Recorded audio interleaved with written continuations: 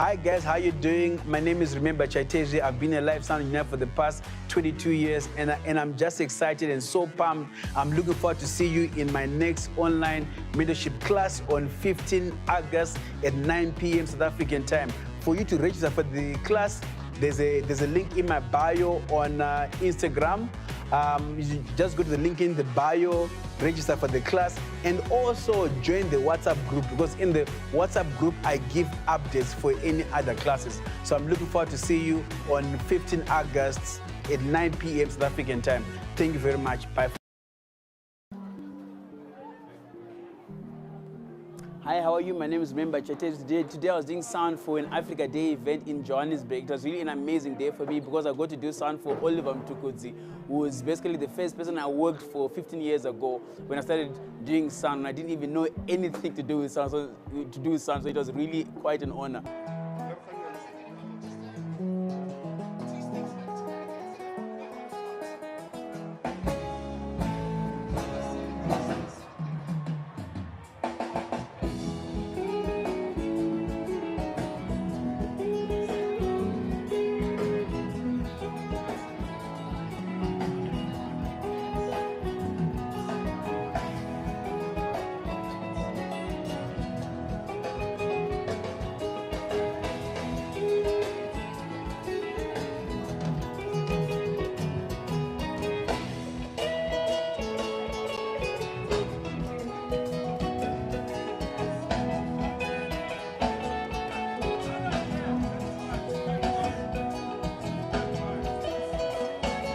The event was also live on SABC. So for this event, we're using PA, we're using 12-a-side K1s, L-acoustic system, which is like basically one of the most respected speakers in the world. And then we had L-acoustic Cara speakers. 3 is underneath that main hang of the 12-a-side K1. We had in total 24 subs, SB28 L acoustic as well. And then for front fields, we're using AX in different places where we saw that there was a bit of a dead spot. And then to align this whole system, we're using Smart to help align in terms of phasing between the K1 and the SB28s, and then also in terms of timing between the out stacked speakers as well, which were 4 stacks aside of VDOSC. The mixer at front of us, I was using a PM5D Yamaha, and then with my favorite signal processors, Summit Audio, for the main microphones. And yeah, I had one computer which I was running Smart on, and the other computer was just to sync music if anything came to me that needed to be played for the show. The event was for Gear South Africa, and Gear South Africa rocks. Thank you, bye for now.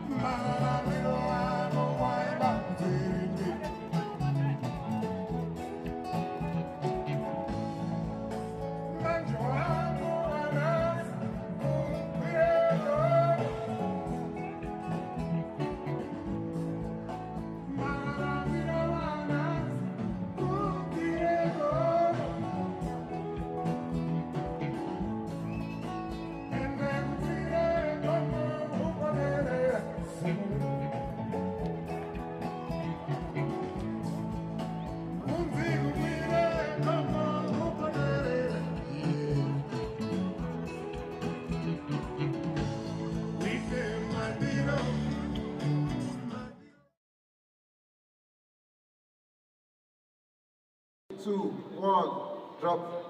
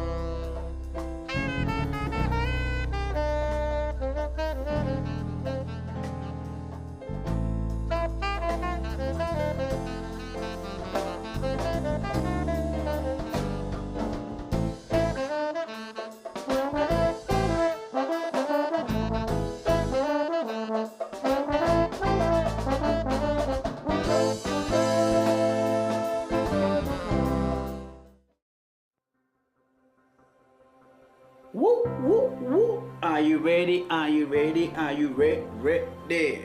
Sometimes I've done shows and the artists are so good, I actually cry. I was busy cleaning up today whilst playing music on YouTube, and then this video played. So with this video, I just like the way it starts, you know, like the lights and everything.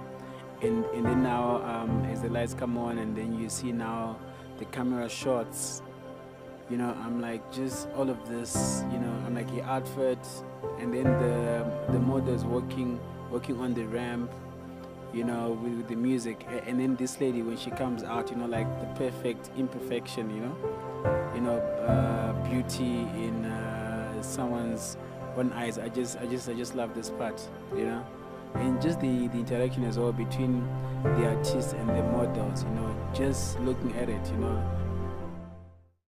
when I saw the quality of this video, it then reminded me of productions I have worked on, and you know, the event is just so nice, the production is so nice that it actually makes me cry, you know, like just that quality of that video that I showed you now, it made me just remember some of those moments. And I'm gonna share with you, I think, 3 of those events. The first one is gonna be Castle Light with Post Malone. Just the energy this guy had on stage was performing, I'm like, him giving like everything out when he was on stage, just him alone, just his energy and the coordination between the sound, the lighting and the graphics. Just looking at it, it was mind-blowing.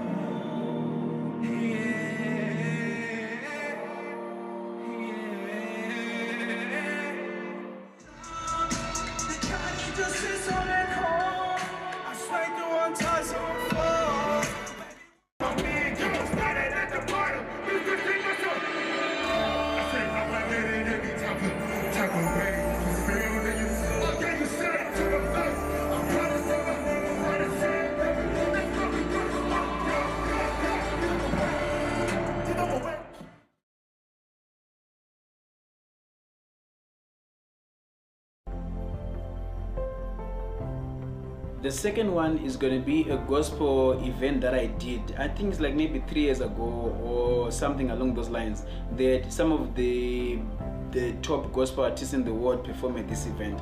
And some of the artists performing was Tasha Cobbs, Kirk Franklin and Donnie McClurkin, among others. During Tasha Cobbs' performance, I had that feeling like, you know what, if this is the last event in my career, if this is the last band for me to mix, you know what, I am satisfied. I've got the t-shirt, I've given my all to the industry, because it was just really amazing.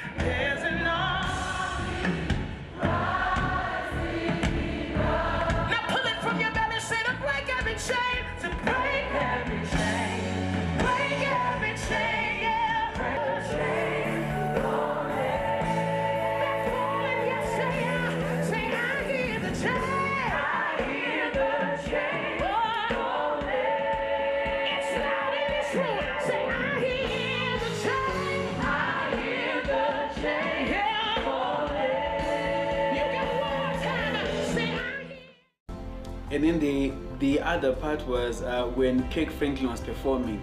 It's like his music genius and all of these sounds coming, and it's like organized chaos, and you could see like this guy, he has mastered his craft. Like just those moments, you know, you see people responding, standing up, sitting down, and him doing his thing up and down on the stage. It was really, really mind-blowing.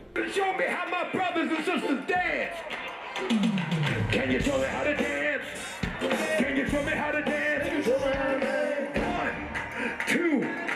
1, 2, 3, dance! The praise is to you. I give the praise to you.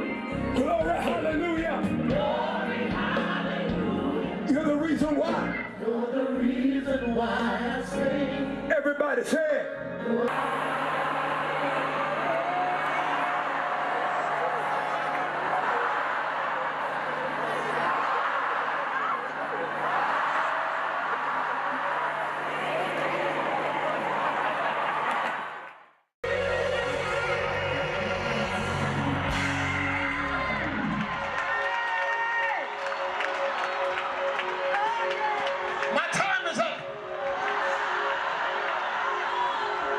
And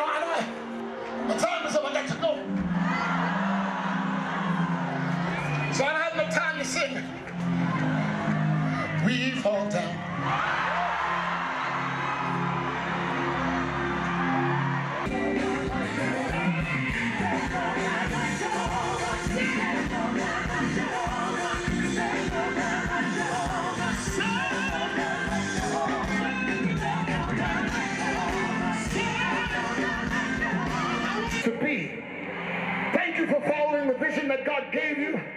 This is the fruit of your vision. God has brought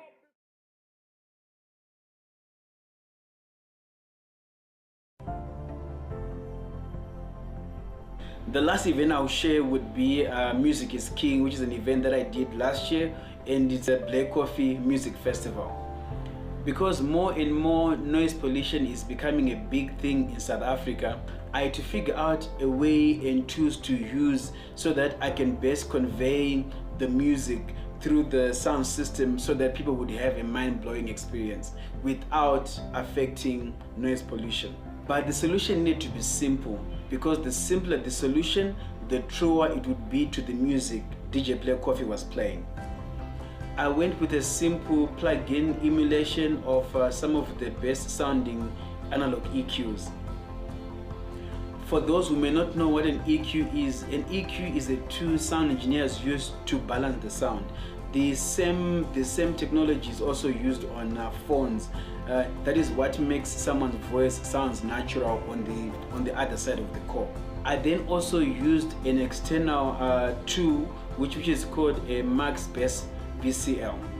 This uses psychoacoustics, and to some extent it creates an illusion of loudness and bass. It just plays with the way people perceive sound.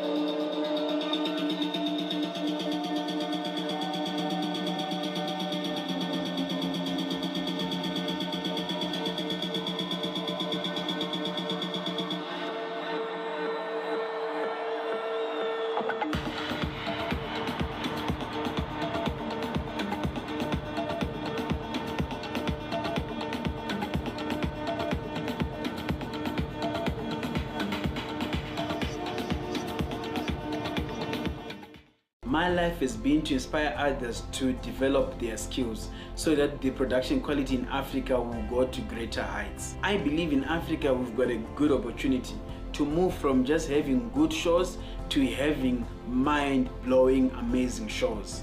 Some people may die without ever seeing such a production of such excellence, but I just hope in my lifetime many will.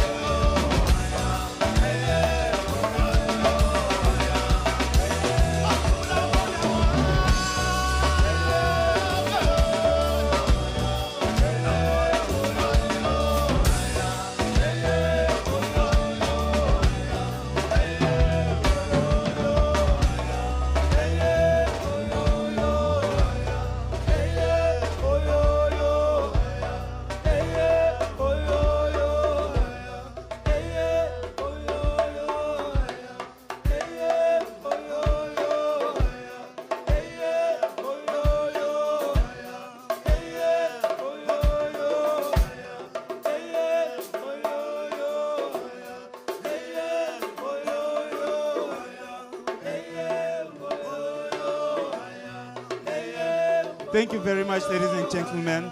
251 Africa. If you want to follow our music, Twitter, Instagram, Facebook, 251 Africa, one word with the K, not a C. Africa with the K, not a C. 1, 2, 1, 2, 3, oh, hiya.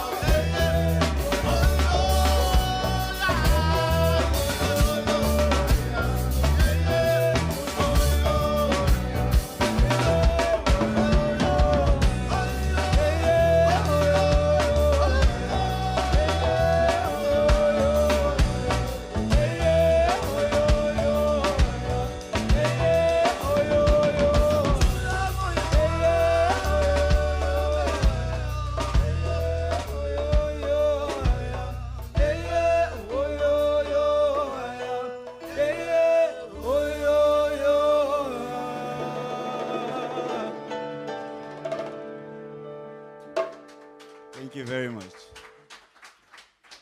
Remember, my story is a story of an African boy with not much resources, but rose from there by studying life, by observing those who had gone before me, and also through the power of mentors. I remember in 2009 struggling to have $10, which is like 150 Rand. I also remember in 2010 going through my stuff looking for 1 Rand, which is 6 cents, so that I could find something to eat. But the story doesn't end there. Being able to rise from that and do sound for people like Barack Obama, Bill Gates, Bill Clinton, Richard Branson, Steve Wozniak, Cyril Ramaphosa, the current president of South Africa, Buhari, the current president of Nigeria. Also being able to do sound for 90% of the most famous artists in South Africa. Also have done sound for 90% of the most famous artists from Nigeria. You've also done sound for 90% of the most famous artists from Democratic Republic of Congo. And overall across Africa, have done work for 60% of the most famous artists. And also have done work for MTV base across Africa on different projects. Remember, my story is not about boasting, it's about inspiring. Remember, my story is a story about fears, insecurities, fighting to overcome them and also embracing them. So to be able to tell, remember my story, I had to put together different things, from cameras to computers, like different things, to just put them together to be able to tell the story. Yesterday, I went out to buy a camera bag and a microphone. With the bag, there's a story to that. I remember last year, I did an event for African Music Awards. I had someone pick me up from the hotel, and then they dropped me at the venue where I had to do rehearsals. And then I realized I had forgotten my camera bag inside that car. And you must understand, this camera was worth $5,000. And I'm telling you, I was like freaking out, but then I had also rehearsals to do. Artists were waiting for me, so I had to focus so that I could get my job done. But I also remember, after I'd gone to the hotel, praying like, God, may I get my camera back? Fortunately, I got the camera back. And then last year, again in December, I did an event, a concert for Davido. So after the concert, I went on stage to thank a colleague of mine, Kelvin, and also thank Emeka, who were working with me. So on my way back to front of house, when I got there, my bag was stolen. This bag had 2 laptops, reference mic, different tools that I use, and all of that stuff that I lost was worth like $5,000. And that was very painful, but there is this thing there's this word that I learned. It's called collateral beauty. Like sometimes there is some beauty in loss, because it also breaks you. From those big experience and my camera big experience, I then learned that every time I carry more than 3 bags, something might happen that is not right. Okay, I might lose something. So I bought this particular bag. This particular bag, I am able to put my laptop and my cameras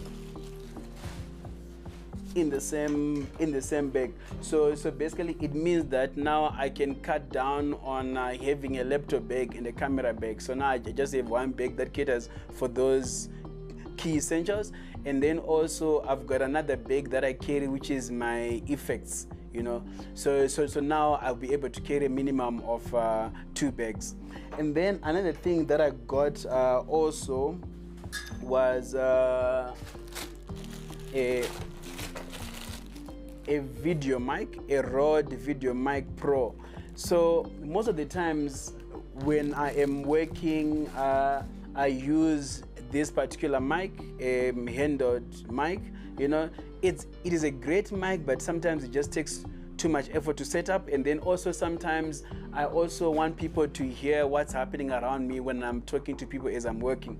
So this particular mic will make that very, very easy for me, because with this mic I just have it attached to my camera, so when I'm working, when someone is recording, people can also hear what is happening around me.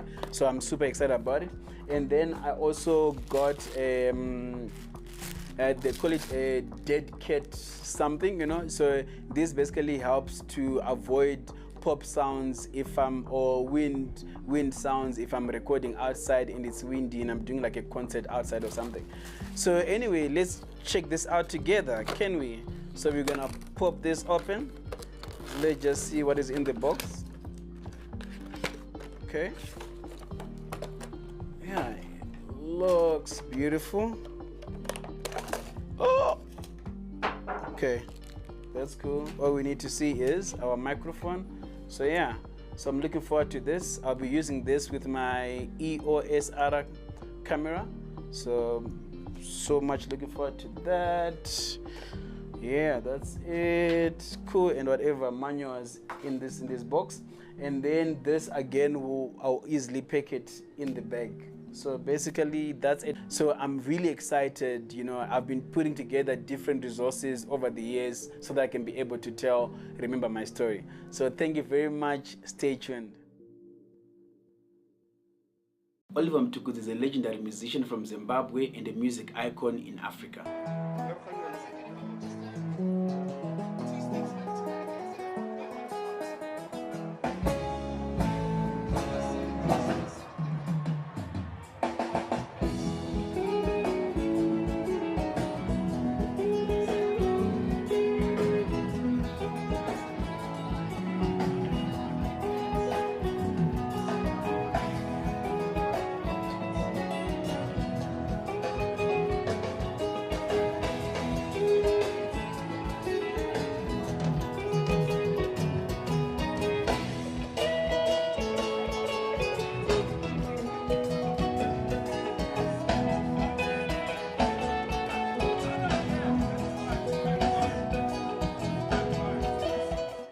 My career started with this band 19 years ago. My name is Chaitezvi. I'm a live sound engineer. I have worked for bands, technical companies, churches, and also top international brands. I am mentored by some of the top minds in the world. How it all began. My father set me down in the year 2000 on 22 December. And he asked me what had I achieved that particular year. And I said to him, you know, this year I am redoing the subject that I didn't do so well the year before, you know. And then he asked me, what are the people that you went to school with doing this year? And I said to him, this year the guys that I went to school with, they're doing their advanced classes.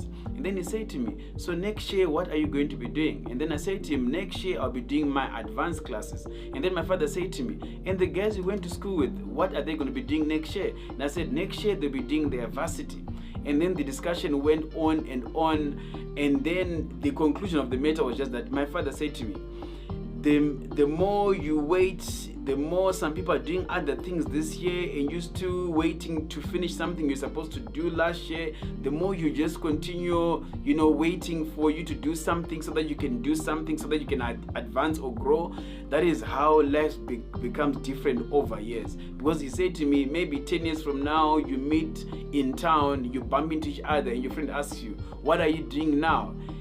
And then he said to me, are you going to be able to respond with some confidence, or are you going to be hiding away from that particular topic? So basically for me, from that discussion, that's when I decided I wanted to become a music producer. And then in that journey of wanting to become a music producer, that's how I discovered sound engineering, and the rest is history. You know, just to help other people who don't know what sound engineers are, I've put a short clip from an event that I did in 2016. The event was Africa Day. This event as well, I also took some videos when Oliver Mtukudzi was performing, so that I can just share.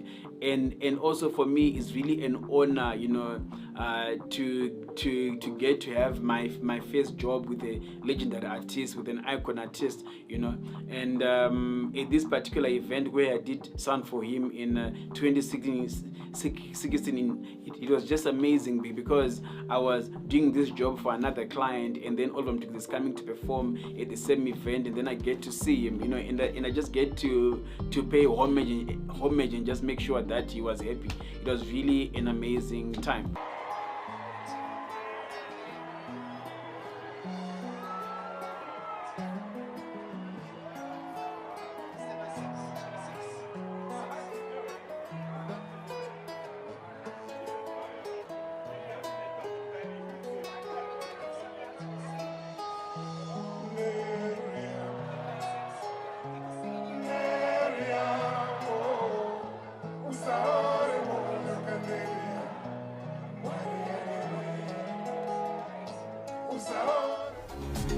Africa Day means a lot to us as Africans.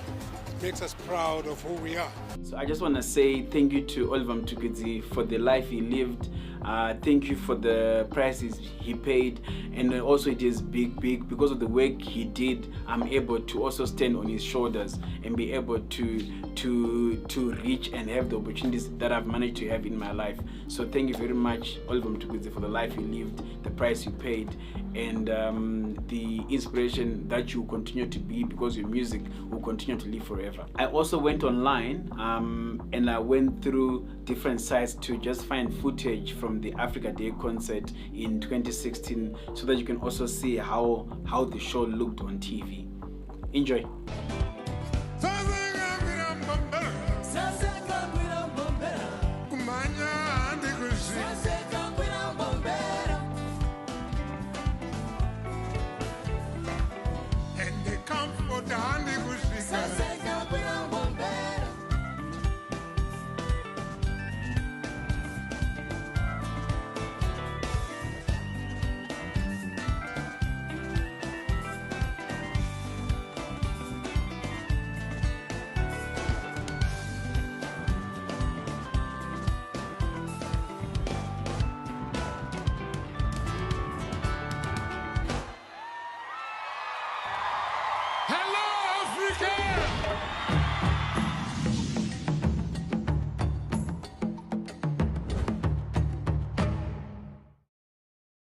Oliver Mtukudzi, one way the Zimbabwean greatest artist ever.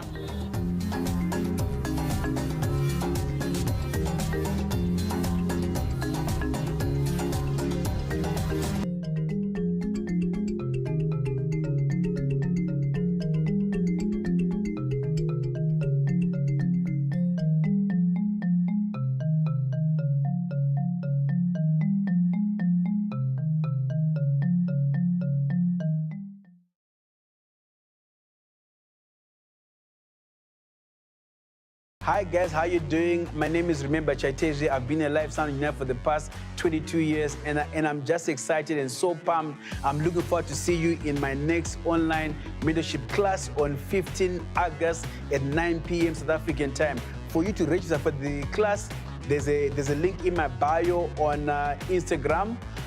You just go to the link in the bio, register for the class, and also join the WhatsApp group, because in the WhatsApp group, I give updates for any other classes. So I'm looking forward to see you on 15 August at 9 p.m. South African time. Thank you very much. Bye for now. Hi, guys. So today, I just want to talk about what is live sound, okay?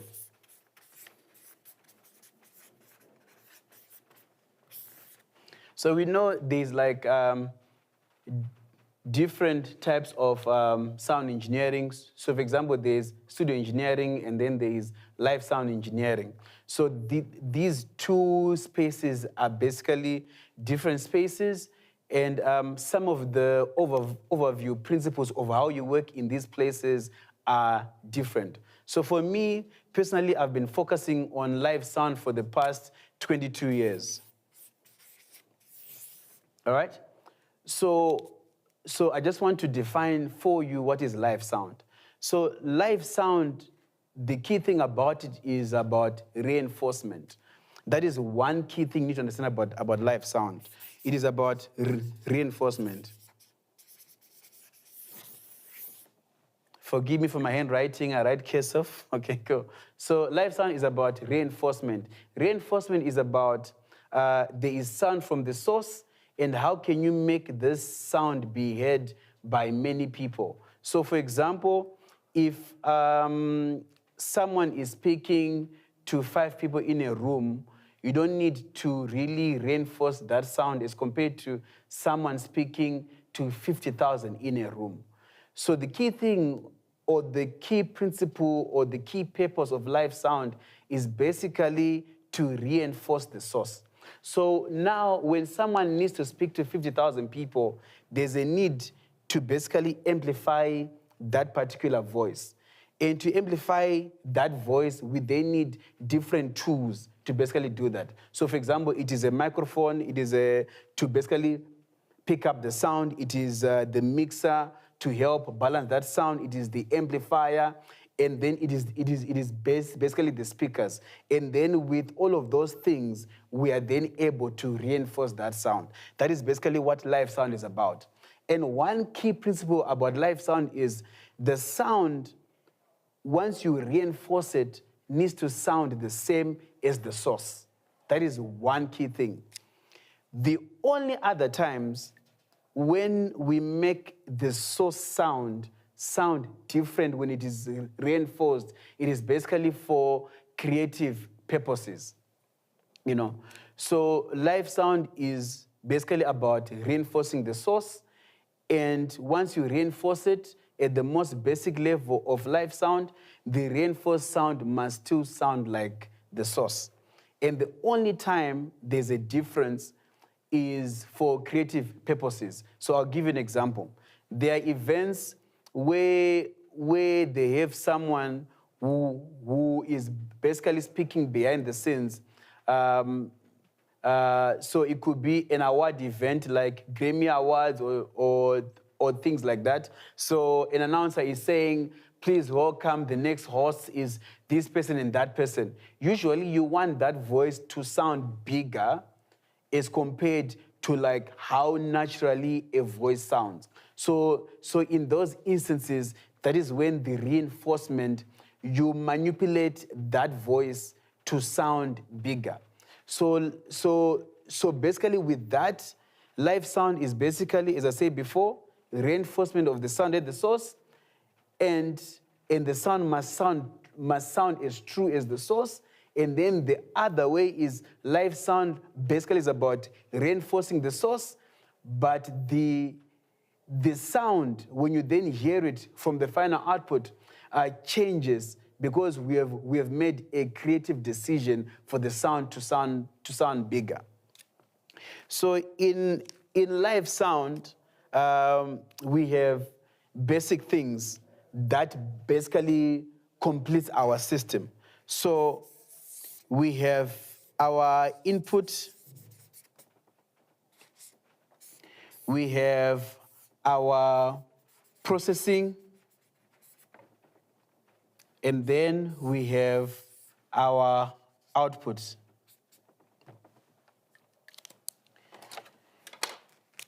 And so this in live sound, we basically call it our signal flow. So on the input, this is basically the source that we want to reinforce. So we have different sources. Like for example, my voice right now is talking to you. I have a microphone that I'm wearing. This mic signal goes to the mixer, and then from the mixer goes to a speaker that is powered, and then the sound comes out. Sometimes sources can be a guitar. A guitar, inside it has a pickup, so you plug in a jack into that guitar. That guitar is connected to the mixer, and then it basically also goes to the speaker output. We also have other sources. It could be a violin, like for example, orchestra. An orchestra, there are many people playing violins, violas, double basses, so you have different mics miking up those different sources, which then goes into a mixer, which goes to amplifiers, which then goes to the speakers. So with this signal flow, what it does is it helps you when you see different sound equipment. Once you understand where it sits in the signal flow, it basically removes this overwhelming feeling, especially when you're starting out to explore live sound engineering. It removes this overwhelming feeling of like, oh my goodness, this thing is complicated and there's all of these different things. I don't even know how this thing works. So basically with any sound equipment, one of the key things is when you understand this signal flow and understand where that piece of equipment sits in this signal flow, it really helps you delve more and really explore more to understand how the different pieces work in this. So literally our signal flow starts from the input, which is the source, goes into processing. This is where we've got our mixers and different signal processors in here, and goes to our output where our mixers are and our speakers are. So at the most basic level, live sound engineering is just about reinforcement. And when you understand that purpose of live sound, it just being about reinforcement, it just really, and for me, sometimes I say to people, just understanding that core principle, that live sound is about reinforcement, that in itself removes the trying to understand and comprehend some things in live sound that seem complicated. Because once you understand the purpose, in that when you then see something on your journey of live sound that you don't understand, whether it is a piece of equipment, whether it is a piece of software, when you understand the purpose is about reinforcement, all you need to understand on that software or that piece of equipment is understand, okay, cool, what purpose does this software serve? What purpose does this piece of equipment serve in the signal chain? And what value does it actually bring? So I believe as you start on your journey of live sound, or as you continue on your journey of live sound, never lose sight on what is the actual purpose of live sound and why do we actually do it. So there's something also that I just want you to also just know.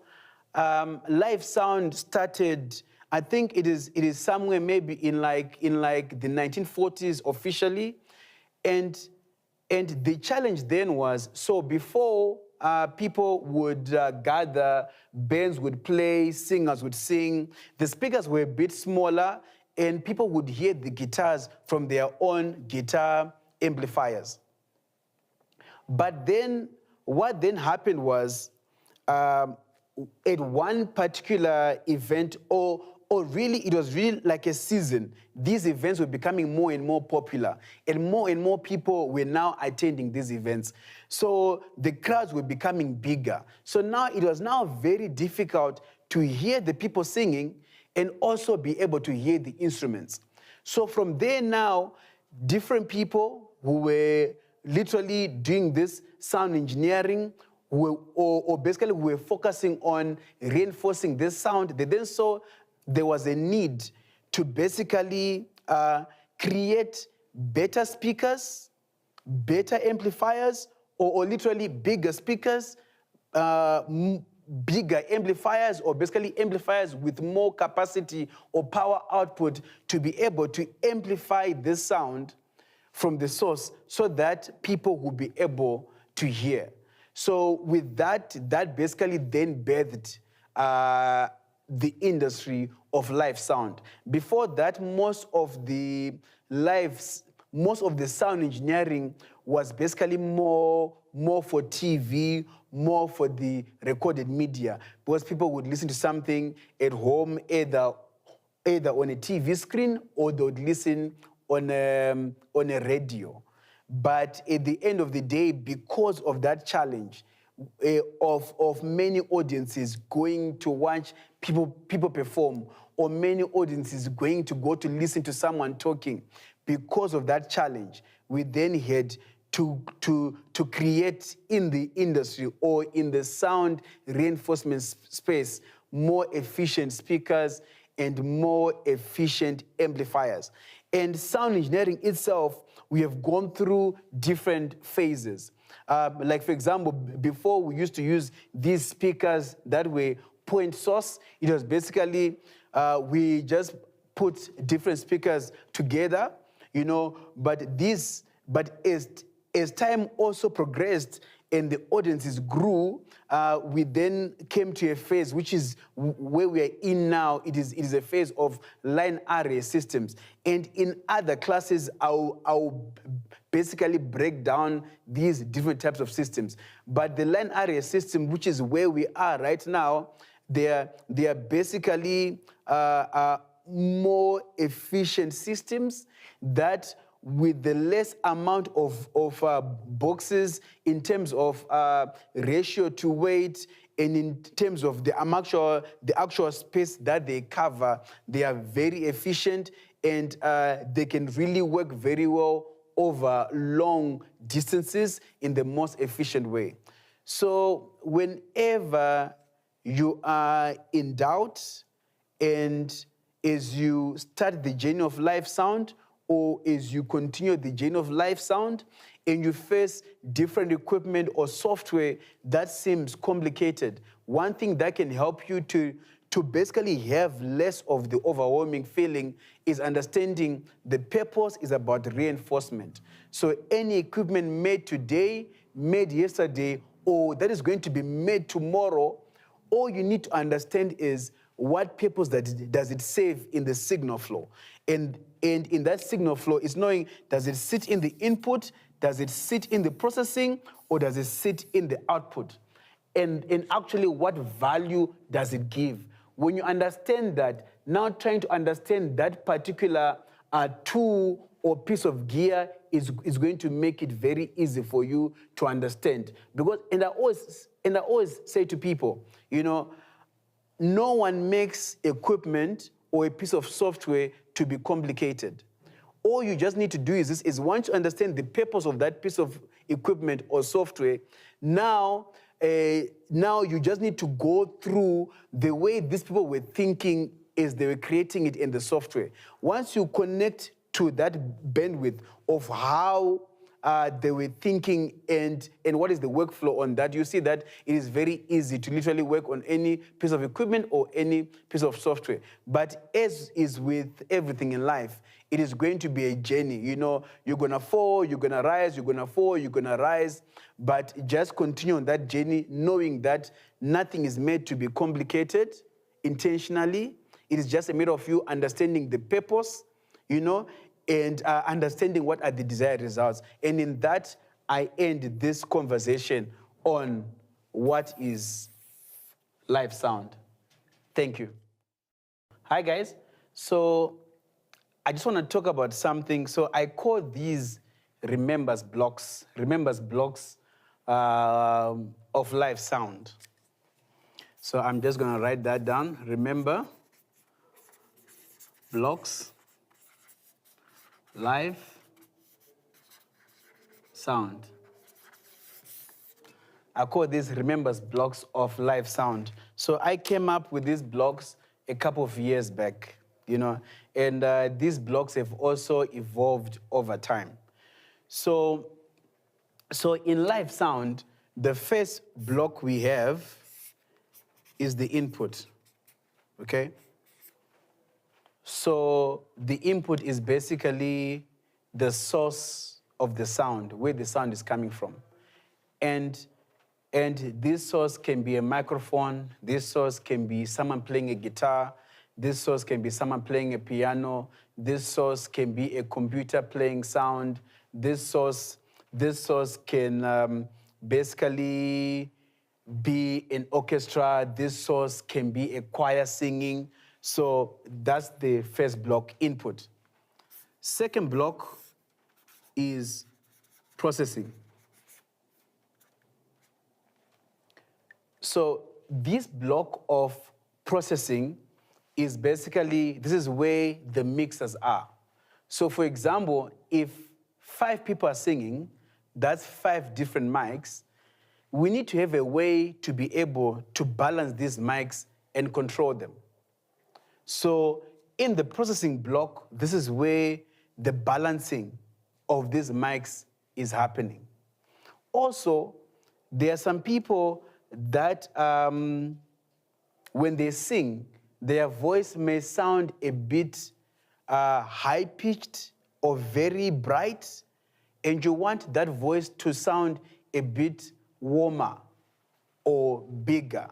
So for that, we employ things like equalization. So all of that happens in the processing block. Okay. And after the processing block, we have the output block. In the output block, this is where we have our amplifiers. Our amplifier's job is basically, we send a signal there, right? But this signal is not strong enough or big enough to move a speaker. So an amplifier now gets this signal from processing, and then they amplify that signal and goes to our speakers. So basically our amps and our speakers, they are all in that same block on the output. So of these blocks here, one of the most complex blocks to understand is the processing block. And the processing block is basically where the magic happens in live sound engineering, even in studio work as well. Because in the processing block, this is where you can manipulate sounds. This is where you can add effects to create a different listening experience. This is also where you can manipulate sounds so that they sound comfortable to people's ears in an environment. And this is where you find a lot of softwares and a lot of different gadgets and pieces of equipment. Because here, there is no limitation of what pieces of equipment can be put in. But the more you are on the output, it is literally to do with the last stage, which is basically amplifying a signal and moving the speakers for the air to move, for people to hear. And on the input, it is basically a microphone picking up that sound, or a converter from digital to analog, or digital signal going into processing. So here, there is less complexity in these 2 blocks. This one, a lot of complexity. And the magic happens here. So our next block from here is the environment.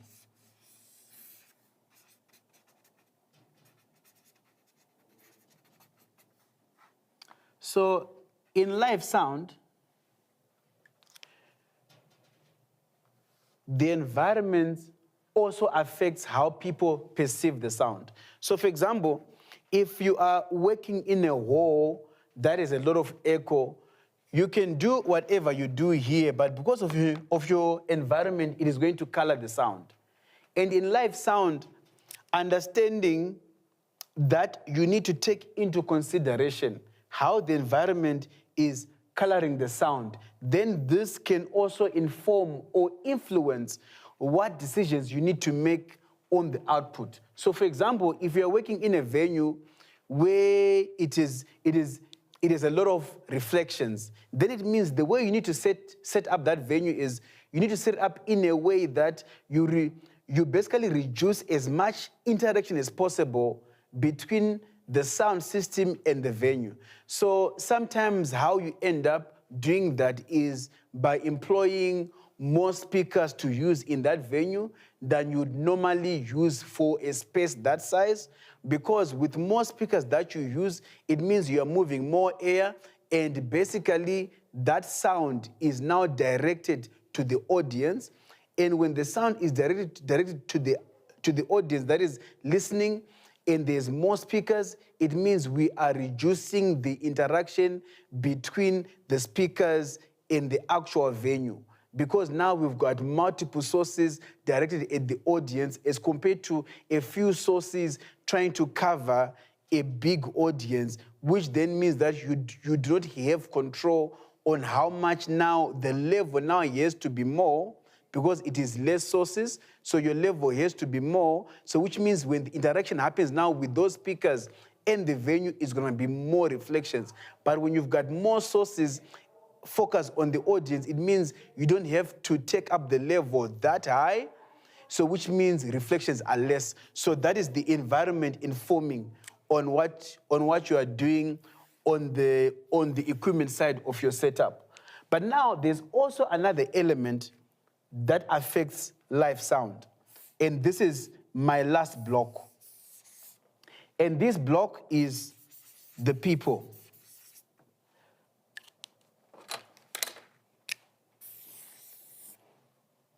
And in live sound, this block is one of the most challenging blocks, because you can do everything correct on the input, correct on processing, correct on output, and you also take into consideration how your environment is behaving, but someone may feel something is wrong with the sound.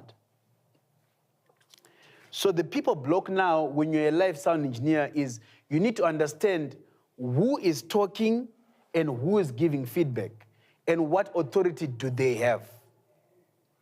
Because when you're not careful, as a live sound engineer, different people can come to you, they can give you different feedback. The feedback can be different kinds of feedback, and it can become confusing. But one thing that will make life easy for you in the people block is you doing things right on the input, on the processing, on the output, and taking consideration of the environment, how it affects all of these other blocks. And you doing it right literally has to do with you've done something according to industry standards. You've done something according to best practices. And only when you have done that right like that, it is easier now to deal with people. So that, are you dealing with something to do with perception or someone's personal perception? Because someone might have been to another event where they had a different system, maybe in size, maybe they were working in a different environment, so they are expecting something else that they heard or saw somewhere, and they want you to do the same thing. But now when you understand now, and everything here has been done according to best practice, it then means you are able to explain. I've had instances where I'm doing an event, and someone says, I can't hear the lead vocal, right? And for me, as the sound engineer for that event, I can hear the lead vocal. And I've done everything according to industry standards, right? So what I do is, I then ask them, where are you in the venue? Okay, they showed me, I went with them. Because I had time, I went with them. It was on an interval. I went with them. And then I said, okay, cool, from here you can't hear the lead vocal. They said yes. And then I asked 4 people around them, could you hear the lead vocal? Could you hear the lead vocal? Could you hear the lead vocal? Could you hear the lead vocal? And all of those 4 people I asked, they said they could hear it. And then in that moment, I then said to the person, you know what? I do not know what is happening, but all these other people in your same listening space can hear the lead vocal. In that moment, that person understands that, okay, you know what? Then there might be something wrong with them. Or maybe, but in that moment now, they have to deal with themselves, and I don't have to change everything here to make one person happy. So the people block can be challenging because if you try to make individuals happy in live sound, in an environment, you may end up creating a listening environment that is not conducive for the many. But also, the key thing about what authority the person has is also very important. So I always say to people, live sound is not only about what you think is good sound. It's also more so about what you're keeping your clients happy, making sure that you are creating the listening environment in the way that they are also happy with. Sometimes a client may request something that doesn't work. So I'll give you an example. I was doing an event, and a client required me to take up the sound levels up and more up, right? But the thing now is, if I took the sound levels as high as the client requested, it means that I was going to create an uncomfortable listening environment for the audience. And it also meant that I may also induce injury to people's ears. So in those instances, I need to understand I am the sound specialist, and it is my job to also educate the client, in best practices so that we do not cause damage to people's ears. So understanding who is the people, what authority they have, what is the impact of their decision in what you're doing is very, very important. So that the higher the authority is, the more you need to entertain them, is the more, if you need to educate them, you need to educate them. And sometimes clients will make you do something that you may not agree with in terms of how the sound should sound. And for me, these are things of color, how the color of the sound is supposed to be, or how the balance of the sound is supposed to be. And that a client has the final say, or the creative director, or it can be the producer, they have the final say on that, because these are creative decisions. But then there are things of principle. Like, for example, in live sound, our goal is always to create a comfortable listening environment, and our goal is also not to induce, listening fatigue or to damage people's ears. And in that, I end my conversation on Remembers Blocks. Looking forward to seeing you in the next class. Thank you. Bye for now. Hi, guys. So I just want to talk about something here, what it takes to be a live sound engineer in Africa. And, being a live sound engineer in Africa is very different from being a live sound engineer in Europe or Asia or in America, because they are different. They are completely different environments in terms of resources available, in terms of the skill available in the markets. So basically, I'm just going to break down what are some of the key things required in the African market. So basically, I'm just talking about what it takes to be a live sound engineer in Africa.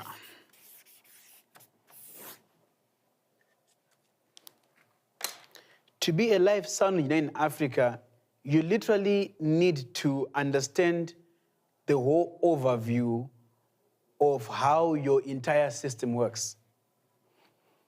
So, for example, in developed markets, there are clearly defined different roles. So, for example, you have a mixing sound engineer.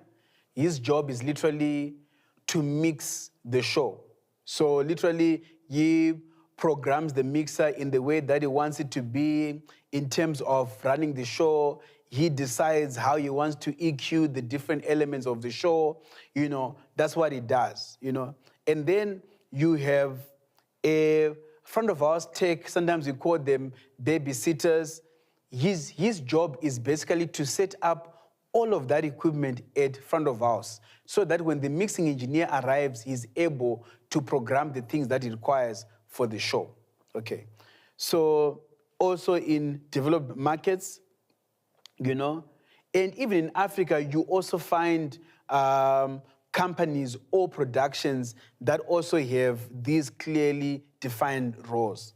So also you will have, this is, for the sake of this class, I'm going to say in developed markets, and whenever I say that, I mean America, Europe, or like Asia, and then Africa is the developing markets. So in the developed markets, you also have a system engineer. A system engineer's job is basically to EQ the sound system, to balance the sound system, and to basically set up the whole sound system in a way that it is the most efficient. And himself also works with different sound technicians who have roles to actually physically set up the actual equipment. And depending on the actual setup, the system engineer may assist the other team members to actually set up the system, but usually not, because he needs to be focusing on making sure that he is configured and also set up all of his digital equipment, even analog equipment, as far as signal flow to the actual system, and also setting up all of his measuring software as well, you know. And then on stage, you're gonna have a monitor mixing engineer. His job is only to focus on how to balance the sound for the band on stage or whatever is happening on stage. And then you also have a stage technician. His job is to make sure that everything is paged correctly, everything is working correctly, and then also manage all of the microphones, everything, so that everything goes to the right place. So this is the ideal standard. And you'll find this in the developed market. And you'll find this on some of the big budget events that happen in Africa, or events that basically the biggest players are working on technically. But now when you work across Africa now, coming back to this conversation, what it takes to be a live sound engineer in Africa. When you are working in Africa and you're working in different regions, which is what I've done for many years now, is you need to be able to understand the different disciplines, from how to mix, to how to set up the equipment, to how to design the sound system for that venue, to understanding how to balance things on stage, to understanding how to make sure that the right mics go to the right place. So you actually need to have an overall understanding of this whole universe, or this whole big picture. You must have an understanding and skill for the whole picture, so that depending on the country you go to, or the project you're working on, or the skill or the lack of the skill that the team you're working with, you are able to fill in the gaps. If you are able to develop those skills, that you are a bit of an all-rounder, but also you also develop a skill not to micromanage, that you can also look at how everything is going and see where there's lack and basically go in there and fix it. If you are able to develop such skills, that kind of life sound engineer, you'll be able to make it on the African market. Understanding the big picture as a life sound engineer, whilst you're working in Africa, is very, very important, because only then, when you understand the full picture, are you able to fill in the gaps where there is lack. Because in the different markets, you know, people have different strengths. And if you're not able, or if you don't have these skills, you will see that your results when doing live events are inconsistent. And the weakest link is basically based on whichever region you are working in. Whatever weaknesses that the team has, that's going to be the weakest link for you to achieve great results or consistent results. But then again, there's also something that I want to talk about, which is excellence.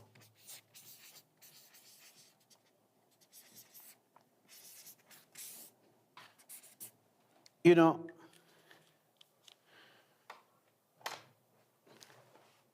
what is excellence in live sound? Excellence in live sound, just saying the word, just saying we have high standards, just saying we are professional, does not mean anything unless you have a reference. So in live sound, our reference for excellence is basically the industry standards. It is basically you looking at other productions that are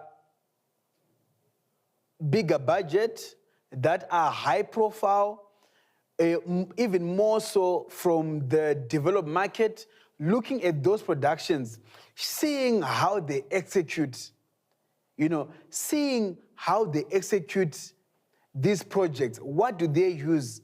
You know, how does it work? So for me, literally it's saying in live sound, if you're 4 seconds late, you are late. And it's unacceptable, you know.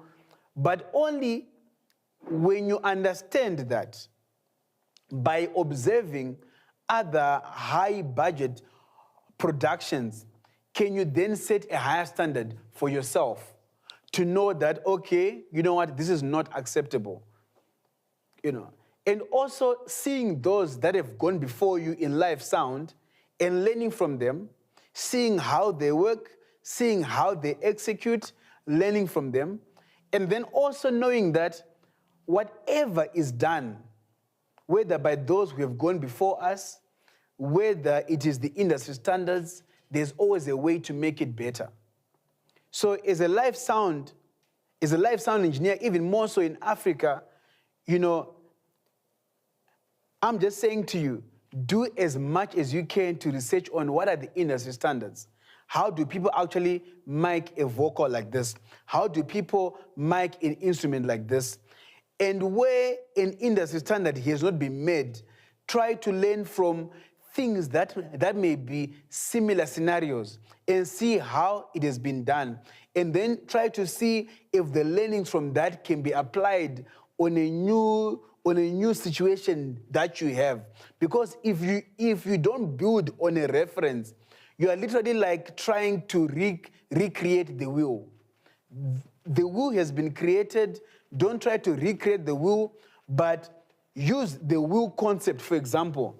Use what is the industry standard and build on top of that. And for me, only when you understand what is the industry standard can you start being creative to build on top of that. Because when you try to be creative, when you do not know what is the industry standard, it literally means it's either you're going to get it right or you're going to get it very wrong. But when you build on industry standards, it means that you're going to get it right at the most basic.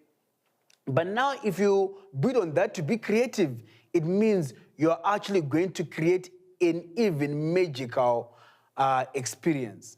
And in that, I end this conversation. Looking forward to see you in the next class. Hi guys, how you doing? My name is Chaitezvi. I've been a live sound engineer for the past 22 years and I'm just excited and so pumped. I'm looking forward to see you in my next online mentorship class on 15 August at 9 p.m. South African time. For you to register for the class, there's a link in my bio on Instagram. You just go to the link in the bio, register for the class, and also join the WhatsApp group, because in the WhatsApp group, I give updates for any other classes. So I'm looking forward to see you on 15 August at 9 p.m. South African time. Thank you very much. Bye for now. Hi guys, how you doing? So I am recording this from Gear, South Africa in the audio department. So I'm just going to be doing like a series of these recordings, looking at like different gear. So today, the main thing I'm going to do is I'm going to talk about microphones. So I managed to pull some microphones from the warehouse. You know, I'm like, there is continuously events happening, mics going to different shows. So I was really like lucky to find a few mics in the cupboards to show you. So this is just going to help you just have an overview of the microphones used in live sound. And for those starting out, you know, it is going to be like a really good introduction, you know what, to microphones that we use in live sound. And also, if you've seen my other classes, where I draw up the 3 blocks: input, processing, and output. This is part of the input stage. And we're going to look at the microphones that I have here. So I've kind of tried to lay them out with the way we also plug them in. For example, if we have a band playing, which is like the normal way we usually plug them into the mixer, like in that order, starting from the drums up to the lead vocal singer. So the first mic I just want us to look at is this Beta 52, Shure Beta 52. This particular mic is mostly used for the kick drum, you know, and also it is a large diaphragm mic. It is a large diaphragm dynamic mic. That's also something that you need to also know about microphones. We have dynamic mics and we have condenser mics. And the difference between the dynamic mics and the condenser mics is the condenser mics need 48 volts to be able to operate. So that is one key difference. So again, back to our Beta 52, this mic is most commonly used for the kick drum, but also because it is an amazing low frequency response, you can also find it being used for like a double bass in an orchestra, or like a cajon, you know, like places where you want to capture the low frequencies. I've used a mic like this even on like traditional drums as well. You know, when you've got like a percussion or traditional drum bass setup. So like for the drums that have the most low frequency, these are the kind of mics that I would use. A large diaphragm dynamic mic. So that's the Shure Beta 52. So there's also like some of the most key brands known in live sound. Shure is one of the key brands known in live sound. Other brands are also Sennheiser, AKG, DPA. I can continue to just go on and on, but that's just something that I just want to mention. But you'll see here, I've got mostly Shure microphone and a AKG mic. That's what I have here mostly, but so that you understand that you know what, this is not a brand-based thing about microphones, but I just want you to understand the overview of microphones. And in the end, the warehouse, there are different brands as well, but for the sake of this particular class, I've got mostly Shure microphones and also some AKGs. And Shure microphones in themselves, in the heritage of live sound, they've really come a long way supplying microphones for the live sound industry. And also, to some extent, other manufacturers in the industry to to a great extent, they've kind of referenced them to this particular brand because it has been the most used of all the live events I've done in my career over the past 22 years. The Shure brand has been the brand I have used the most.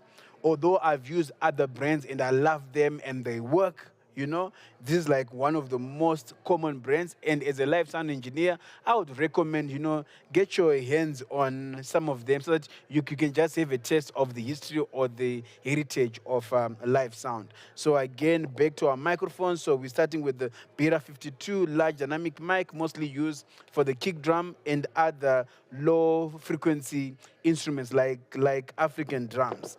Now I come to our Shure KSM 81. This particular condenser mic, so for this mic to operate, it needs 48 volts. This mic is great for like hi-hats. And also something to take note about condenser mics is they are they capture detail of sound. They are very good in capturing intricacies of sound because of the way the mic works. It needs 48 volts. It needs power to operate.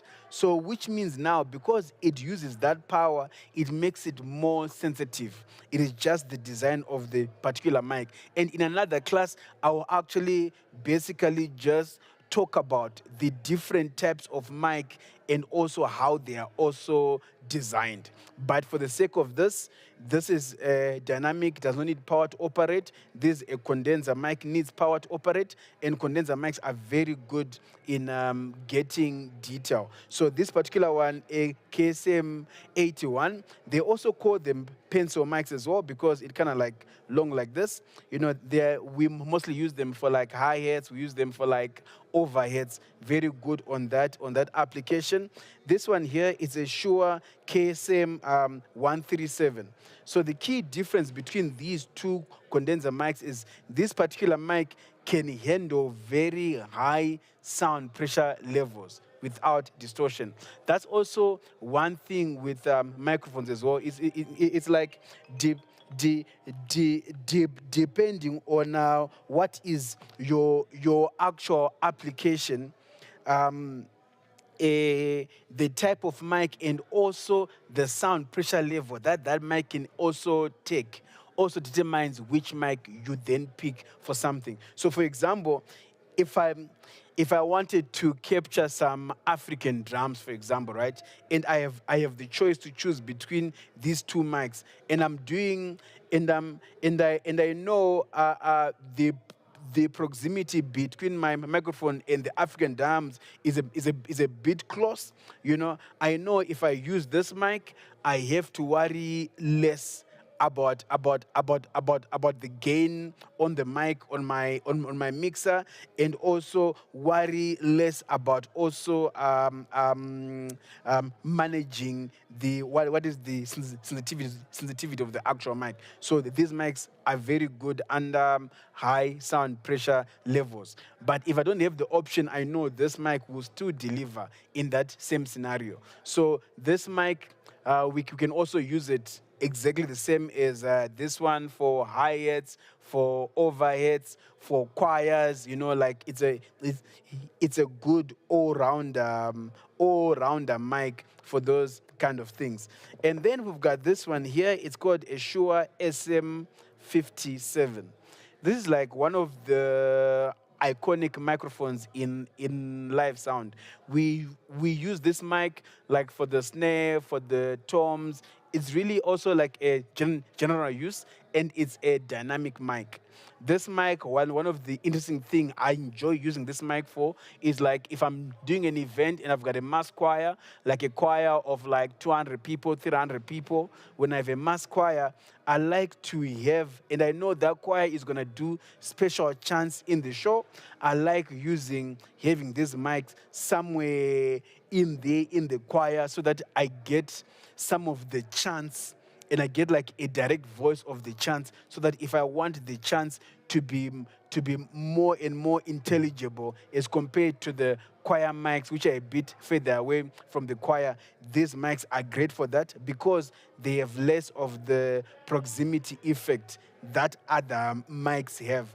And Proximity effect is basically when you sing closer to the mic, there's more low frequency as compared to when the mic is far away. So this particular mic has less of that proximity effect. So it is a great mic for guitars, for snare drum, for toms. It is basically a great mic for instruments.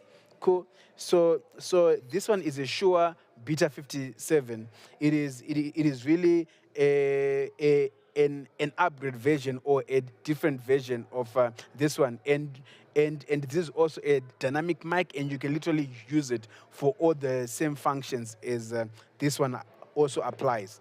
And this one is a Shure Beta 56. So in principle, these mics are similar.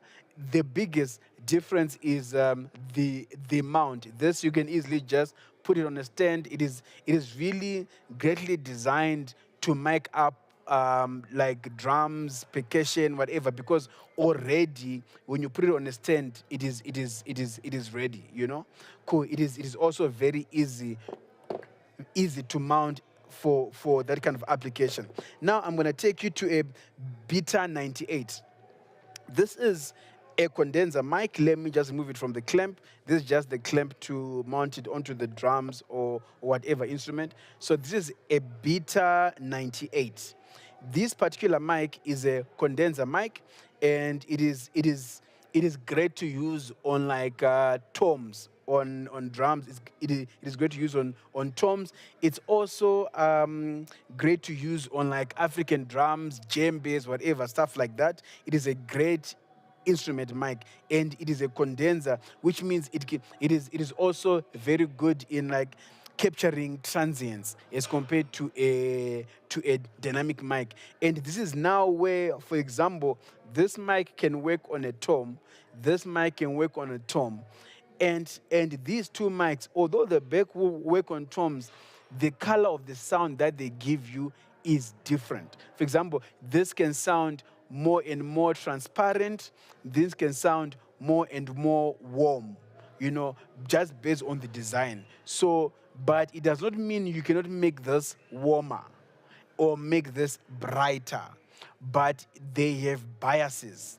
So just understanding that as well, that is how different sound engineers then pick different things for flavors.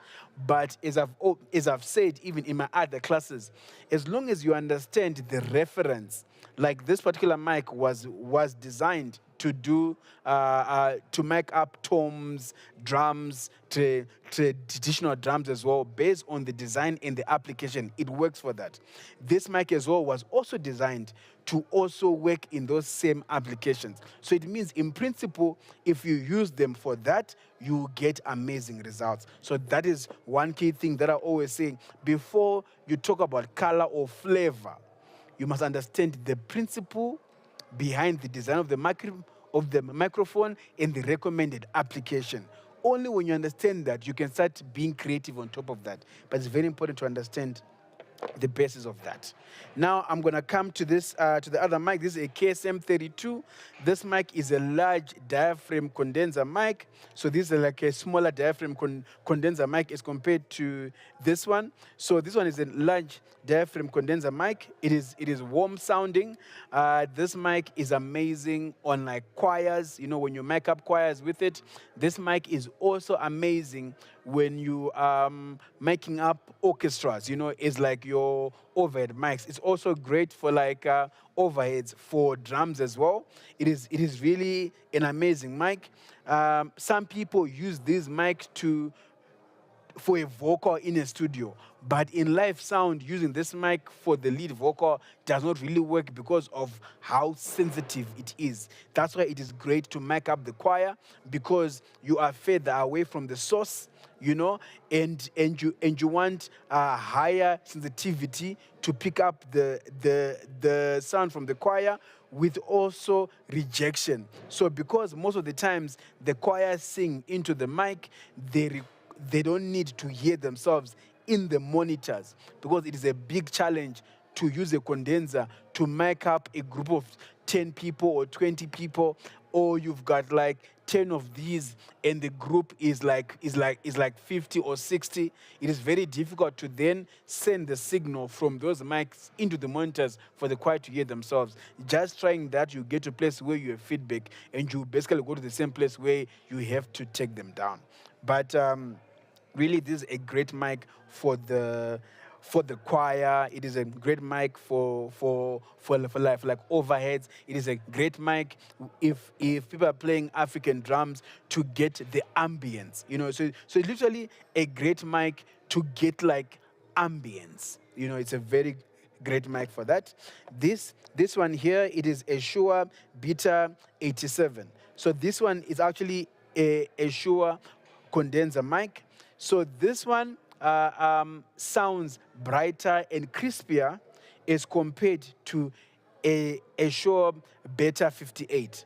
Although both of them, they are good for vocals, but this one has a brighter bias as compared to this one. So again, depending with your application, sometimes I enjoy using these Shure capsules Beta 87 on wireless mics because the vocal just cuts through very amazing. But any day I would take a Beta 58 capsule because it is basically one of the most versatile capsules you can literally use on anything. And this particular mic, its history or heritage comes from this mic here, which is a Shure SM58. This mic here, guys, the Shure SM58, has been in the game for the longest time. This, to some extent, is the reference of all vocal mics in the live sound engineering industry. It's like the thing that you have to measure against. This has been the industry standard. Some of these mics, other people, they've had them for years upon years upon years upon years. You will drop it, you will step on it, you will drive on it, you will pick it up, it will still work. Shure SM58. So it is an amazing mic, great for vocals.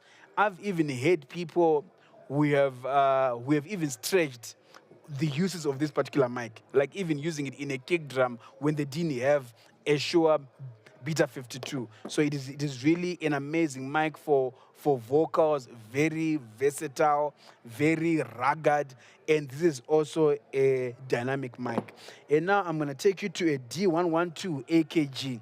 This is an amazing mic, and I've got like history with this mic. I remember 22 years ago, or like I think it is more like 20 years ago, the company I used to work for, we had a lot of this.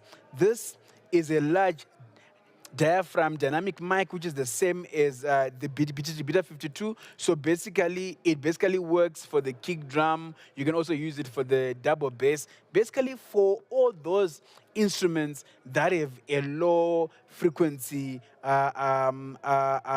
response on them, that have those that basically produce those low frequencies. This is like a great mic to basically capture that. And there is something about capsules, right? You see that the bigger the capsule of a mic, it is the more it also captures low frequencies, or it is more that it is warmer.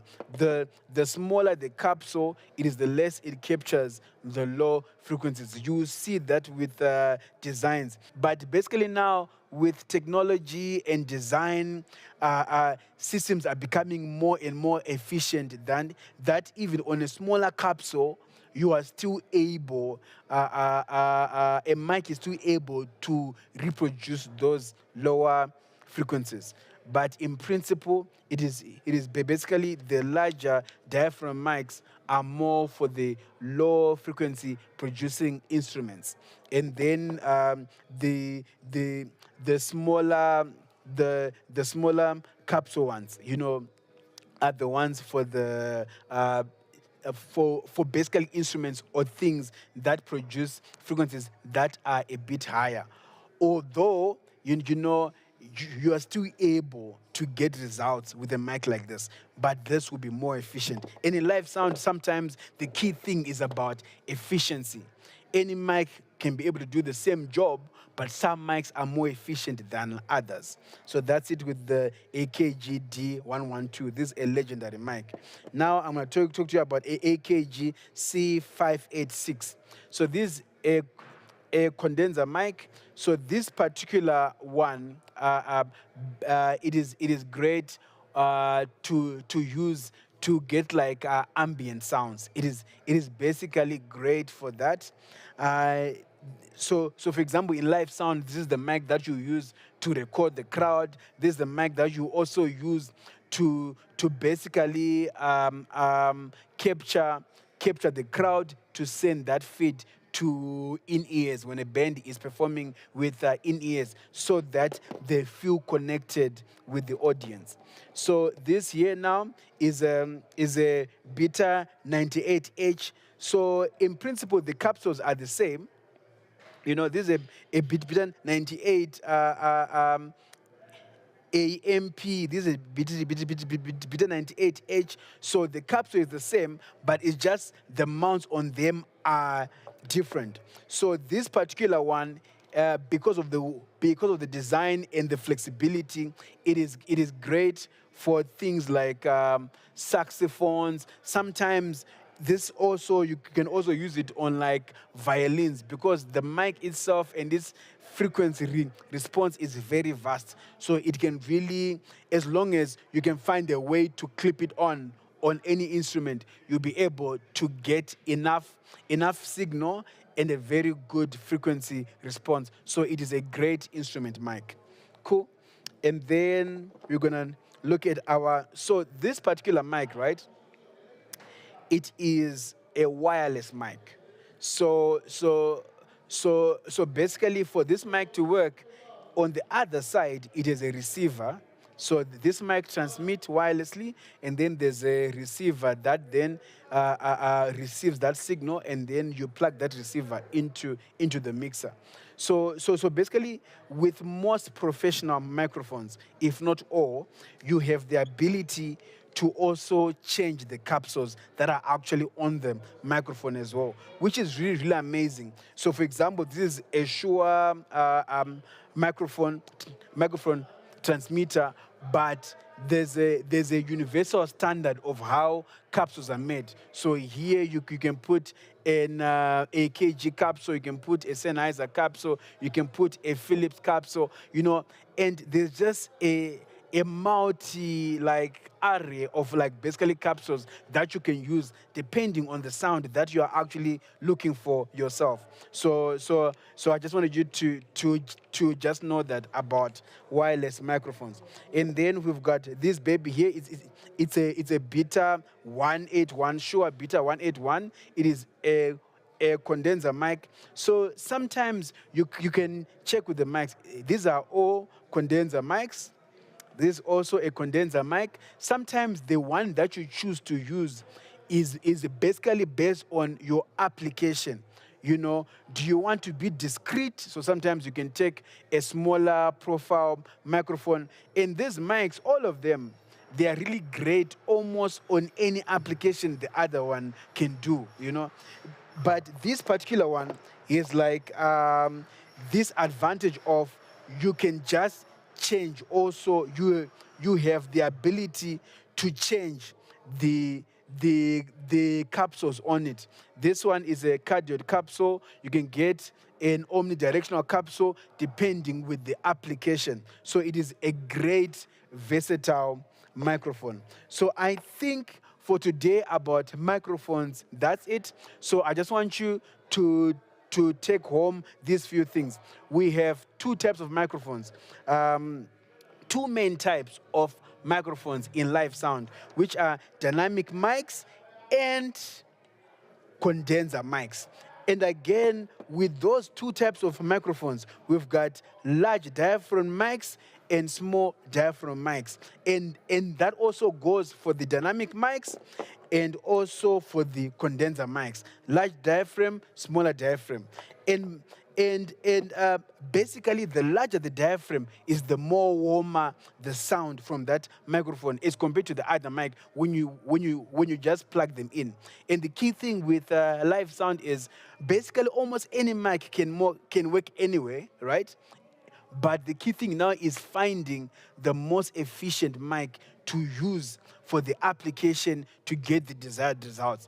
And one way you can really find that is like any microphone you find. If you go to the manufacturer website, they will recommend what are the applications for that particular mic. And if you work with those recommendations as your basic underlying thing, it means that you're going to get desirable results with the least effort.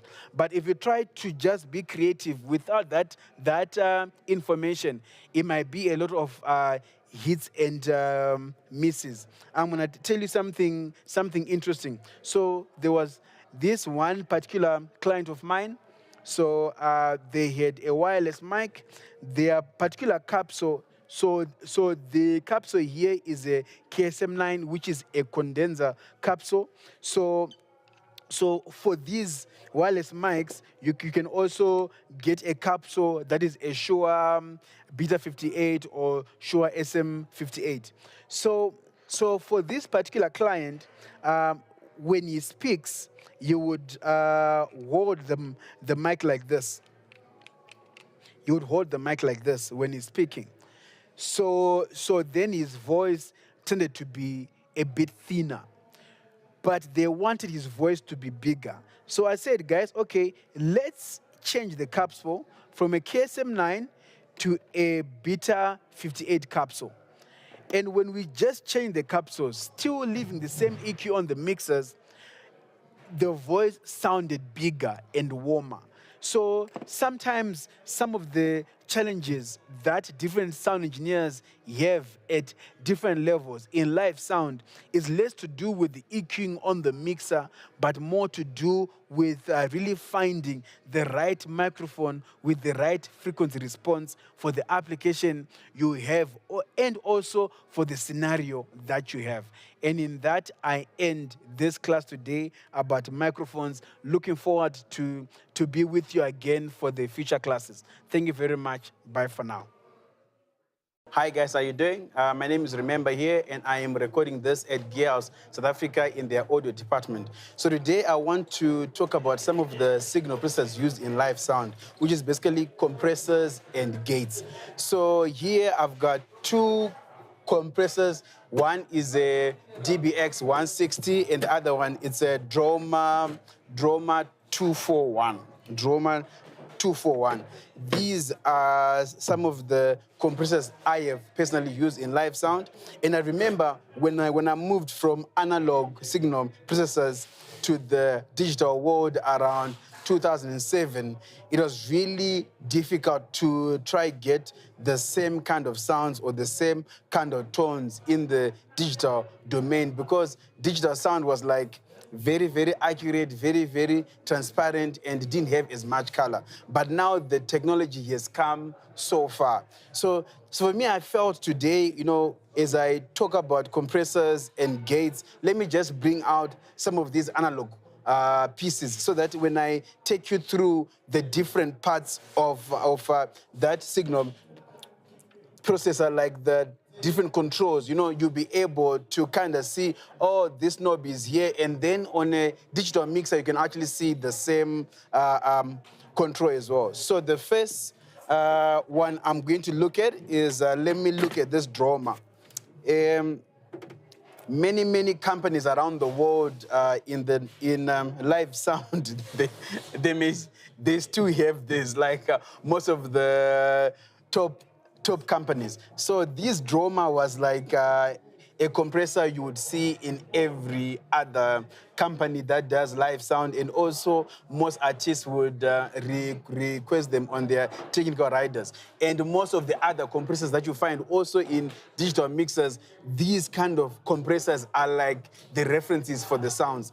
And now more and more digital mixers are coming closer, and even surpassing to the extent where, for example, you find more functionality. But one good thing about digital is you get to find all of these processors inside the mixer. You need less cabling and also less time as well to basically set it up. So let's look at this compressor and let's look at the different parameters that it has. So on a compressor, these are like the common things that you find on analog and also digital. So for example, here there is the gate knob. This gate knob basically sets the threshold.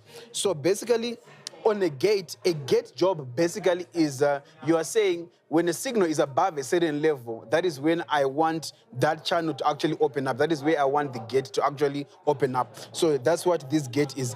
And usually where you use a gate is like, for example, on drums, you've got tom 1, tom 2, tom 3. So because tom 1 and tom 2, the mics are very close to each other, you want when someone plays tom 1, you only want that mic for tom 1 to basically pass the audio, but you don't want the tom 2 mic to pass also audio because it will be picking up the tom 1 being played when the tom 2 is not being played. So then now you're just gonna have phasing issues. So a gate's job now, basically all you're saying is when this tom is played, which means the sound level is gonna be at this level because the mic on the actual tom 1, when you set the gate, the level has to be so high that you can basically set your threshold higher, so that that mic can pick up. Now, when you play tom 2, because that tom is further away from tom 1, it means the level of tom 2 is going to be lower than the level of tom 1. So that gate on tom 1 will be able to read that, okay, cool, this level is below the threshold, so I should not let the sound to basically come through. So that's what gates help in. They make you be able to say audio from this channel only when it's above this threshold. Open up, if it's not, close up. Sometimes the way we would use gates is most of the times when you've got multiple microphones on stage, only when the band stops playing, then you actually hear feedback coming in. So now how would then apply gates is, it could be in choir mics, for example. So when the whole stage, everyone stops singing, you've got a gate set not at a high threshold, but at a lower threshold, so that when the band is quiet and the choir is not singing, the gate closes. So you're basically saying automatically you are switching off the choir mics, but the mics are switching off based on the threshold, on the signal the mics are receiving. And basically the gate is just set to control when do they allow the sound of the choir mics to come through or not. So basically that is what a gate is. And most compressors in the during the analog days had that gate knob. So it had the gate function at a very minimum level, whereas this particular one is a proper gate processor, which has more controls over gates. But anyway, I'll come to that one last. Cool. So we've got a gate control, which basically sets the threshold for a gate where we basically, our gate goes on or off based on that threshold, which is basically the gate that says sound come in, sound don't come in if you are below a certain level. And then now we also have fast and slow. This is basically how fast do you want the gate to be closed or the gate to be opened. And then now on the actual compressor section, which is basically with any compressor, whether in the digital domain and also in the analog domain, whatever the brand is as well, the most common parameters you have to control is, so again, there's something that I need to say first. A compressor's job is basically to manage dynamic range. And dynamic range is basically the, on every signal, there is the lowest part of a signal. So for example, if I am speaking soft like 1, 2, 3, 4, 5, and if I'm shouting like 1, 2, 3, 4, 5, the difference between those two levels, that is where we have dynamic range. And then that is the dynamic range of the way that I'm talking to you.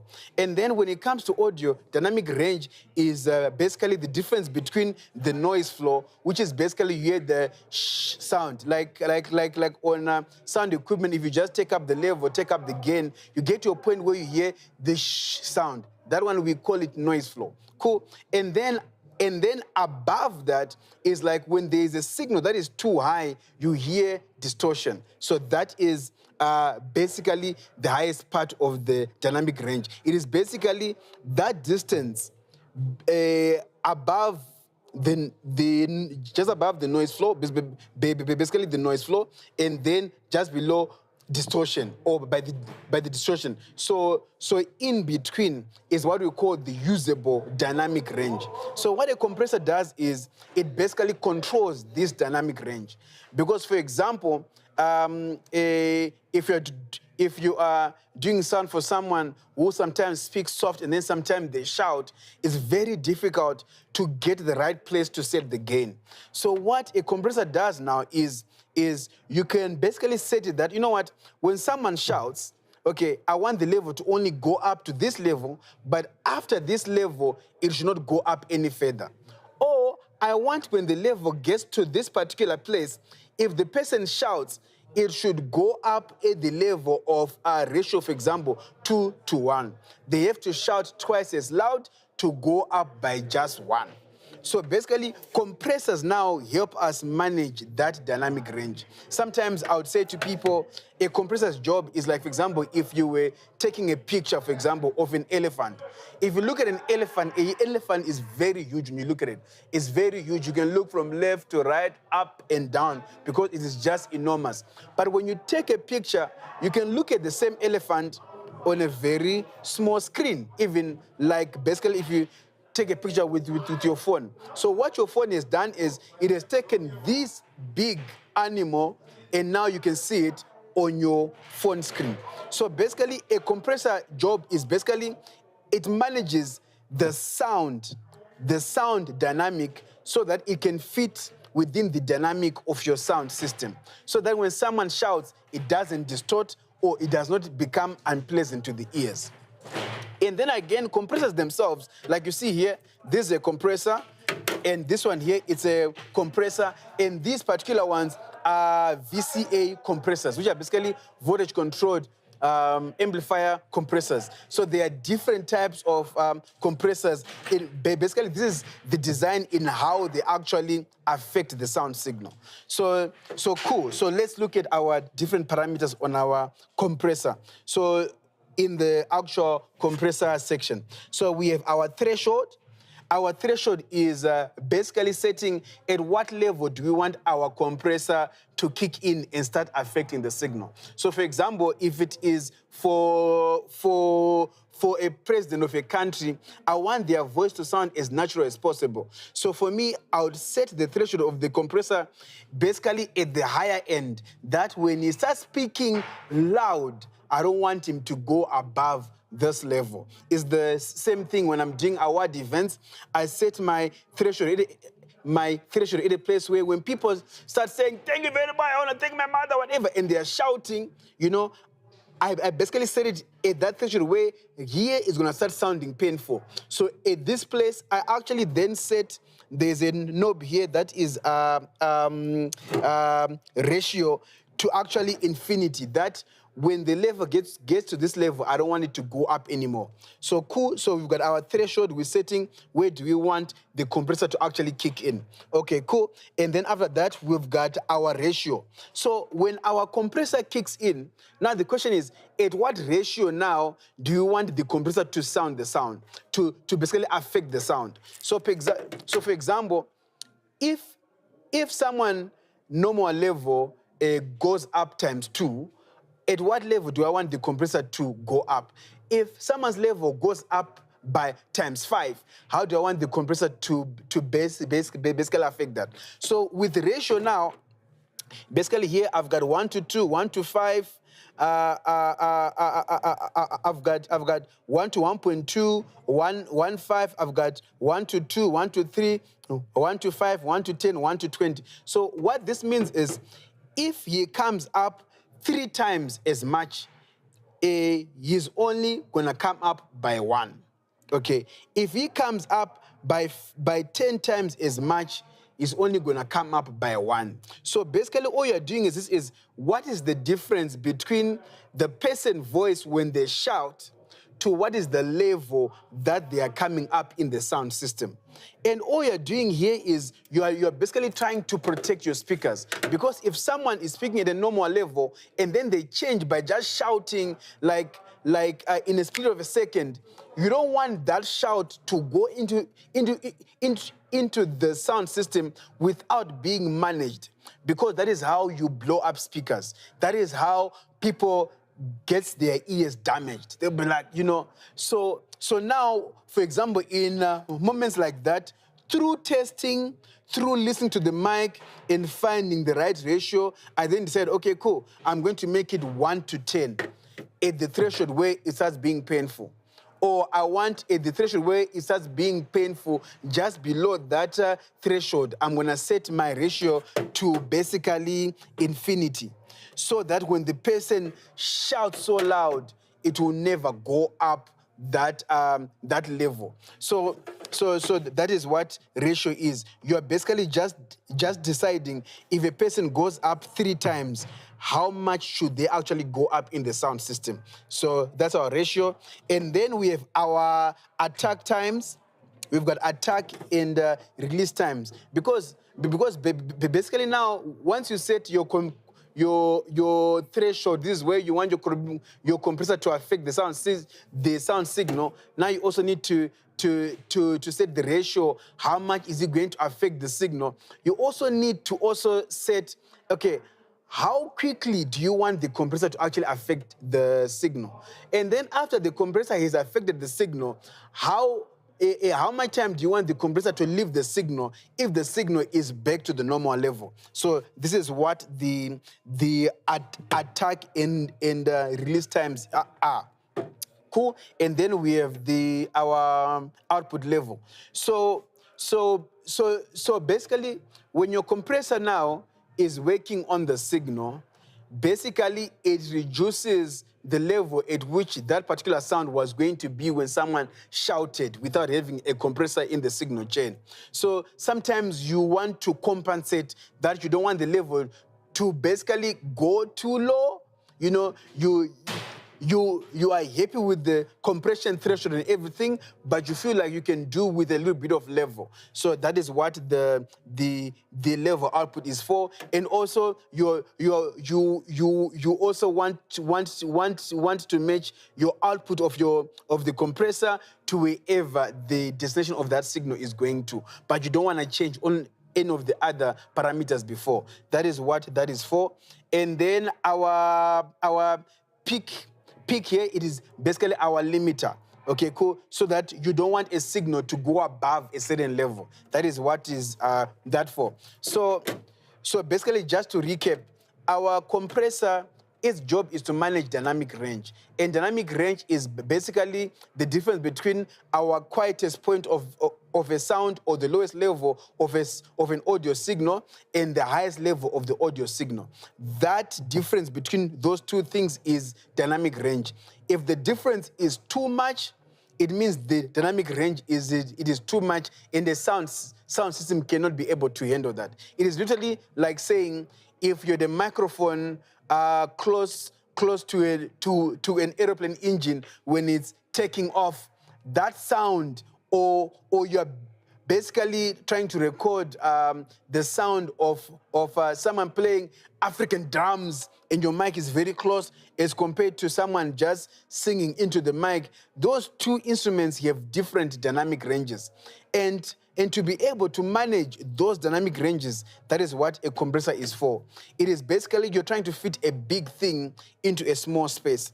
And basically it is understanding dynamic ranges in real life, or dynamic ranges of our ears.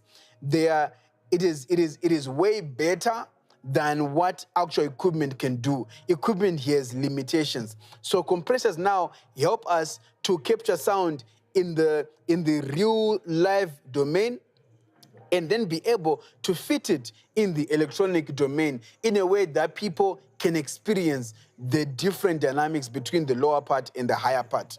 Cool. And then now, this particular compressor, which is like one of my very, very favorite, very sexy compressor, and I love to use this on vocals. I love to use this on like drums and everything else.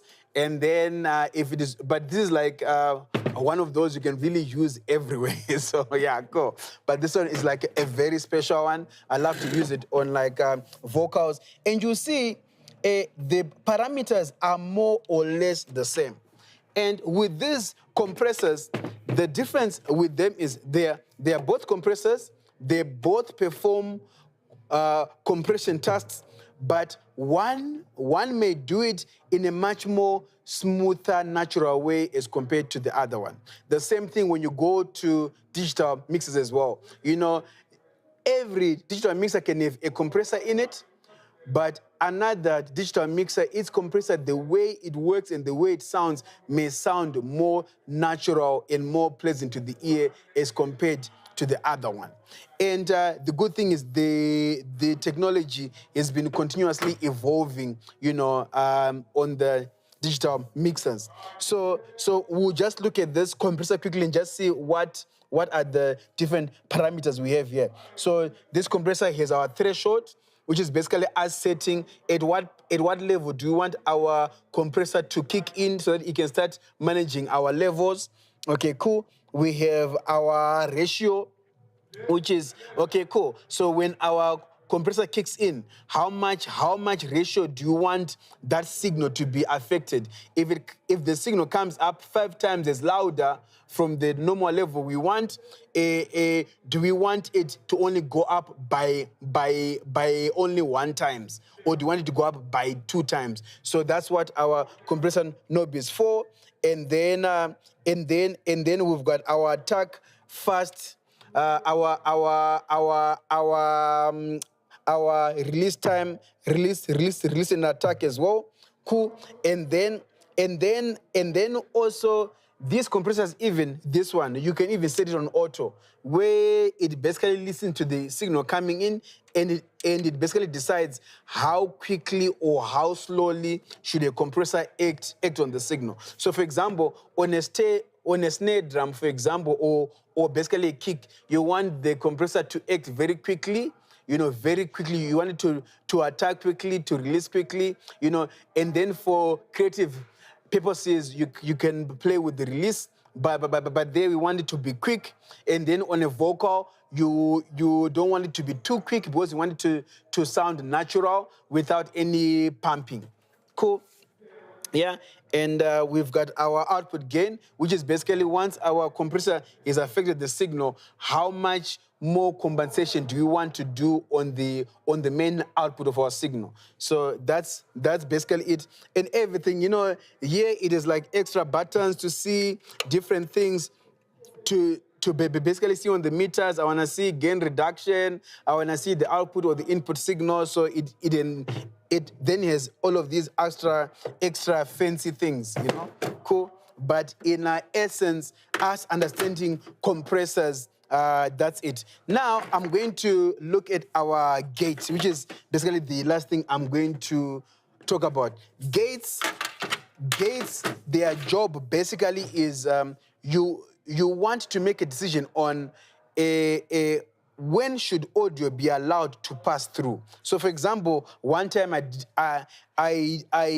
did an event in Zimbabwe where I had these kids from Asia who were performing an act on stage. So the challenge was they were performing in different random spots, and I had condenser microphones hanged from the roof to the point where they were performing.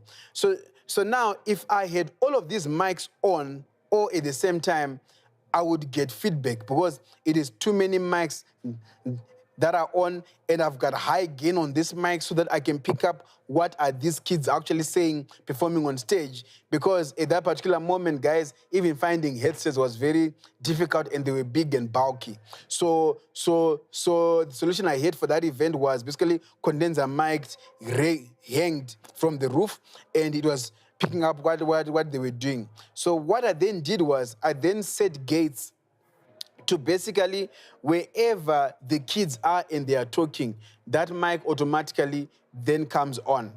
You know, and then when they move to another place, that mic goes off and that mic in that section comes on. And in this day and age, you know, we've got things like Dendugan in the digital domain that does that even in a more amazing way. You know, there are different signal processors in the analog domain and also in the digital domain that basically cater to that. And so basically on gates as well, just to see some of the functions that we have here. So also on the analog compressors, we've got something that we call key source, right? Or sidechain. So basically, your compressor or your gate, you can decide, is it being affected by the main signal that you're processing, or you want a different signal to activate it to work? So that's what the sidechain and the key source is. And I can tell you this, when you start using that, you are now being creative and being very, very fancy and being very surgical, you know? It is really amazing, but it is like an advanced level of application as well. Cool. And then, so on a gate, we've got threshold, which is basically at what level do we want our gate to be activated or switched off. Cool. And then we've got our attack. How quickly do you want the gate to basically close? We've got hold, which is basically if the signal has gone below our gate level, how quickly do you want that gate to close? Sometimes you want the gate to close slowly so that it sounds a bit natural than just on and off. Cool. And then we've got decay, which is basically once our level is once our gate is closing, how quickly do you want that level to be taken down of the actual signal? And then we have our range, which is basically if the signal is below our threshold of the gate, how much lower do you want it to be taken down? So that is the range as well. Cool. So that is basically it on this particular baby, a gate. So this was basically me just looking at compressors and gates. And this also, you can even also call it an expander as well. You know, so we're basically just looking at compressors and gates, just looking at where it all came from the analog domain. And now we have all of these things now inside a mixer. And before, digital mixers were very, very behind, but now more and more digital mixers, their gates and their compressors, they are more and more sounding natural, sounding beautiful, because before, actual different companies were manufacturing these things, and other companies were manufacturing the compressors. So basically different companies were manufacturing these particular signal processors, and other companies were manufacturing some of the top mixers in the world. So it made people specialize in basically creating different parts of the workflow, which meant that there was such an amazing cohesion between different products to have an amazing result. But then when we moved to digital, basically a mixer manufacturer also had to basically make simulations of how these compressors work and the gates work in their mixers. Before, it was not as great. Now it is amazing. And now we are basically entering into a place where now we are seeing other companies create amazing plugins, and now we are seeing it is basically becoming easier and easier to connect some amazing plugins made by different companies with like different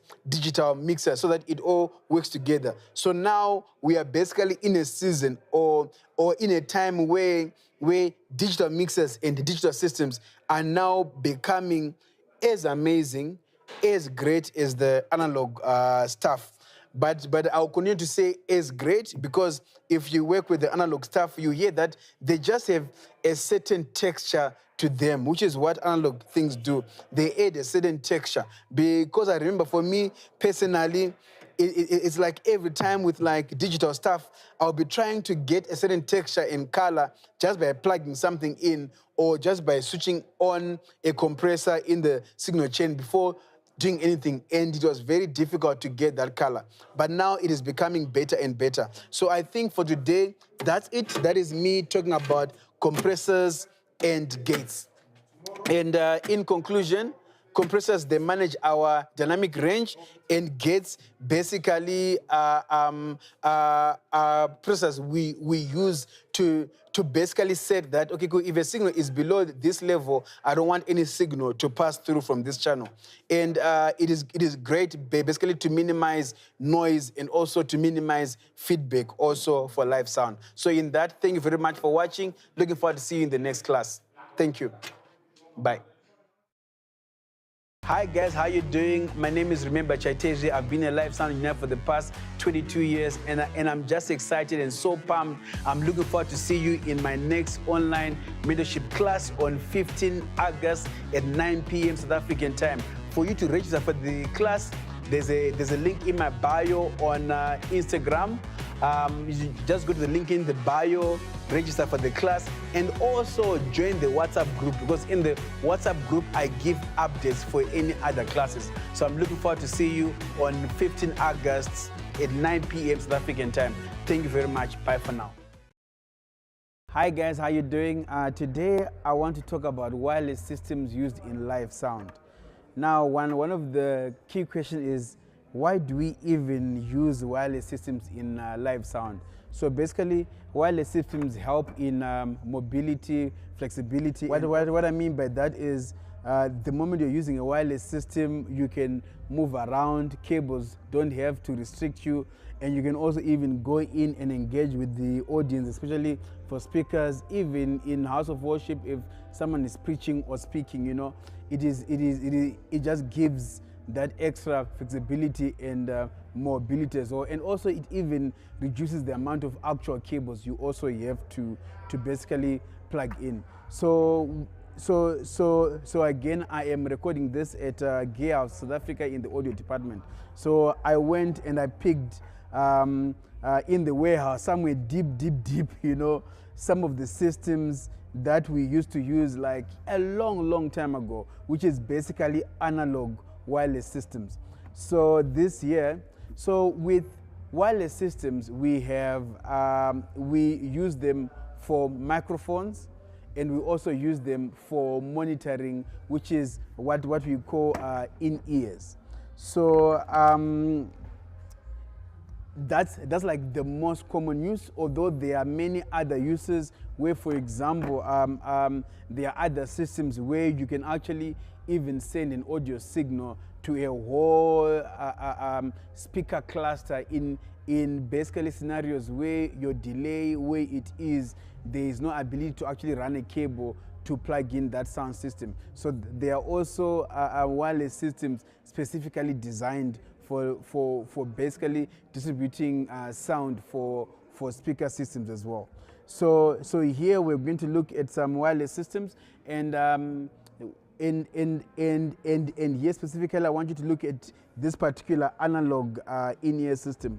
So this particular one, with this one, it had no digital panel to see what frequency you're using. It had a place where you put a screwdriver and you basically switch through the numbers. So here there's like number 1 up to number 9, and then there's letters A, B, C, D, E, F, G. So basically you have to tune it, and then where you tune it, if it is number 1 there on the transmitter, because this is an in-ear system, this is the transmitter, you then have to come to the baud pack, and then basically also you have to use a screwdriver and also tune it to that same number 1, so that these two systems would be able to communicate. And as technology advanced, we now had these digital systems, which is also an in-ear system. And these in-ear systems, we mainly use them for singers, performers, or even MCs. Even me right now, as I am recording this, I am listening to my mic whilst I am recording this so that I can monitor. And then the mic that I'm also using is also wireless so that I can be mobile and flexible. It is a lapel mic that I'm wearing right now. Cool. But what I'm using is a digital system, so I can see what frequency is my mic on. And I can also scan. If I have interference, I can also scan to find free frequencies in the area that I'm in. But that was not possible before when we were using the analog wireless systems. Things were very hard. You kind of had to switch through all those channels, you know, until you find the one that is free in the area that you're in, and then you basically use that one. But now with the digital systems now, they have the ability to actually scan all the frequencies, which makes it very quicker and easier to set up the digital systems. And also we, in the digital systems as well, there are also softwares. One of the softwares is called Workbench, which is able to basically scan all the frequencies available, and then you can put in the different types of mics and different types of systems that you have with the wireless in-ears, the different systems that you have, and then it gives you now the frequencies that you can deploy. And then for those systems that are advanced enough to be controlled by that software, those systems can also basically take the frequencies from that software, which again with the digital wireless systems, it really makes it very convenient setting up wireless systems, because one of the biggest challenges of wireless systems is basically interference. So the move from the analog wireless systems to the digital wireless systems has helped a great way to basically have the scanning of these frequencies easier in like different areas. So this is these are wireless systems for in-ears, and now these are wireless systems for like microphones. Cool. So for in-ears, these are transmitters, and then the actual in-ear backpack are the receivers. For wireless microphones, the mics themselves, they are transmitters, and these here are the receivers. And so we also call them RX and TX. So RX are the receivers, TX are the transmitters. So anytime you hear those words RX and TX, you know, so the easiest way to even remember it, you just know RX is receiver, TX, the T is for transmitter. In the RX, the R is for receiver. Cool. So these ones, now we're looking at wireless systems for microphones. So this is the transmitter, these are the receivers. And again, you will see we have different types of receivers. And again, the more expensive your wireless system is the more stable and durable your wireless system is. And they are like basic rules as well when you're setting up wireless systems. You always want your wireless systems to have direct line of sight. You know, that in itself, when you basically observe that principle, you are less likely to have interference issues. But also there's also something you need to know. So because this system, there is communication wirelessly, we use antennas which are basically, so we've got different antennas. This one is a rubber antenna, this one is a pedal antenna. So again, there's also different types of antennas. But for now, for the sake of this, I'm just going to cover the most commonly used antennas, which are like stubbies or rubber antennas. Some are long, some are short. And it is also very, very important when you've got a system, before you even just plug in an antenna because it just fits, it's also very good to actually see what is the frequency range of the antenna. Like this one, the frequency range is 750 to 822 megahertz. And then this receiver also has on it the the frequency range that it also uses. Sometimes it is written in the front, and sometimes you also see it is written in the back.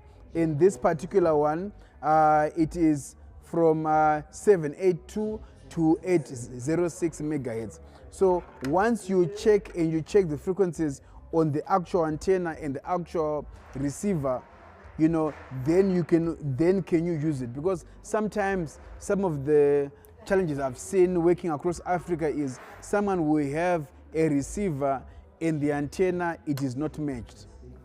And again, between these antennas as well, using a rubber antenna as compared to using a pedal antenna, there are advantages. A rubber antenna, it is very small, highly portable, and this usually comes with the wireless system when you buy it.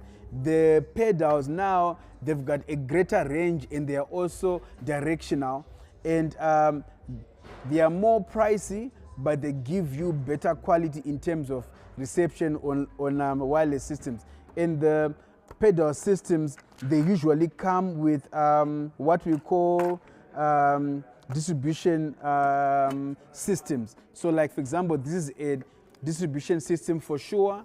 So basically would basically use this. So all the wireless systems, they plug into this to this system, and this system has 1, 2. This was 1, 2, 3, 4, 5. So this system has got like five ports. So 5 different systems can be plugged into here, and also some system give you an option to also cascade to another receiver. So these antenna distribution systems, they help increase the range by basically all the wireless systems get plugged into this antenna distribution system, and then our pedal gets plugged into that system. So easily now you can have 20 microphones, you know, they are just all connected, and these pedals, which work much better, which is a better system, is connected to that, which then gives you more stable results in terms of wireless systems. And then again, it is also good to also notice that with these antenna systems, this one, it's a passive pedal. This one, it's an active pedal. It's an active pedal because it is this particular electronic unit here, and then when you plug in a BNC cable, you actually see a light come up. And then in it as well, it has an option to have a 3 dB sensitivity or plus 10 dB sensitivity. So you can make this pedal more sensitive or less sensitive. And sometimes deciding on that is more to do with the range between the actual microphones and where the receivers are.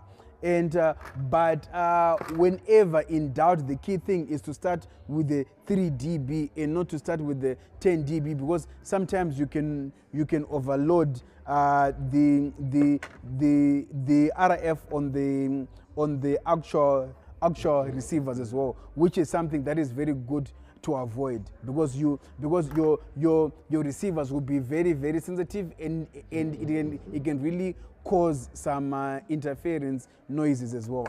So really, I think with the wireless system that I have here, I think that's really it. I think that is really it. So some of the basic things when you are setting up these wireless systems is before you even go into the software, like for example Workbench or something, just make sure that the cables that you are using, the basic cables that you are using, they are all connected properly. The rubber antennas, if you're using rubber antennas, make sure that it is the right frequency on the right receiver. If you are using a distribution system, make sure that the pedals, they are covering the frequency that your mics are using or your in-ear wireless system is using. Just make sure again the distribution amp system again also covers the same range that you also want to also cover, because some of the biggest challenges with wireless systems in live sound is the mismatch of what a particular antenna or distribution system, what frequency it covers, and then the frequency that the actual receiver is also covering. And sometimes these mics, they may all look the same. It's the same model, made the same year, but the frequencies that it actually uses can be different because the different regions from Africa, Europe, America, Asia, some regions use different frequencies based on their based on their location, based on what frequencies are allowed to be used. So that now makes manufacturers make the same receiver or the same transmitter but using different frequencies. So this is why you must never take for granted just like, okay, cool, this antenna can literally go anywhere. So that's really one key thing. And also do a basic scan, you know, just in case you need to do sound check. Right now you might need to do any checks earlier. Do a basic scan using the front panel of your wireless unit, and then after that, when you've got a basic working system, then work on your workbench. You know, because I've got an example where I was doing this one particular event in Nigeria. We had about 18 microphones for that particular show, and the following morning we had sound check very early.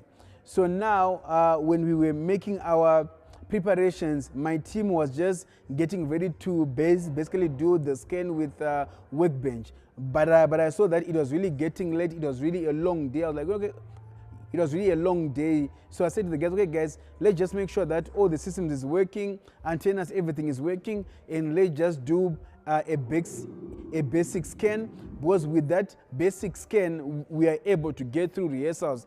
And then once we get through rehearsals, because we knew we had like more than a week of rehearsals. So after we go through rehearsals, then we'll then use the software workbench to really now again dig even deeper in terms of really finding the best frequencies to use for the show. And for me personally in live sound, that kind of workflow is very, very important, so that you're not waiting for the software to deploy frequencies before you can have a decent working system. You know, because before, coming from the analog systems, before we even had the software and had panels where we could search, we were able to basically have a very good show. So also just taking from those learnings and not taking software for granted, or like the scanning capability of like the digital wireless system for granted. We need to really use it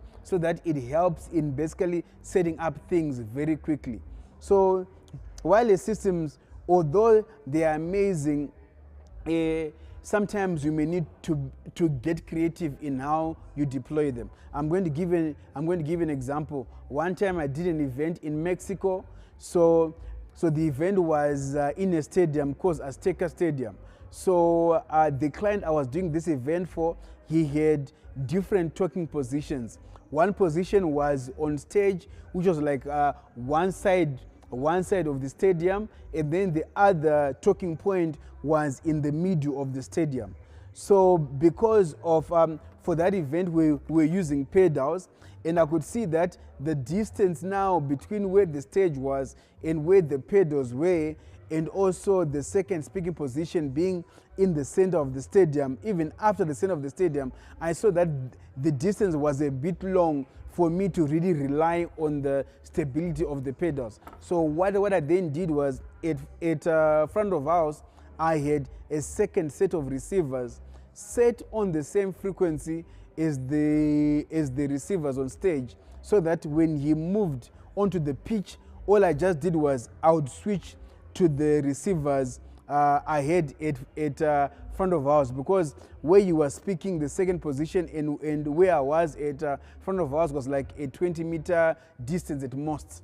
So in that way, having two receivers set on the same frequency would help me to basically switch between them depending on which position he was speaking from. Sometimes things like that get confusing for people, but I will explain how it works. Now, another example was, I was doing this other event, and the they wanted to basically have, as the person arrived in the building, they wanted him to speak. Cameras were on him, and we needed to hear audio from one of the interviewing mics. So the cameras we're using, we didn't have the capability to plug in audio through them. So what I did for that was at the entrance of the building with the receiver there, so that when someone is speaking on that particular mic there, interviewing the person who was coming in, we're able to hear them inside the venue. And then by the moment they then got inside the venue, the same mic with the second set of receivers, which was also tuned on the same frequency as the one outside, so that when they get inside the venue, they still could use the same mic. And all I could do was just switch to the other receiver inside the church. So sometimes things can get confusing, right? Where people think if we set things on the same frequency, we're going to have interference. And it is knowing what can you make the same frequency and you don't get interference, and what you should not make the same frequency that causes interference. So as I said earlier, in wireless systems, we have transmitters and we have receivers. Okay, so transmitters transmitting a frequency, we can only set one transmitter in a certain frequency. We cannot set more transmitters on the same frequency, because those transmitters are going to have interference. It's basically like having multiple radio channels using the same frequency, or having different TV channels using the same frequency. You know, the reason why we can tune between different radio channels or between different TV channels is because they are being transmitted on different frequencies.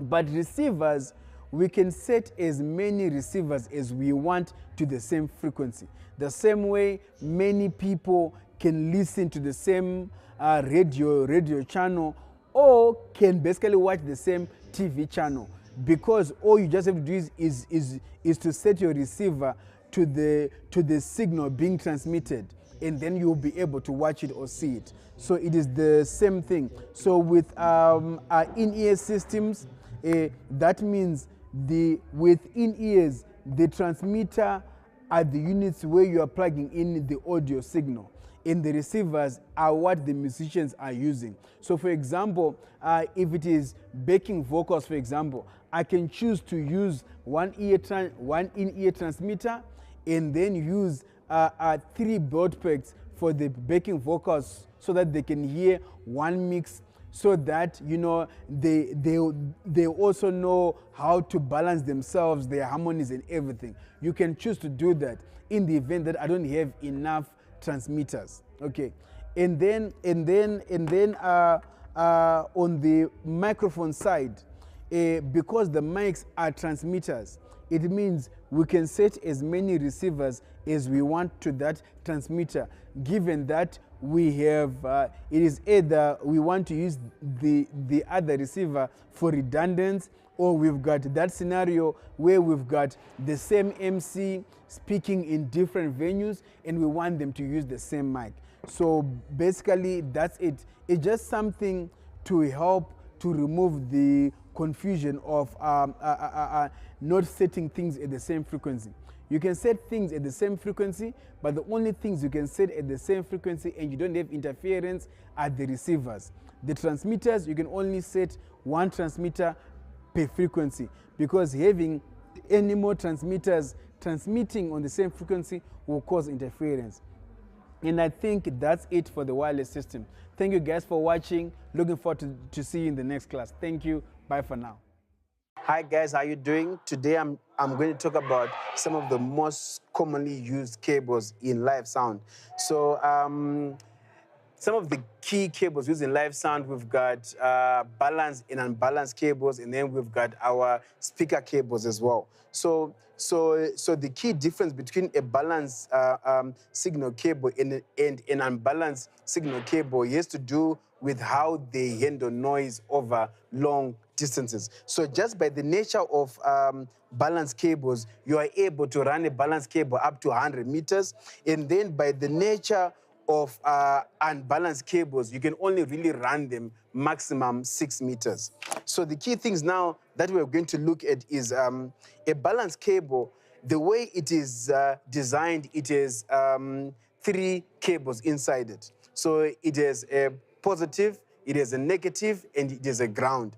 And the technology it uses to basically have a high level of noise rejection is there's a system called common mode rejection, which is basically the system used in mixers or sound devices, which basically checks what is the signal on the positive line of the balance cable, what is the signal on the negative line of the balance cable, and then it checks what is the common noise there and what is the common signal there, and then the common noise then gets suppressed. And then the higher common mode rejection the system has, be it a preamp or a sound device or a sound interface, basically determines the quality of the sound of that particular device. So basically the key thing to understand is balanced cables, you can run them over long distances,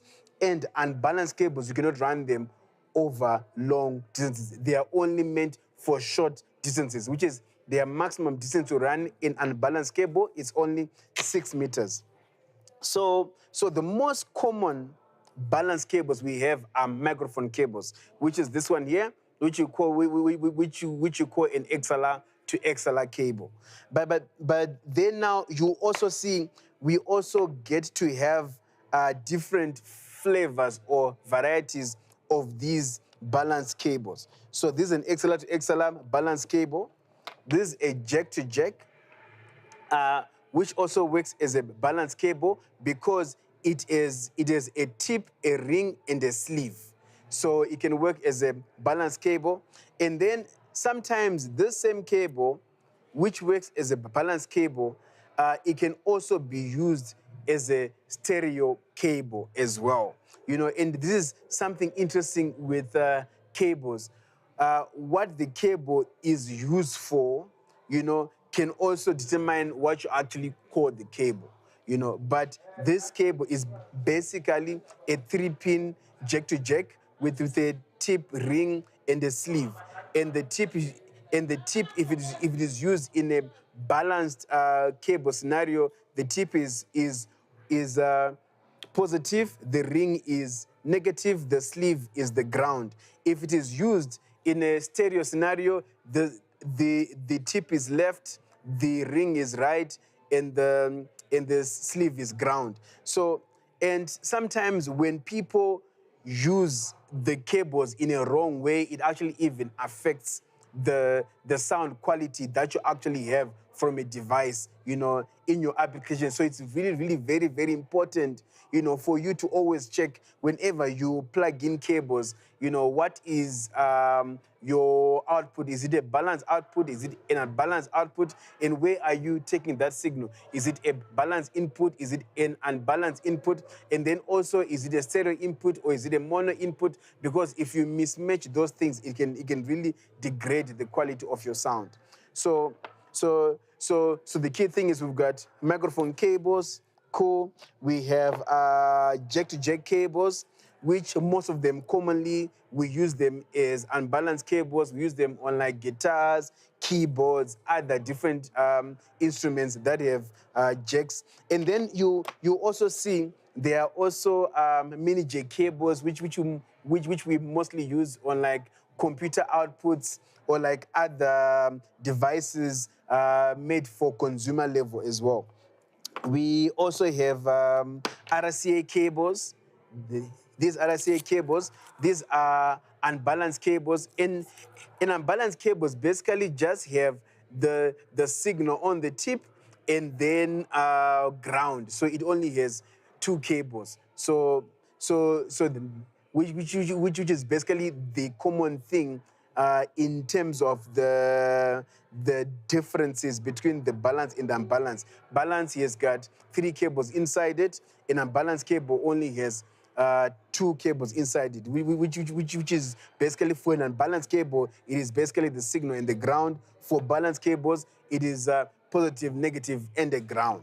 Cool. So in RCA cables, mostly we use them on like DJ kits, and also you also find we also use them on like, it could be gaming machines. Really, most consumer devices use RCA. Cool. And when you look at XLR cables, right, which is this balance cable, you also find we've got these cables that we call mounts. And basically a mount, you know what, it is basically just multiple XLRs in one cable. Because sometimes, for example, you may need to plug in 20 of these cables from one point to the other. So instead of running 20 of these single cables, you then have these cables, which is a mount, which has multiple cables inside it. So this particular one, we'll call it a tail-to-tail mount. And then again, we also have different applications as well, where you find the same balance cable, but in a different type housing. So this particular box that I'm holding, it is called a stage box. And the connector it has here, it is called a hearting connector. But you also see we have various multi-pin connectors. You see this is also a multi-pin connector,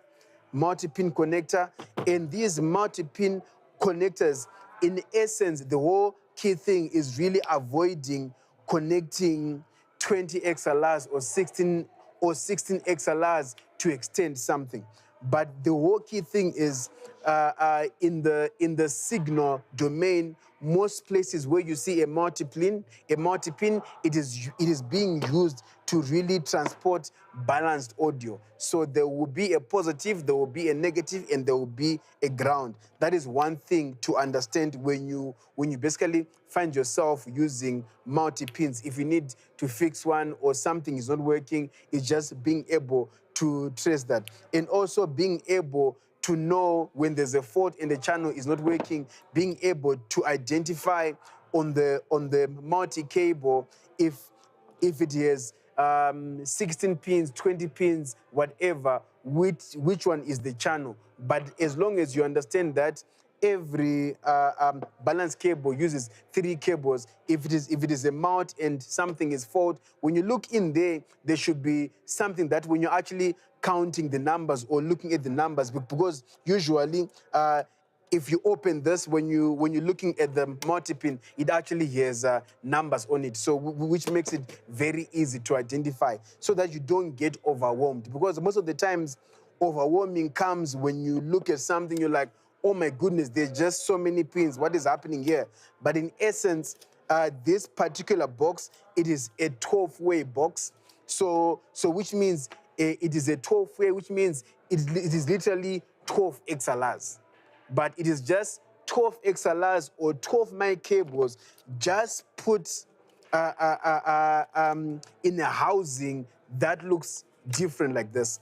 But this housing is perfect for the uses on stage, where you just need a box to drop off at a certain place. It could be like by drums, and then you've got single XLRs coming from the drums, plugging into the actual box. Cool. So we talked about our jack-to-jacks. Most of the times they are unbalanced. Cool. And then let me look at what other cables I have here. So I've got that jack-to-jack, the one that I said is balanced. We spoke about that one. We spoke about the RCA. There are also these other version cables that we also use. So for example, this is a female-to-female XLR. We call them gender benders. This is a female-to-female. This is a male-to-male gender bender, because sometimes you could be needing a balanced jack to male XLR, but the one that you have is a female XLR. So when you get a gender bender, you basically then make this balanced jack into a balanced XLR. So gender benders are very, very convenient cables to just have around. So we've got gender benders. So these cables, we've got jack to this a balanced jack to female XLR, and I've got also now this one is an unbalanced jack to a female XLR. So these two cables may look the same, but they are not the same. This is unbalanced, this is balanced. So this balanced because we see a tip, we see a ring, we see a sleeve. This is unbalanced because we only see a tip and a sleeve. So which means wherever you use this cable, make sure that there is no more extension more than 6 meters, because you're gonna get noises and hums and all of those problems.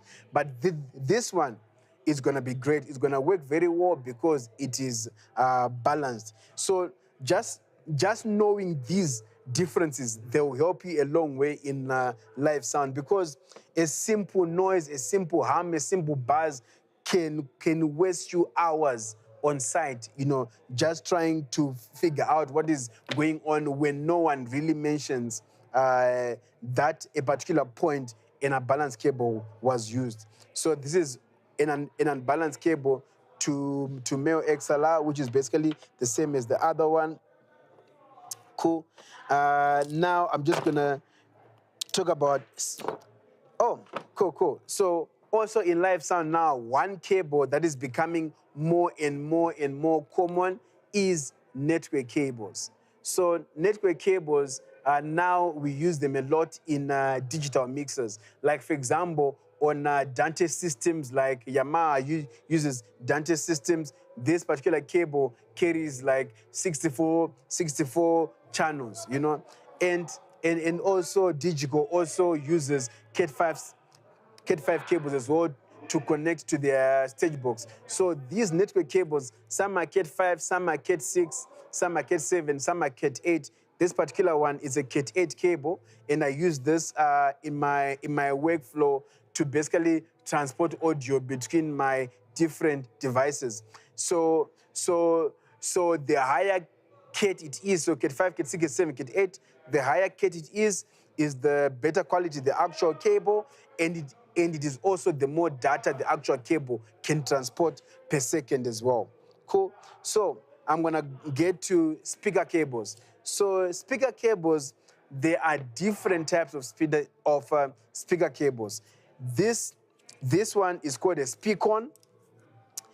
This one is called an EP4, and I can tell you there's different types of speaker cables. So the one that we are going to talk about now is the most common speaker cable you'll find, which is a speak-on. A speak-on, inside it, some are 2-core, some are 4-core, but basically speakers use only 2 cables. So when a speak-on cable is 4-core and all those cores are being used, it is because a particular speaker is using +1 and -1 for the tops, and +2 -2 for the lows, depending with the actual design of that particular system. And so they're basically different core speak-on cables.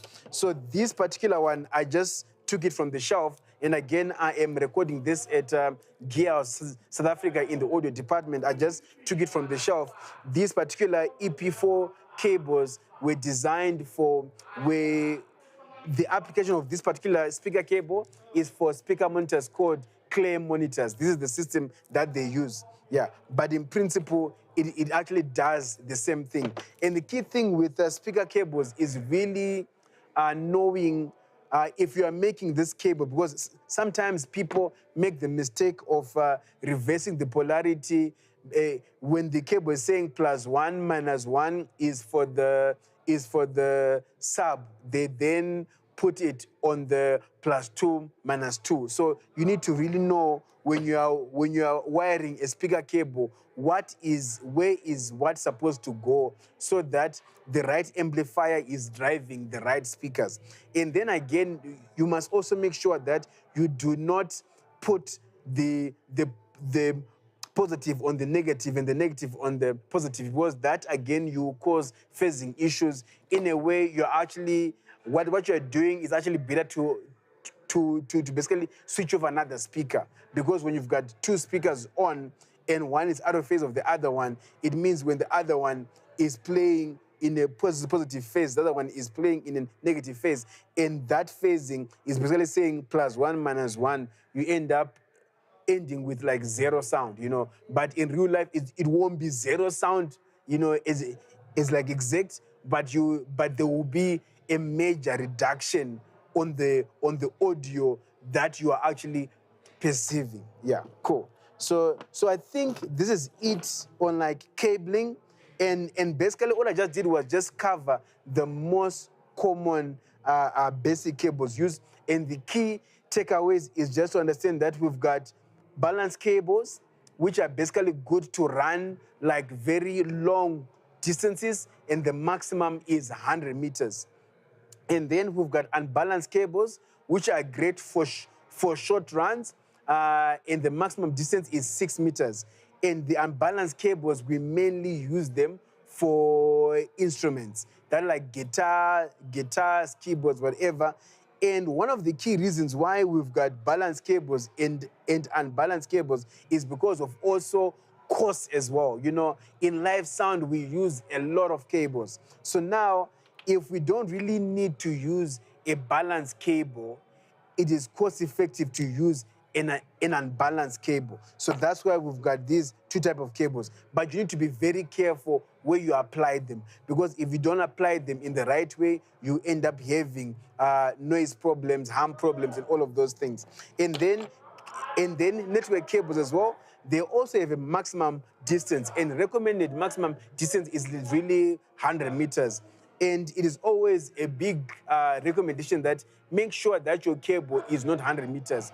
Make it like maybe 90 meters, 80 meters, so that if you have any other jumps that you're using to extend to plug into a device, you don't end up having problems where you're losing network and you are losing packets. In sound, for example, if your network cable is not working properly, you end up having clicks, or the audio cuts off momentarily and comes back. So that is with the networking things. And then again, you will see that there are different multi-pin connectors used in live sound. And the key thing, if you ever find yourself working with them and you've got problems, it's always good to just take a step back, really take a look at what are the numbers inside, because one thing in live sound or in sound engineering, like numbering is very, very key.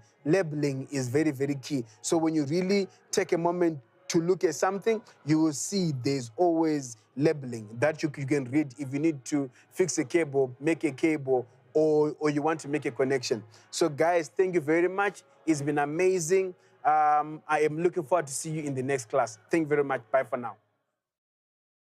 Hi guys, how you doing? My name is Chaitezvi. I've been a live sound engineer for the past 22 years, and I'm just excited and so pumped. I'm looking forward to see you in my next online mentorship class on 15 August at 9 p.m. South African time. For you to register for the class, there's a link in my bio on Instagram. You just go to the link in the bio, register for the class, and also join the WhatsApp group, because in the WhatsApp group, I give updates for any other classes. So I'm looking forward to see you on 15 August at 9 p.m. South African time. Thank you very much. Bye for now. Cool, guys. So I'm going to bring my first guest to the stage. His name is Joshua. He is basically the application director for House of Worship from L Acoustics. So, Josh, are you ready for me? Can I bring you on to the ready. stage? Yeah, thanks for having me. Thank you, Josh. So guys, basically, Josh, he is this guy right here. He's the director for application for House of Worship from L Acoustics. And basically, L Acoustic is one of the leading brands as far as loudspeaker manufacturing and also in in terms of also processors also used in the live eventing space. But before I get into all of that, Joshua, first I just want you to talk a bit about who you are and what you do at L Acoustics before we get into the other things for tonight. Great. Awesome. Yeah. So I'm Josh Mikely. As remember said, I'm the applications director for House of Worship globally for L Acoustics. Been with L Acoustics now just going over, I think, 9 years. And before that, I have a long history both touring in the Christian world within the Americas, as well as working at various different mega churches throughout the U.S. So now my primary role is to help support our ventures or our House of Worship ventures globally, and try to actively be involved in those things as we develop projects and come alongside different churches.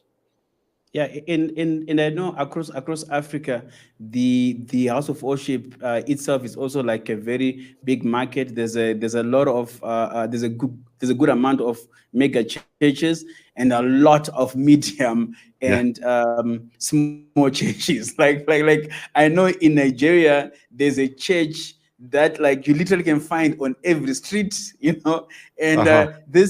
and this church will have like sometimes 100 to 200 people congregations, and then there are other churches in Nigeria where this church you can only find it only in one place, basically in the whole of Nigeria, and they meet there. So those are like the mega churches. So Josh, can you also just speak about some of the products that you have? And I know you did send me a few pictures to share. So as I go through them, I just want you to basically just speak a bit about them. So what am I looking at now? Sure. In this particular picture.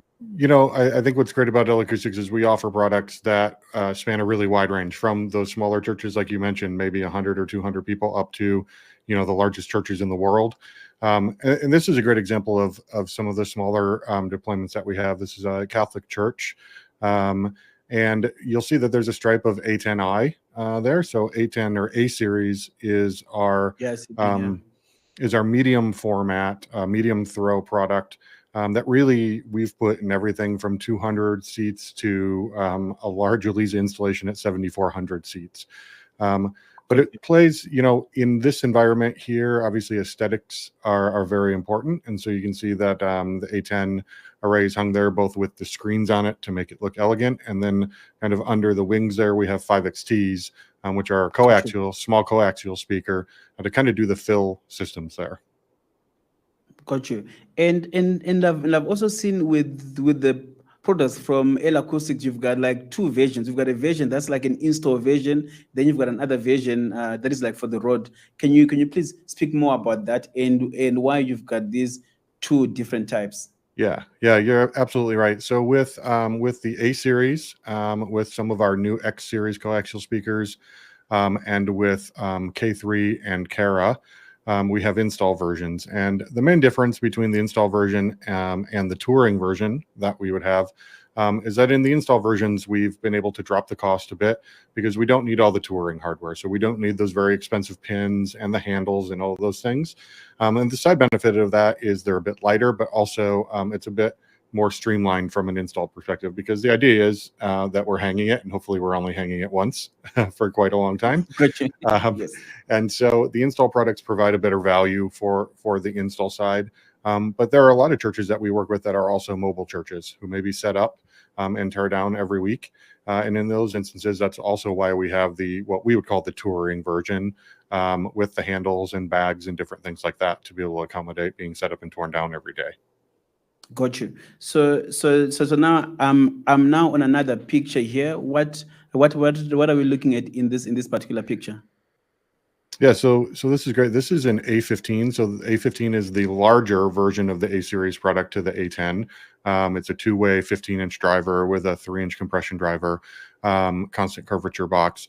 And what we're seeing here is actually an Elisa system. And I think maybe that's something we get to unpack another day together when we have a bit more time to talk. But ultimately, Elisa is a technology.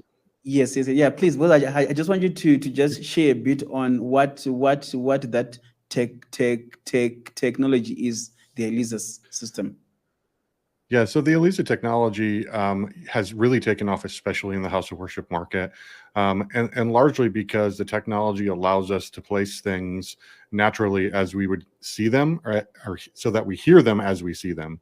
And when we can do that, when we can start placing vocalists where we see them, and instead of hearing them from over here and seeing them right in front of us, when we can connect those dots, the level of immersion that happens in a worship environment and the level of connection that happens both from the stage to the audience and from the audience to the stage really breaks down that barrier, so that the word is clearly heard and felt.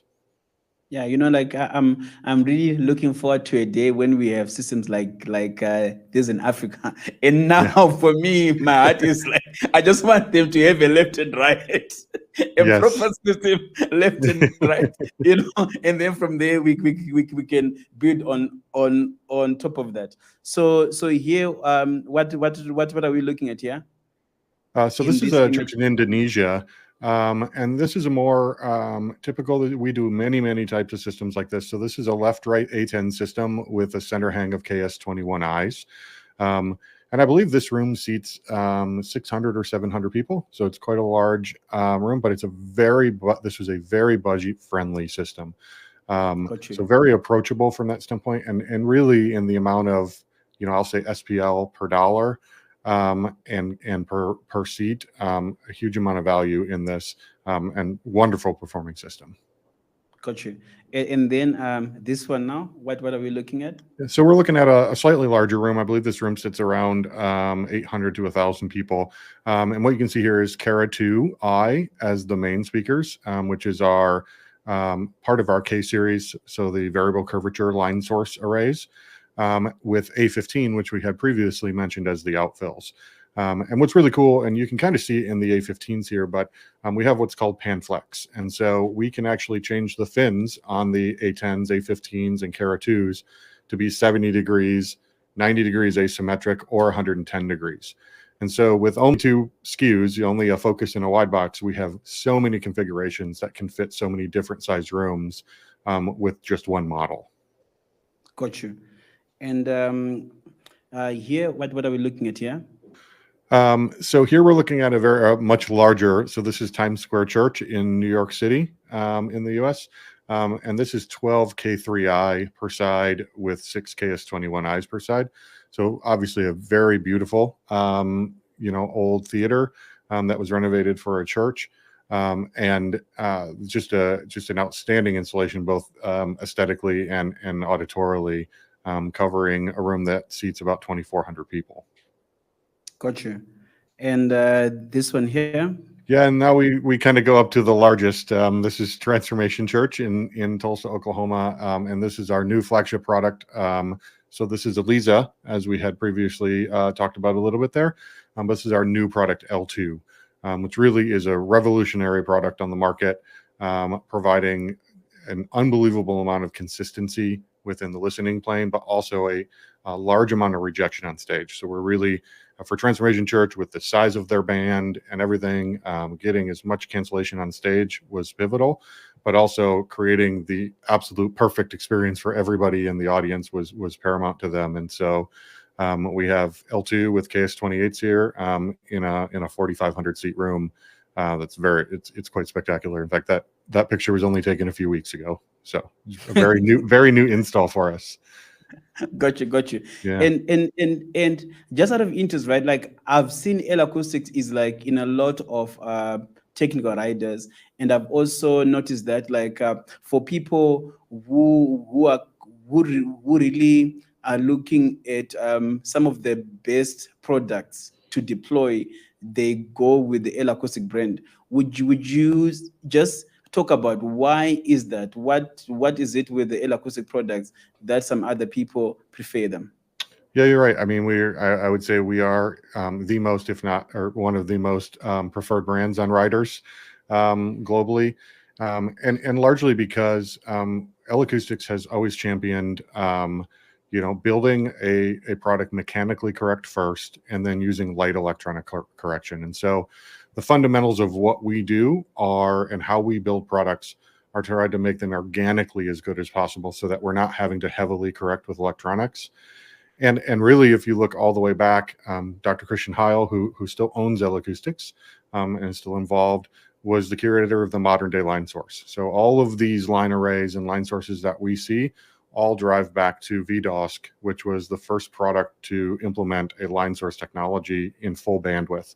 And that was a patented technology that Christian had developed. And I think we saw that come to the States sometime around 1998, but it was designed a few years before that. So I think our heritage and our time in the industry and our proven track record of doing the largest and most prestigious events in the world, all the way down to very, very small venues and locker rooms and things like that, have really created us as a mainstay to the audio industry. Gotcha. So in principle, your products can basically cater from the smallest church gathering of like 100 people to like 100,000 of people. You do have products that can cater to all those markets. Yeah, we do. So we have a solution that can fit any size church and really any, I think a lot of size budgets. In fact, I think when we look at some of our smaller solutions and we compare them against some of our competitors that maybe not are even a premium brand, we oftentimes can be very competitive in what we can provide in terms of SPL for dollar in comparison to other manufacturers on the market. And I believe we do that with a superior level of customer service and design intention with each individual project. Got you. And now when you talk about design, I believe I've got a few images that you also sent to me. Can you tell me what we're looking at here? Yeah, so what you're seeing here is a screenshot from SoundVision, and SoundVision is our proprietary design software. In fact, we were the first audio manufacturer to have a 3D design software that was proprietary to us. It is a non-reflective design software. It's that way because ease exists. So if we really need to go down the road of reflections and things like that, there's a product to do that. But for us, this is our way to be able to design in 3D space. We offer the ability to do these models for free. And so if you have CADs or PDFs or a SketchUp or something of your room, we'll do this conversion for you for free and come alongside you to design a PA that meets your needs. But what we're seeing here is that A15 ELISA system that we saw earlier. And now you can see a little more with it unmasked and not in that performance space, what's really consisted of in that system. And we're looking at an A-weighted mapping of the room for the whole system. Got you. And this is it just another view of the same space? Yeah, so this is just an overhead view to kind of show, a better idea of how well the room is being covered by that ELISA system. And you can kind of see a bit more of the layout of what we're doing in terms of the ELISA PA and the outfill systems and things like that. Got you. And then this here? And this here is, in ELISA, we have a way to be able to quantify how many of the people are going to get the fully immersive experience, if you will. And so here we can see in that green area that 70% of the audience is getting that fully immersive auditory experience. And hopefully we can talk some more about ELISA one of these days and go a bit more in depth in that. But very exciting. Okay, good. And then this one here? And this is the last photo that you showed, Transformation Church. This is the L2 ELISA system. And so you can see a little better what's flying in the air there in this picture. Perfect. Thank you, Josh. I really appreciate having this conversation with you. And that's my time. Time is up. Okay, cool, guys. Well, I appreciate you having us here, or having me here. Good, Josh. And guys, if anyone has got a question for Josh, please put it in the Q&A section. I'm going to get my next host to the stage, and then I will bring back Josh on so that we'll basically then take both of their questions together. Thank you very much, guys. So let me get ready to bring on our next guest to the stage. So, guys, I am, as I said to you guys, I am excited today because I've just have like some of the most amazing people today. So now I'm gonna bring in Travis. Travis is the development manager at Planet World, and today he's going to be talking about one of the brands that they are responsible for. They are responsible for different international brands. So today he's going to be talking about one of the brands that they are responsible for, and this brand is Sure. So so Travis, I am super excited to have you today. Thank you for taking the time. And I know earlier, because this is very late, you were taking your kids to bed, and I thank you for taking the time to come out. You know, Thanks, Joshua is Renega. in America, Thanks for waking me up just in time. Joshua, Thanks. it's early for him, so it's cool. Yeah, cool. So Josh, please, just first, just talk about who is Sure, what is Sure, you know, for the guys who might not have an idea. Well, Sure is one of the. Sorry, just to recap there. This is Travis. Yeah, Travis, Sure cool. is one of the oldest or one of the oldest microphone brands in the world, and they've got a long heritage from military days right up into now, with a very broad spectrum of products, offering, which I believe most of your subscribers here will be into live and broadcast and that type of application, as well as uh, bleeding over into corporate environments and so on.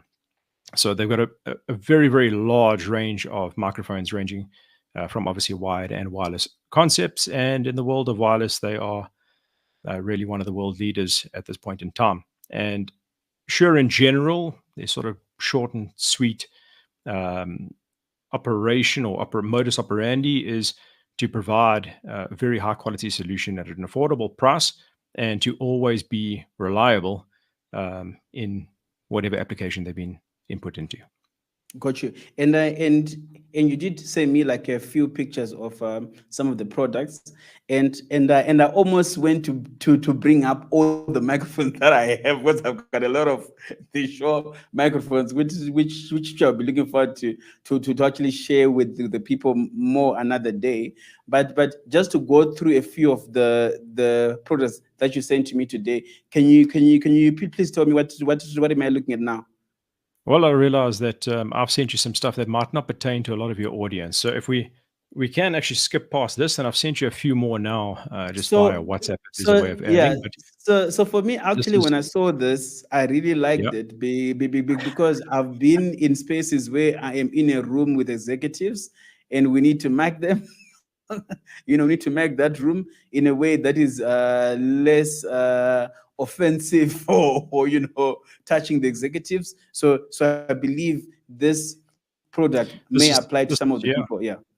exactly. This is one of the products that will apply to the corporate and boardroom installation environments, but it also bleeds over into education and many other applications where you need an in-ceiling microphone. And these days, as with many pro audio brands, building arrays is something that's very popular. So in that circumstance, and in this type of series, which is the MXAs, Shure builds little microphone array, not little, very large microphone arrays that allow very advanced processing to really sort of calibrate and look after the space. So even if you do have acoustically challenging environments, that is a place where Shure really shines. And we're able to process a lot of the noise out and keep the most important thing at the forefront, and that's your voice. So when you're in a corporate boardroom space and many people are trying to talk over each other at the same time, these types of microphones will help keep that all in check. Cool. And then what am I looking at now? Well, that guy over there is exactly what you're using, the Shure Okay, cool. SM7B. Yeah. It's a very popular microphone. It's been around for a long time. You'll see it a lot on podcasts, and then there are broadcast applications, radio, various not only vocal applications, but many artists will often use it for recording well, I used to like using it for recording brass, and sometimes you can put it on stage as well. Depends on your application. I like to not think of microphones just for any one purpose that they were originally built for. Sometimes you can use them in weird and wonderful ways, and that's the joy of having fun with sound and audio. There's an example of exactly how Remember looks right now. Also with a cool hairstyle. Way to do it. Go.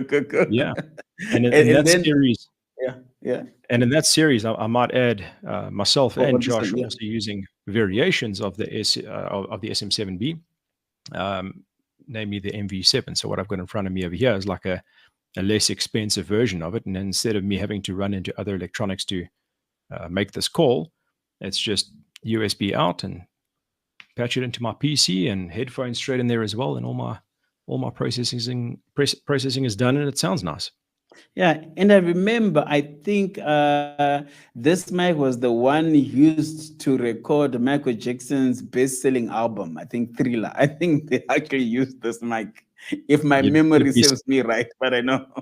Yeah. You'd be surprised, there's many. But yeah, the SM7 and now the newer version, the SM7DB, which includes a very high-quality preamp in it. Yeah, it lends itself to a lot of applications. Some love it, some hate it, and I think its sales proves its standpoint.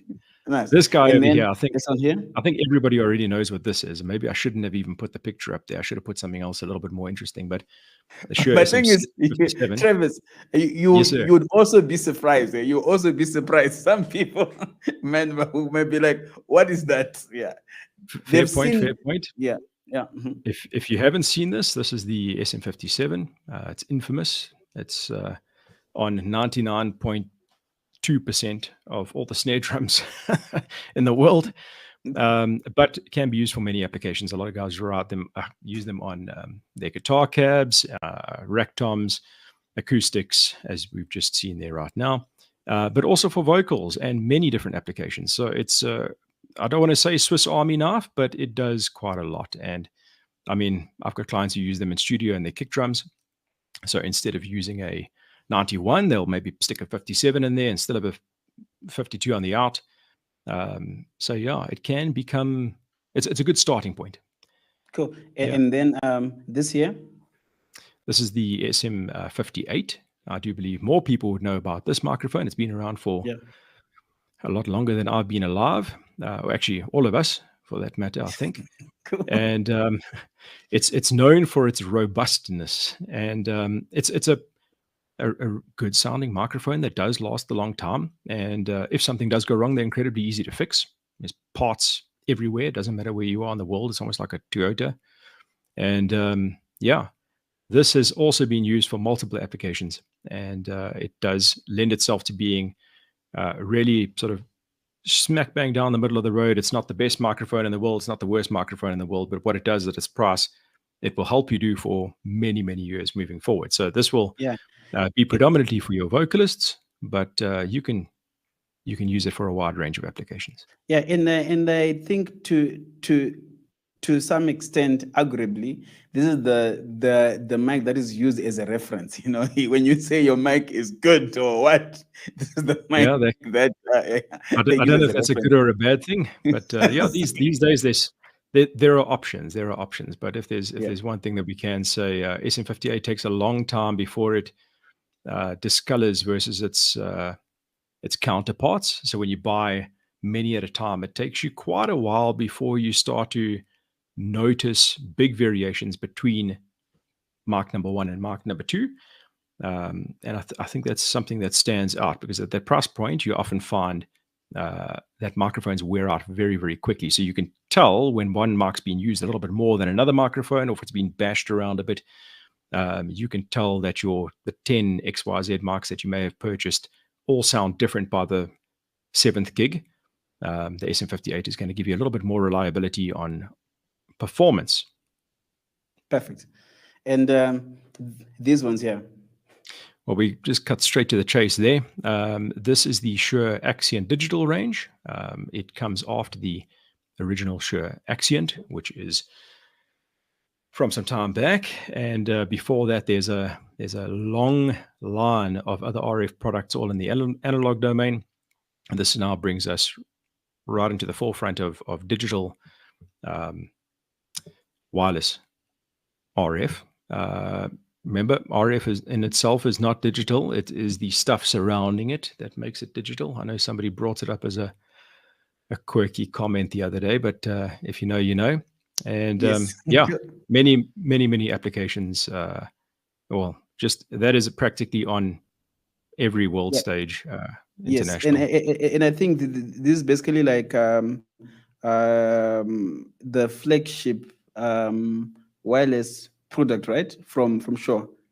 That is the flagship wireless product from Shure, and it's quite a broad range as well. So you've got multiple different receiver options, as well as multiple transmitter options, and they grow on that every now and then as well. So you've got everything from your standard handheld transmitters and belt packs, right down to little adapters like the AD. Now there's an AD3, there's ADX3, and they clip onto any old wired microphone. So whether it's for a broadcast application, you might want to plug them into something fancy, or just an SM58, and you just patch it in, and poof, you've made your wired microphone a wireless solution as well.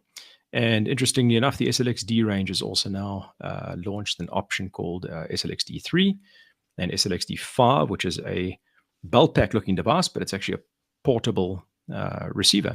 So that's also expanding on those ranges. Yeah, I would definitely be looking forward to see more of those products. One thing I've seen, like across Africa before, at a show there would be like 4 wireless mics. You know, it was like that. You know, there wasn't that many. You knew if you have 4 wireless mics, you can do a show.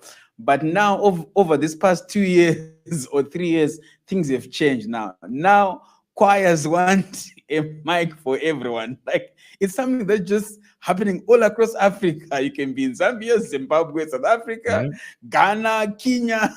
When a choir is coming, they're like, we want 20 microphones, you know. So there's a lot of RF happening. So also, just as a recommendation for some of the guys in this class, so these particular mics that we're looking at, this image that we're looking at, the action system, it is like one of the top wireless systems in the world. And I would recommend this for your pastors. You know, for your pastors, if you want them to be holding one of the best mics money can buy, this is the one. You tell them you hate it from me. So thank you very much. What am I looking at here? I saw this picture. It's also just applications. This is not one of my pictures. This is one that I pulled. I actually thought when you asked me to send you some pictures for a preamble, I thought it was just like a preamble. But so I don't know exactly all the details of what's going on there. But that is, I could see this guy. He's like on location. I see there's a camera exactly guy there. Location sound, and this also bleeds. Well, it lends big favor in actually in digital at the moment. Location sound recording. We've got a couple of really decent companies in SA. And just to touch on your RF conversation a little bit further, is that at the moment, to get yourself into a good knowledge position in RF in South Africa, I mean, previously when you were a systems technician or a sound technician, if we want to just dumb it down to the basics, you did a lot of everything, and RF was one of those add-ons that were on top of it. Right now, if you can specialize in RF, you will be highly sought after very, very quickly. So study up and learn some RF stuff. And we're going to be doing some cool courses now in the next couple of months. And I do regular things like this, RF training and stuff as well, so we can add it as you feel necessary. So I'll be looking forward to put through one of those classes for the guys here. So again, thank you very much for that. So for now, I'm just going to take Travis off stage, and then I'm going to bring you back on after I've seen some of the questions, guys. If you have any questions for Travis and Joshua, there's 2 here. If you have any questions for them, there's 2 here. So Travis and Josh, just look under the Q&A tab. Check there to see if there are any questions, and then you can speak to me, and then I'll put you back online. I'm also just just going through them. I'm also just going through them. Okay, cool. So that I can just, okay, cool. And then it's cool. So are they, did you see any questions in there specific to you guys? Just let me know if you just go through there, if you see anything.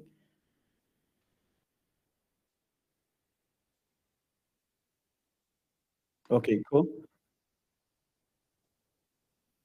I'm gonna pull you to the stage now, Josh. I'm gonna pull you to the stage now. If you can see the question, can you see it? Okay, cool, great. I'm gonna pull you to the stage now. Okay, cool. Yeah, you're Yes. live. So Travis, also just check if there's anything. Cool. the Cool, question Josh. was, Yeah. have you noticed the way that we flip subs the opposite direction?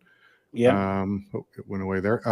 Flown above or ground. Can you explain what the process is and how or where this best works? So when you see a subarray where we have one forward and one backward, and this can be many different configurations. With L-acoustics, you'll often see either 1-to-1 or up to 3-to-1. And this is known as putting subs into cardioid. And so for L-acoustics, we have specific presets that handle this within our amplifiers. But essentially, the reason we would do this is to help mitigate the energy to the rear. So we're trying to create some control so that maybe in a scenario where we have the subwoofers in front of the stage and we want less energy on stage, or if they're flown and we want less energy behind them, we would utilize cardioid. Like I said, in L-Acoustics Land, we have presets that manage all of this for you. This can be done with any subwoofer. And it's something I would suggest you read up on a bit. It's a bit longer of a process than to just quickly talk about. But ultimately, there are a couple different ways we can do this. You can do this with end fire. You can do this with where you have subs behind subs, or you can do it with the flipped backwards. And each one of those achieves a different goal typically. But ultimately, the intent of all of it is to help reduce energy or steer energy so that we're getting less energy behind the array and have all the energy forward. Cool. Thank you for that. And I know that conversation, I'm really looking forward to have different conversations on that, Josh. You know, just to get more and more into that, because I do get a lot of questions about those different setups, but I think those conversations just require a bit of more time. Yeah. Yep. And I saw one other that asked if we can ship to Ghana and Africa, and we absolutely can. I think Remember can probably connect you with our distributors in the area, and we can get product anywhere in Africa you would need it. Perfect. Yeah. So again, on that, guys, if you need any of these products, speak to me, send me a message, send me a WhatsApp. I'll basically get codes done to you, sent to you, and things can get shipped straight to you. Thank you very much, guys. And I think, Josh, I think for today, thank you very much for taking the time to come through and be with us. I'm really looking forward to have you in the future as well, discussing other topics where we just spend like maybe 30 minutes or 40 minutes just really going down on one topic to just give more depth to the guys who are really hungry to learn more information, because I can also see from the polls people would want to know more about L-acoustics. So again, Josh, thank you very much for taking the time to come through today. Yeah, cheers. Thank you so much for having me. Okay, cool. Bye for now. Okay, cool. Travis, please, can you take the question that you saw? So I did pick up from Isaac. He wrote here, why do Shure make the lavalier microphone capsules very big? Well, on the entry-level spectrum, they will be a little bit larger because it is considerably more expensive to design a tiny little diaphragm and microphone solution that sounds really, really good. So those small microphone capsules will become very, very expensive. Now, if you look a bit further up deeper into Shure's range, like the TL series from the Twinplex range, remember, I don't know if you have a way of bringing up some pictures there, or if I can send you something as well. I don't know how it gets added, but you So guide so me on what that. what I can do is any additional pictures that you've sent to me, I'm going to send them in the WhatsApp group. So basically, all the guests in this class, they've got access to that group. So you can basically Okay. send everything to me, and I'm going to send it all through after this class tonight. I'll Yeah, send some lack information through after this. But yeah, that's perfect. essentially it. A lavalier needs to be as compact as possible, but when it needs to be inexpensive, uh, one of the ways to make it sound good and still be reliable is for it to be just slightly larger. Just from think about anything from back in the day is. Especially on loudspeakers, for example, subwoofers used to be enormous to produce a moderate amount of energy, and they get physically smaller these days and require less power. In other words, they're more efficient. It's the same kind of thing in this context, but for sure to make an entry level or smaller lower range of microphone capsules and less expensive, that diaphragm is going to be a bit bigger. And then as you get into a more expensive range, they will become smaller. Perfect. Thank you for that, Travis. And I think for the sake of time as well, that is the question we are going to take tonight. I'm also looking forward to have other conversation guests. I think what I'm going to do is I'm going to have other classes which are just conversation about a brand, so that there is more time, because I can see from the guys' interest as well. So thank you again, Travis, for taking the time to be with us tonight. I'm looking forward to have you again in the very near future. Thank you. Thank you very much, Travis. Thanks so much, Remember.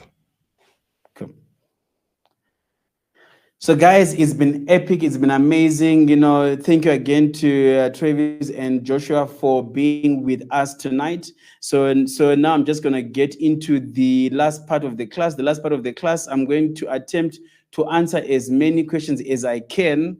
Officially, I only have 13 minutes before this class ends. This class ends at 10 p.m. South African time.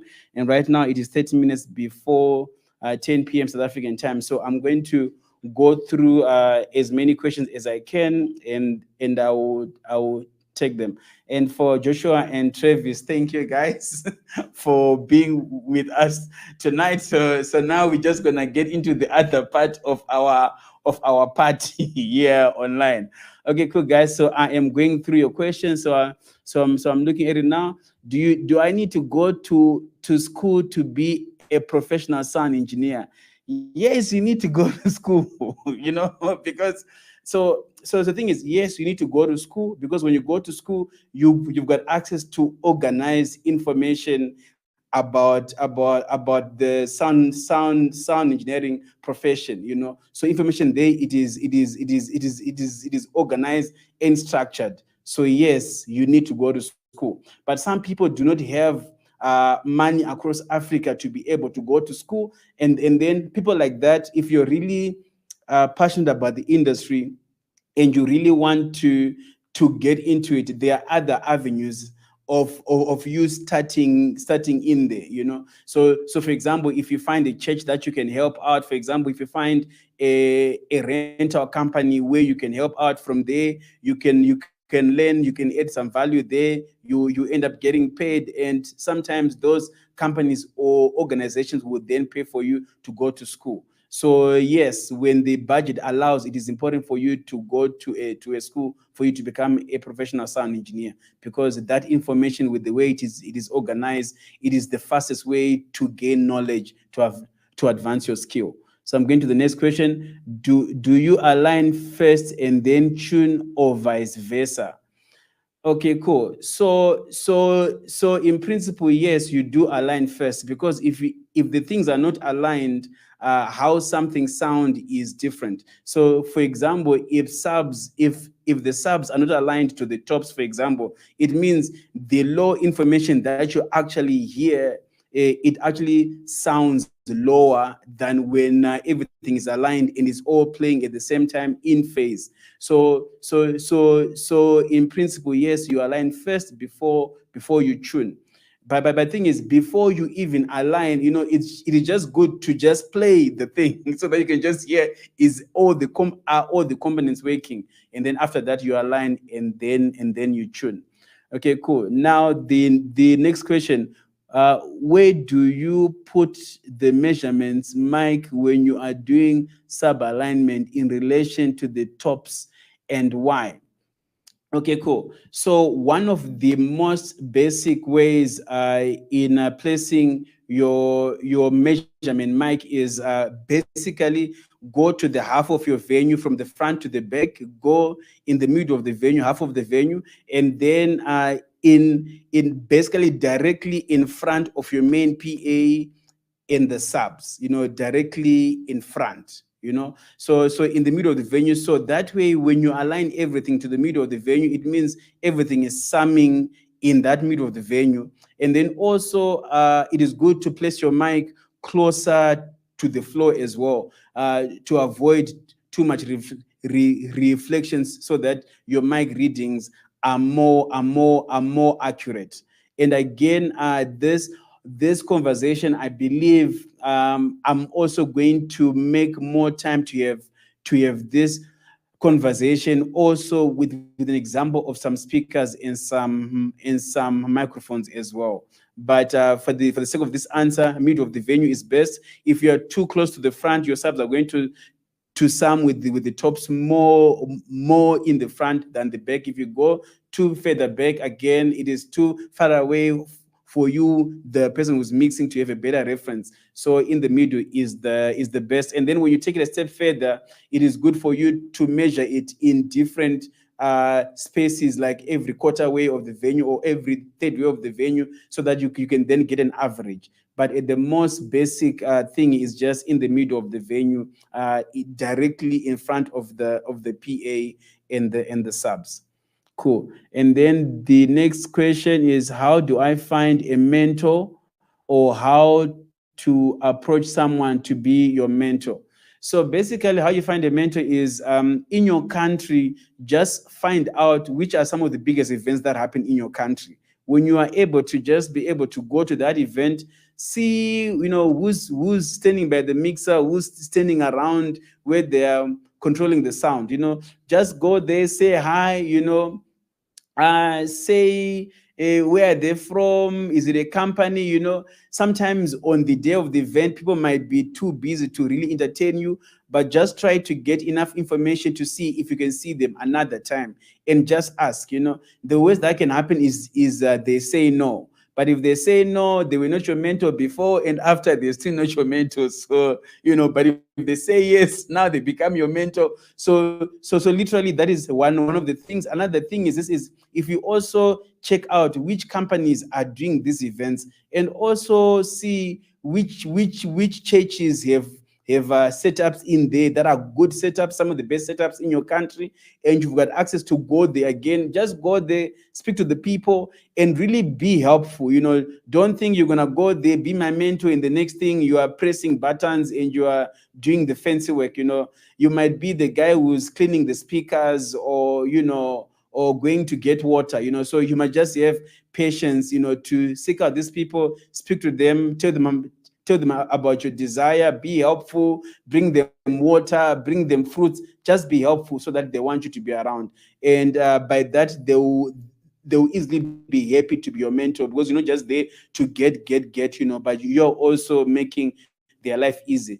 And also, this online platform as well, it's also an online mentorship class. So if you are taking part in every class as much as possible, if you are getting to basically look at every content that we are putting out, that's also another step. And for me, the people who engage the most are the people that I also bring into my inner circle, are also people that I can also recommend to my different strategic partners across the continent, be it churches or technical companies or sound engineers. But if you don't show certain commitment or seriousness, is really difficult for me to be able to recommend you. So now I go to the next question. I've always wanted to ask, what's the inspiration behind your hairstyle? Oh, the inspiration behind my hairstyle, basically it was a thing of, I wanted to be, if I am in a room, I must be able to stick out, because if you work across Africa, I'm a black guy inside a room of many black guys, so you just get lost in the crowd. So the whole thing was like, how can I be in a room and I can stick out, because I do many events in different places, so I get to meet so many different people. So sometimes it is difficult for clients to say, oh, we want that guy, his name is Remember. If they don't know my name, they'll just say, no, we want that guy, the guy with the hairstyle. So it just easy like that.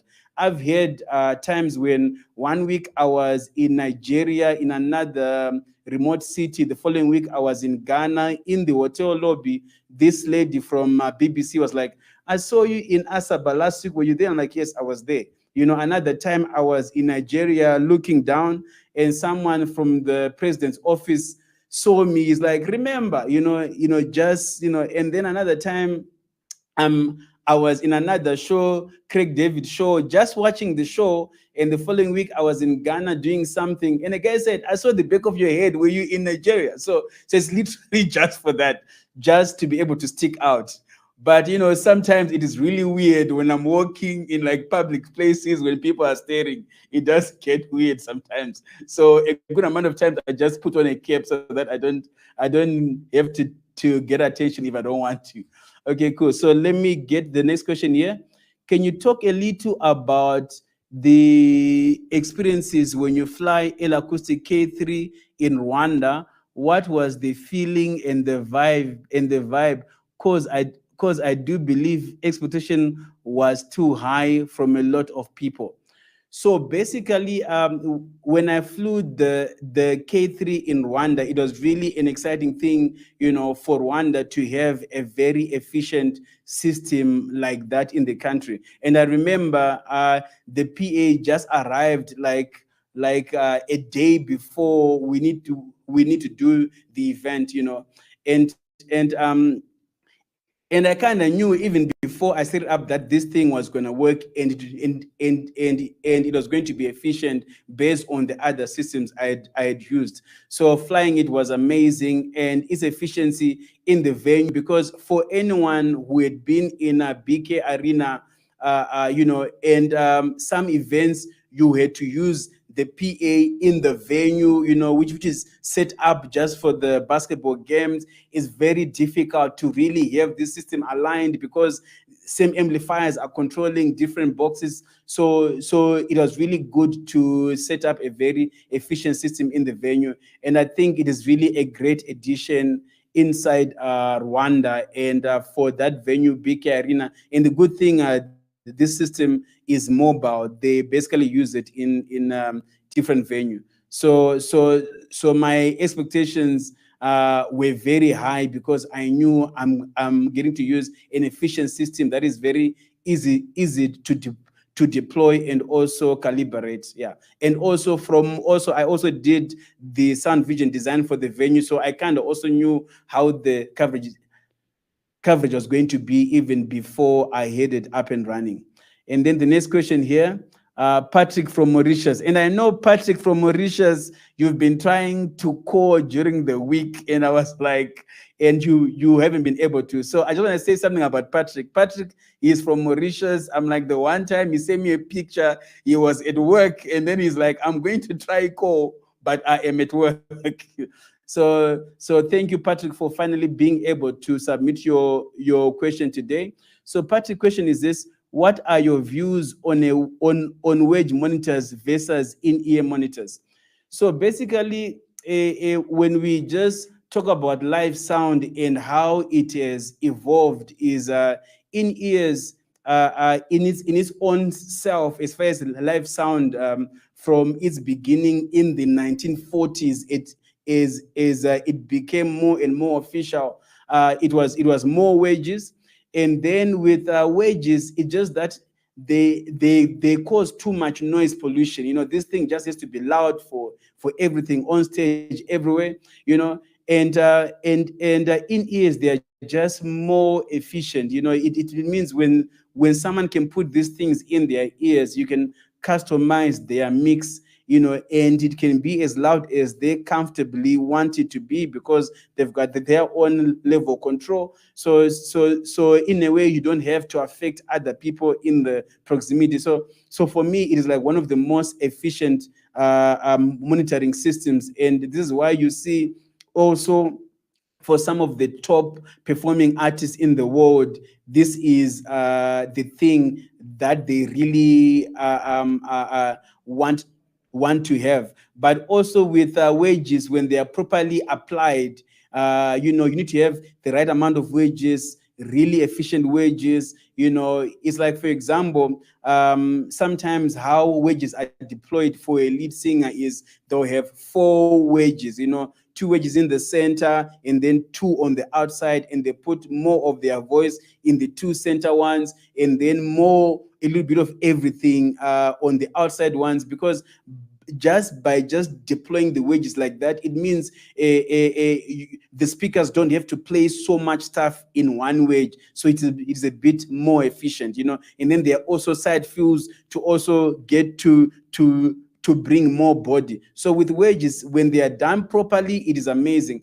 But if it is not done properly, it is very challenging to get the best result, because the moment you've got wages, you also introduce feedback. So it's just in-ears are like some of the most efficient ways to deploy monitoring on stage.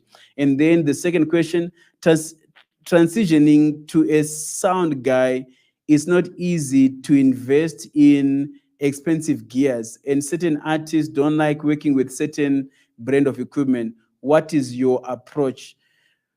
Okay, cool. So basically, at the end of the day, you can only really invest in what you can afford. That is the first step. Then the second step is, if the market, be it your artists or people who want to hire equipment from you, if they want a certain brand and there's enough people who want that brand, if they are willing to pay the money to buy that brand, I think it is also an intention and as a goal for yourself, as someone who's a sound engineer who's got the resources to also invest in equipment, to invest in what the market wants. Because when you're not careful and you just stick to, guys, this is what I have, this is what I can afford, it's either you can work with what I have or you don't work with me. Sometimes when there are other people who come into your marketplace, if they invest in the right things, you can start losing business. So this one, it's really when you start with what you can afford, and then as you grow to also what the market is also wanting from you. And then also sometimes when the budget when the budget allows and also the investors allow, also invest in some of the technologies that make the work much more easier and simpler. Yeah, just on that, at a personal level, I've invested in like different amazing systems. Like for monitoring, there's a system called the Clang system. It takes the monitoring system just to another level.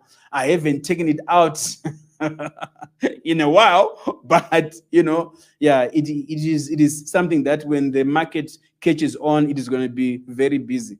Okay, cool. Now the next question here I'm going to take is, okay, guys, so I've got only 3 minutes and then I'm going to close our class for tonight, and I'll see you in the next class. So I'm going to take 3 more questions and then I close the class for tonight. Thank you again, guys, for coming through. So the question is, in regards with RF, does Shure offer any training in South Africa?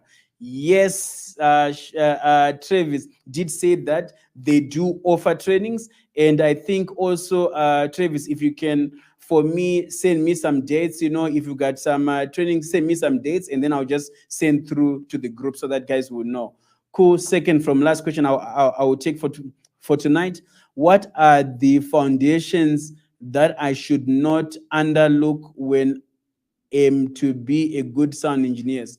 Some of the foundations not to underlook is your character. You must have a good attitude. Don't be in a hurry to get to do the fancy things in sound. Just have a cool head, cool character. I'm like, if you're not doing the fancy stuff, it's okay. Just take on basically what you are given to do, but also have a hunger to learn and also research on the fundamentals, the history, the underlying principles, and all of these things. You basically can speak to people like myself, be part of the classes as we are talking. Like today, I had two guests as they are talking. Write notes, see things that you don't understand. Search more on that, learn more on that. Some of the things that I've learned that are like some of the most amazing things has been through manuals. I'm like, as I go through manuals, there are things that I won't understand, but by just going through them, it then gives me time to also research on other topics. As I attend different courses from brands as well, as I'm learning in there, it gives me things to also research more on. So this is going to be my last question for tonight, guys. uh, can you recommend a standard cordless shower mic? Travis, I'm sorry, man. I'm just gonna have you take this one, and then I close the night. Yeah. A standard cordless mic. Yes. Well, I mean, if you want to go standard, we'd be talking about the SM58. But I've got my favorite go-to for the guys who aren't necessarily running with in-ears is the capture, at least if you want it on wireless.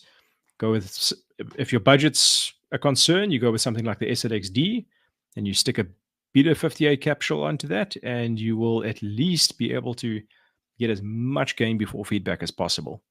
If you go with more sensitive microphones and you're still using open wedges, and those open wedges are not very stable, then you will tend to get the issue of feedback.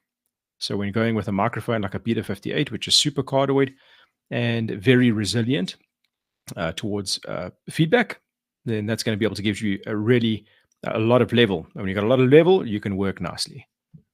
Cool. So Beta 58 with an SLX D2 is a nice place to start. Thank you. Thank you for that. So cool, guys. Just for me to feel good, I'm gonna take one last question. How do you branding and marketing yourself to attract potential clients? Also, how do you layer out your prices accordingly? How do you raise your price after a while? So basically, for me, one key thing before you get into branding and marketing, your work must be able to speak for itself. That's, for me, is the first thing, because you can brand and market all you want, but if your product is bad, people won't want you just because your product is not great. So after you have refined your skills and you offer a great skill on the market, then branding and marketing is literally how you present yourself. I'm like, you must be intentional in what you wear when you are working. Don't be grabbing any other black t-shirt or whatever, and just go to site. Be intentional what you wear when it is set up, and when you're also running an event. When you just start with that, marketing is literally going to be people speaking to other clients, speaking about your work, and also when you get onto a job, even two different people working on that project, they both know you and they both like you. But when you take it a step further, literally, as much as possible, archive the different events that you do. That way, it helps. For example, I had a client one time, the first job that I did for MTV Base, the executive producer asked for my profile. I sent my profile and I sent images of like different projects I'd done, and I got the job, and I basically did events for them across Africa. So that's also part of your marketing that you can also put in your profile. And then pricing at the end of the day, the market also kind of decides how much they pay. Hi guys, how you doing? My name is Remember Chaitezvi. I've been a live sound engineer for the past 22 years and I'm just excited and so pumped. I'm looking forward to see you in my next online mentorship class on 15 August at 9 p.m. South African time. For you to register for the class, there's a link in my bio on Instagram. You just go to the link in the bio, register for the class, and also join the WhatsApp group, because in the WhatsApp group, I give updates for any other classes. So I'm looking forward to see you on 15 August at 9 p.m. South African time. Thank you very much. Bye for now. All right, hi guys, how you doing? So first of all, my first guest today is Richard Smith. Richard Smith is the brand manager for L Acoustics in Southern Africa, and basically in Africa. He works for DWR. So basically, one key thing about live sound engineering is, you know, you can do sound engineering for a very, very long time, but if the equipment that you use is amateur equipment, you are kind of considered as an amateur sound engineer. So one thing that I also aim to do with these online mentorship classes is to raise awareness for some of the top brands in the world, so that you know about them, so that when the opportunity arises for you to buy the right equipment, you have good guidance. So please, right now, I want to welcome Richard Smith, the brand manager for L Acoustic across Africa. Richard Smith, welcome, Richard Smith. How you doing? Hi, Remember. How you doing? I'm good. It is really amazing to have you here, you know. And thank you very much for taking the time to come through. So, Richard, in principle, I just want to basically talk about what is L Acoustic, what is that brand, what is their history, what exactly do they do, and who actually uses them. Yeah. So, Okay. if you can just talk a bit on that. Yeah. Okay. Well, actually, I was recently at the ISE conference in Barcelona and attended a function there for L Acoustics, who was celebrating their 40th anniversary. So the company is 40 years old this year. It was started by a man called Christian Hale, who was a physicist. He worked at CERN, which is the nuclear facility there in sort of on the border of Italy and Switzerland. And basically, he was a physicist and he was a good scientist, but he had a love of music and a love of women. And he used to have lots of friends in the sound industry, and he used to go to the old concerts and look at the old-fashioned sound systems. And he thought to himself, this isn't working. There's something not quite right. So to give you an idea, I don't know if you remember the old systems like the Turbo Sound flashlight and floodlight and Nexo Alphas and EV MTL4s, those type of things, where you had rows of speakers. So you had maybe like 4 speakers in a row and then 4 speakers down, and each speaker pointed to a section in the stadium. But the problem was that the low end in those systems coupled, because the woofers, you know, in each speaker were within a specific distance of each other, but the high end there was potentially destructive interference. So how can Christian Hale came up with a way of explaining this? So he said, you know, if you have sound in a small venue with one person talking, that's like throwing a little pebble in a pond, and the waves that come out from that pebble are very even from where the pebble hits the water. But if you want to make that wave bigger, you use a bigger and a bigger pebble, or it becomes a stone and a rock and so forth. But at some point, especially in live sound, it becomes impossible to get one boulder that's big enough. In other words, so in sound, you cannot make one speaker that is big enough to transport around that's going to fill a whole stadium, right? He came up with the idea, why don't we basically take a whole lot of elements that are exactly the same and put them together to make one source. And that's how the line array was developed. So he, in fact, invented the monitoring line array. Yeah, Richard, correct me if I'm wrong, but there seem to be some thinking. I don't know if it's correct or not, or if it's just talking in the corridors, that like L Acoustics to some extent wrote the book for Well, they line did. arrays? He basically wrote what we would call, I guess, these days a white paper on it. So it was a scientific paper outlining the mathematical principles that would make this work. So he almost first did it as a academic exercise, and only later did it become a commercial thing, because he was doing it out of curiosity, just to see that it would work. And there were 5 rules, which became what L-Acoustics now call their wave sculpture technology, which basically make the system work. And since then, obviously, many other manufacturers have tried to copy it, and they can copy it to some degree, but there are certain things that are patented. And so, but essentially, they all now follow a very similar principle. But in the very early days, people laughed at him and thought, you know, he was a mad scientist and it wouldn't work. But slowly but surely, it replaced everyone. And a lot of those other manufacturers, you know, they were at the time top of the riders, and they were enjoying great success. And before you knew it, VDOSC at the time became the world's leading PA on riders, because it was so efficient and worked so well. And then, out of interest, in terms of line array systems, is L-Acoustics like the first people that came into the market with a line array system? Yeah. Okay, cool. All right. Okay. So VDOSC was quite unique, and basically at the time they were very selective about who they allowed to buy it, because it needed a different way of thinking. In the old days, you'll remember when we went into stadiums, we almost kind of, you know, looked at the stadium, and you know there wasn't much measurement involved, and it wasn't very scientific. And so L-Acoustics were the first people to say, well, you have to measure the stadium properly. You have to, because the speaker is so accurate, you now have to aim it at the right place, and all of that type of thing. So there was very little wasted energy.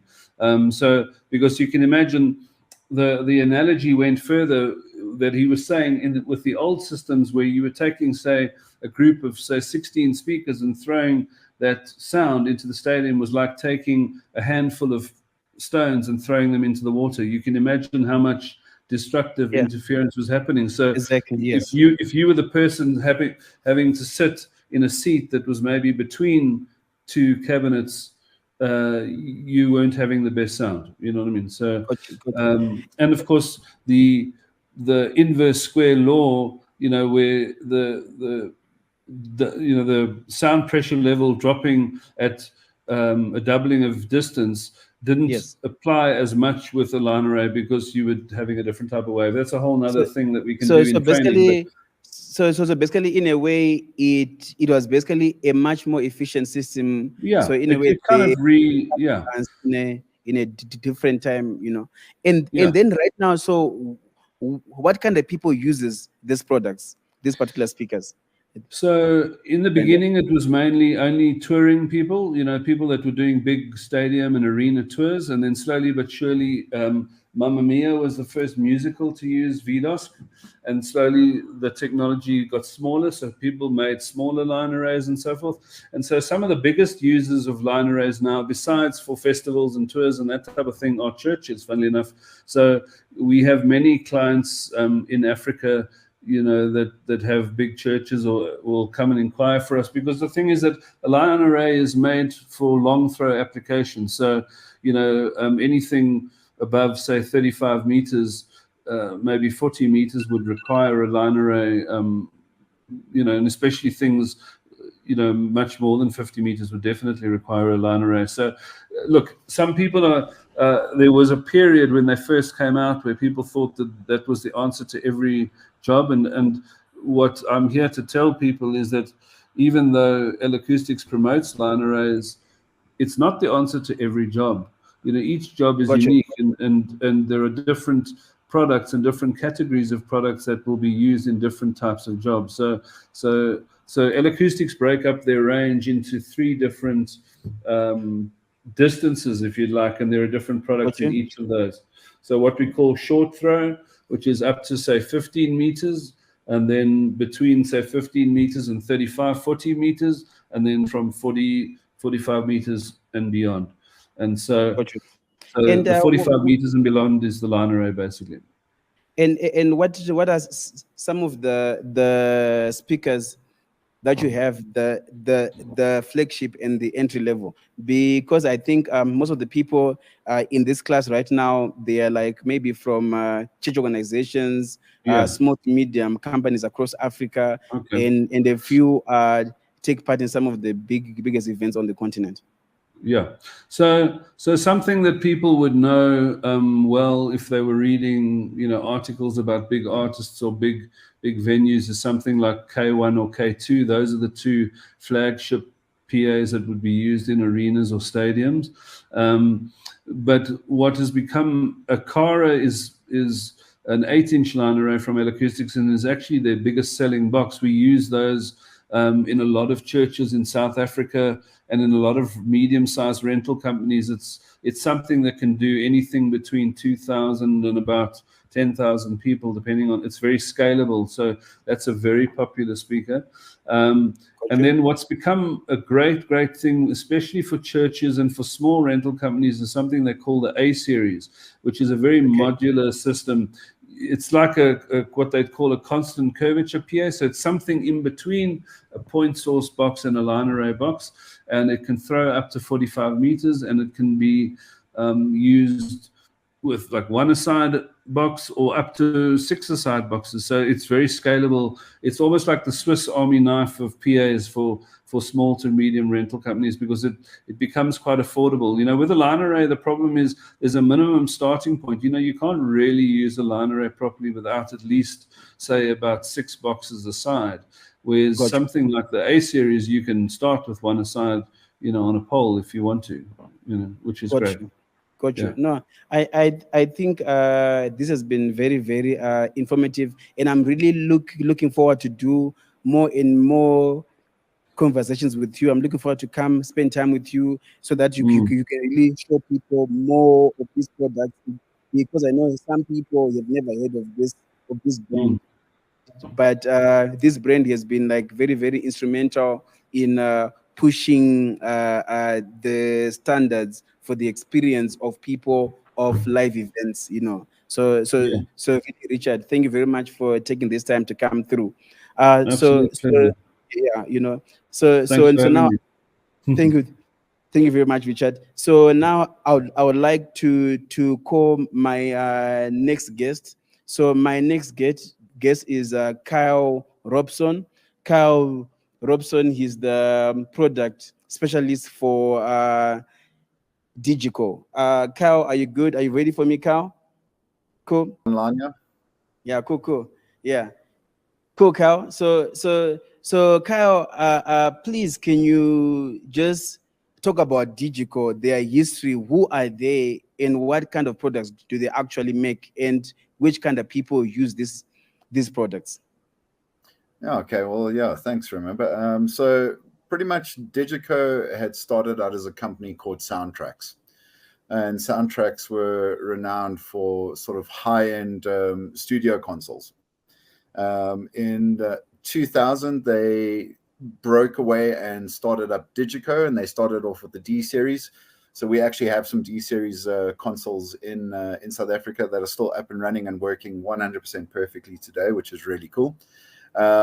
From the D series, they started with the SD series, and that would be the first console would have been the ST7.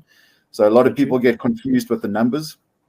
And Digico have made it even harder with the numbers with the latest consoles. But ST7 was released in 2007, ST8 2008, ST9 2009, and so forth.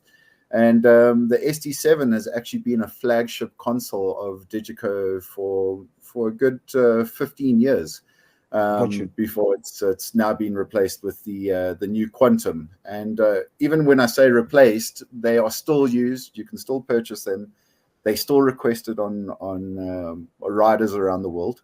And they are notorious for being just a very high-end console brand that will cater, for a lot of the shows that are out there.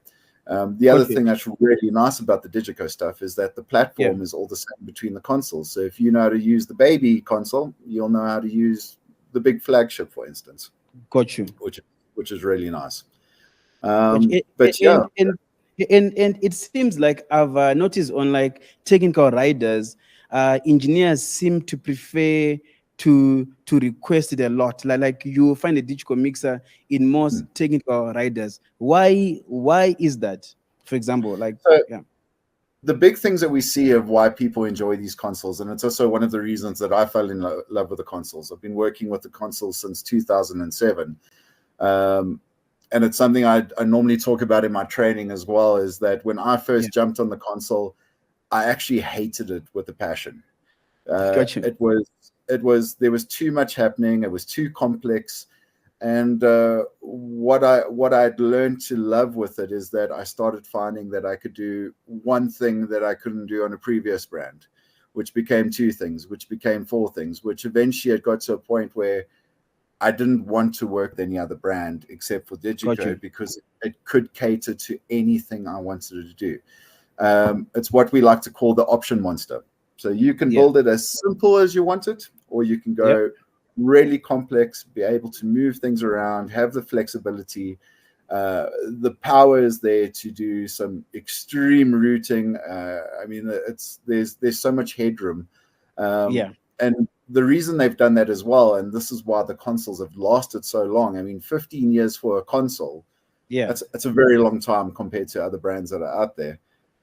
They future-proof their consoles like crazy, which is, you buy a console with X amount of channel count one day, and a couple of years down the line, you've doubled the channel count. Just with a little bit of software, which is very nice. Yeah, and I've seen that with the digicals. Yes, they are very versatile. You can do a lot. Like you can do a lot.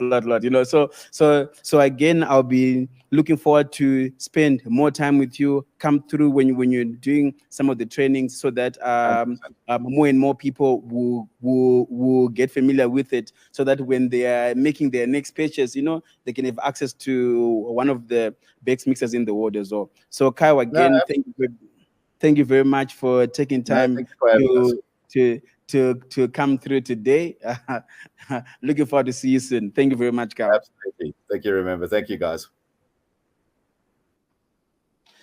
Hi guys, so that was Kyle and Richard. Kyle was the head product specialist for Digico, basically one of the best mixers money can buy in the world. And also speaking to Richard Smith, who's the brand manager for L Acoustics in Africa. Basically, these speakers are some of the best speakers money can buy. I also see on the questions, some people are asking for the pictures, right? So in my Instagram account, in my link, in my bio, there's a link for a WhatsApp group. So I will share pictures again in that WhatsApp group as well. So with that, that's good. And also, guys, please keep on sending questions. Please keep on sending questions. I will start taking those questions, answering them one by one. Just now, please keep the questions coming. Keep the questions coming. I'm just gonna bring in a surprise guest of mine, guys. G, are you there? G, are you there? Okay, cool. One of my good people. I just want to see if he's still there. G, are you still there? Yeah, I'm good, brother. So I'm just gonna want to say G is basically one of the most amazing sound engineers based in South Africa. He even came through today to help me set up, and now he's just there checking to make sure that everything is everything. So G, I just want to talk to you for just a few minutes, G. Like so roughly, G, how long have you been a sound engineer? How long have you been working in the space? Yo, remember, I would say close to 20 years, man. I started around 2005, as we spoke earlier today. Yeah, around about 2005 is when I started out. Yeah. Cool. And G, the guys that you have seen who have shined as sound engineers, if we had to break it down to like maybe 3 character traits, what would you say has been like some of the guys who really become outstanding in this work and really excel and really excel with like sustainability, you know, like if you had to pick like 3 traits, what are some of these things these guys have? Character traits, I would top 3. I would have to put attitude as number 1. Your attitude has to be right from the beginning. You gotta be humble. Got you. You gotta, you gotta take everything in your stride, you know. Got you.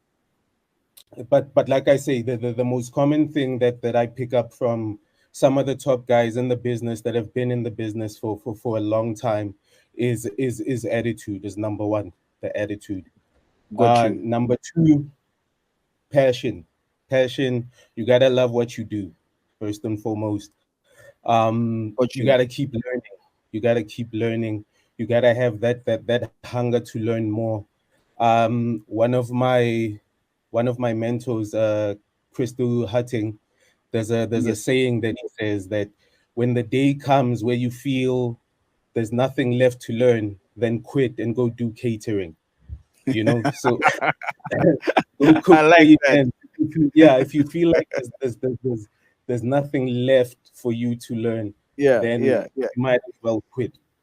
I And like that. I like thirdly, that. yeah, man, like if you think, I mean, like I said, I've been doing this since 2005, and here I've signed up for this mentorship class. That I feel like there's so much more to learn, to gain from the likes of you, the likes of Richard, the likes of Kyle. Okay. Yeah. So I'm always looking to learn and find out what's new. How can I, take it to the next level?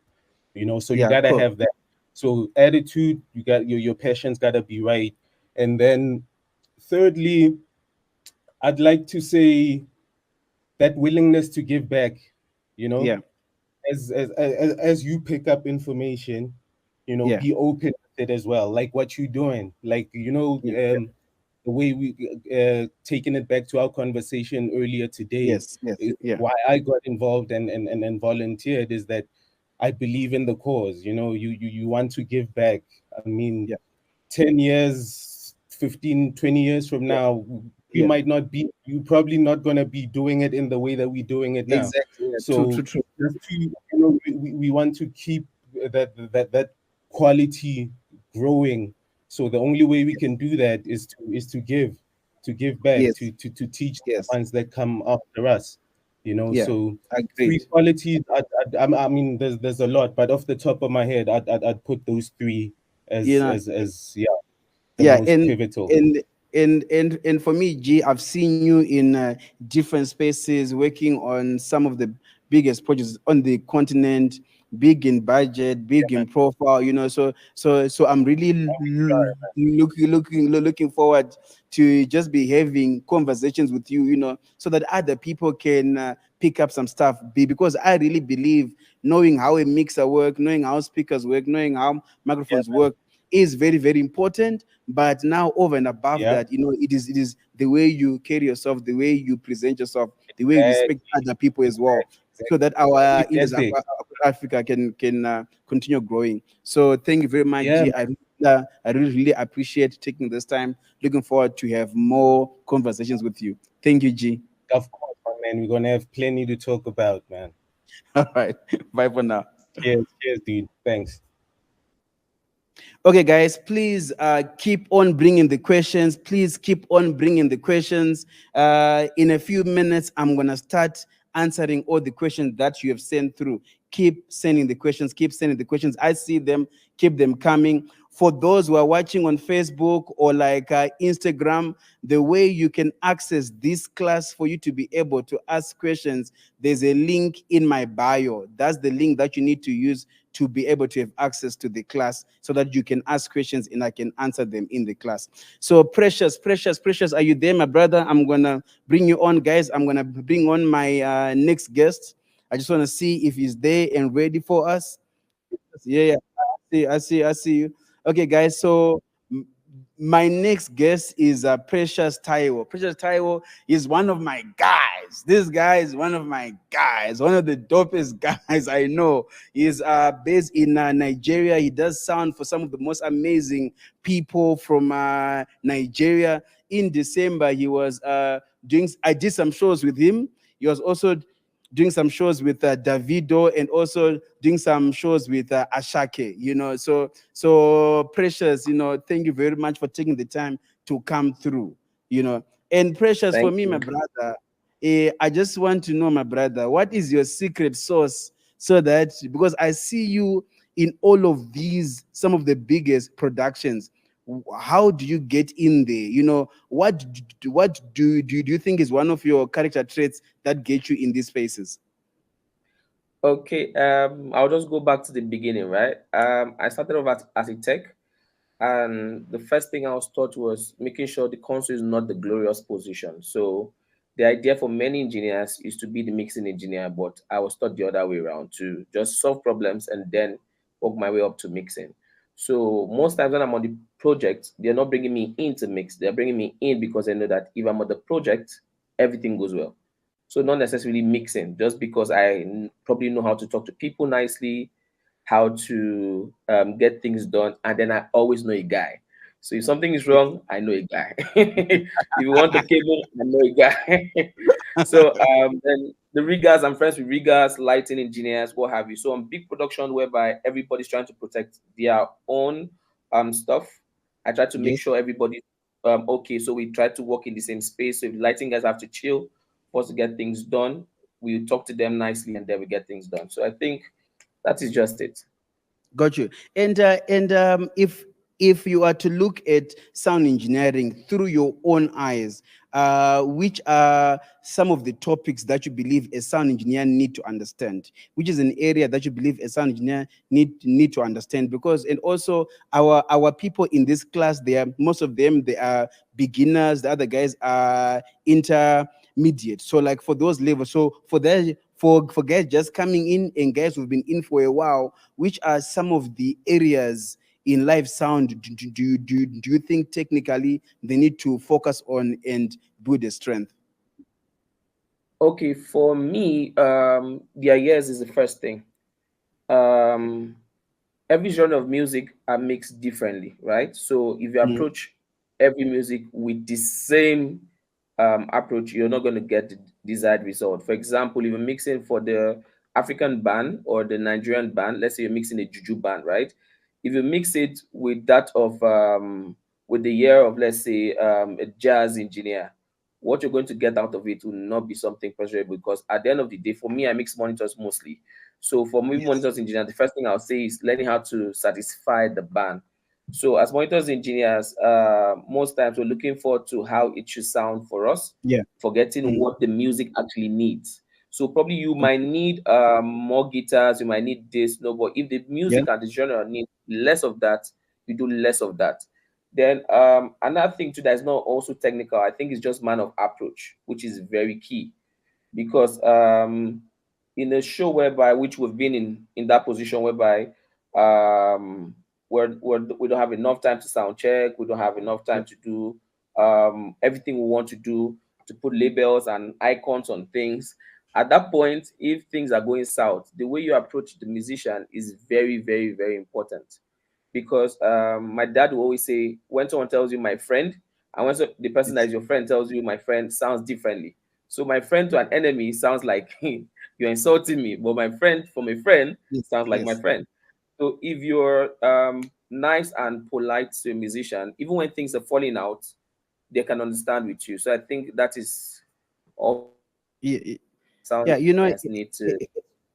Yeah, and on that last point, I totally agree with you. For me, I always say, if you build a good relationship with the artists, when there's a problem, it's our problem, and we're all working together to fix it. It's no more the sound engineer's problem and the artist on their side. That whole connecting with everyone, and not only the artists.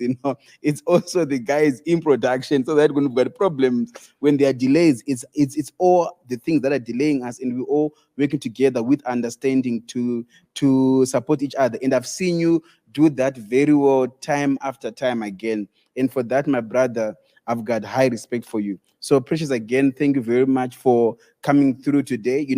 Looking forward to have more and more conversations. And then you know what, they just something, this is just personal. I like Ashake, man. I love his music, and I'm like, this guy has been in the scene, is it like 2 years or 3 years or something like that?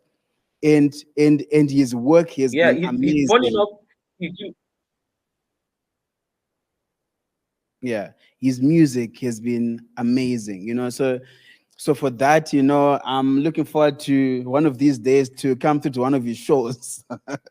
Hopefully you're going to be coming to SA soon, but if I'm in Lagos on the next show, I am coming through. So again, thank you very much, Precious, for making the time to come through today. Looking forward to have further conversations with you. Thank you, Precious. Bye for now. Thank you. Okay, guys, I'm gonna start answering questions right now. Okay, guys, so thank you everyone for coming through into this class. And remember, this class is called Online Mentorship with Remember Chaitezvi. And the whole goal has been, like, not many people have access to sound engineers who've got vast experience on like different projects.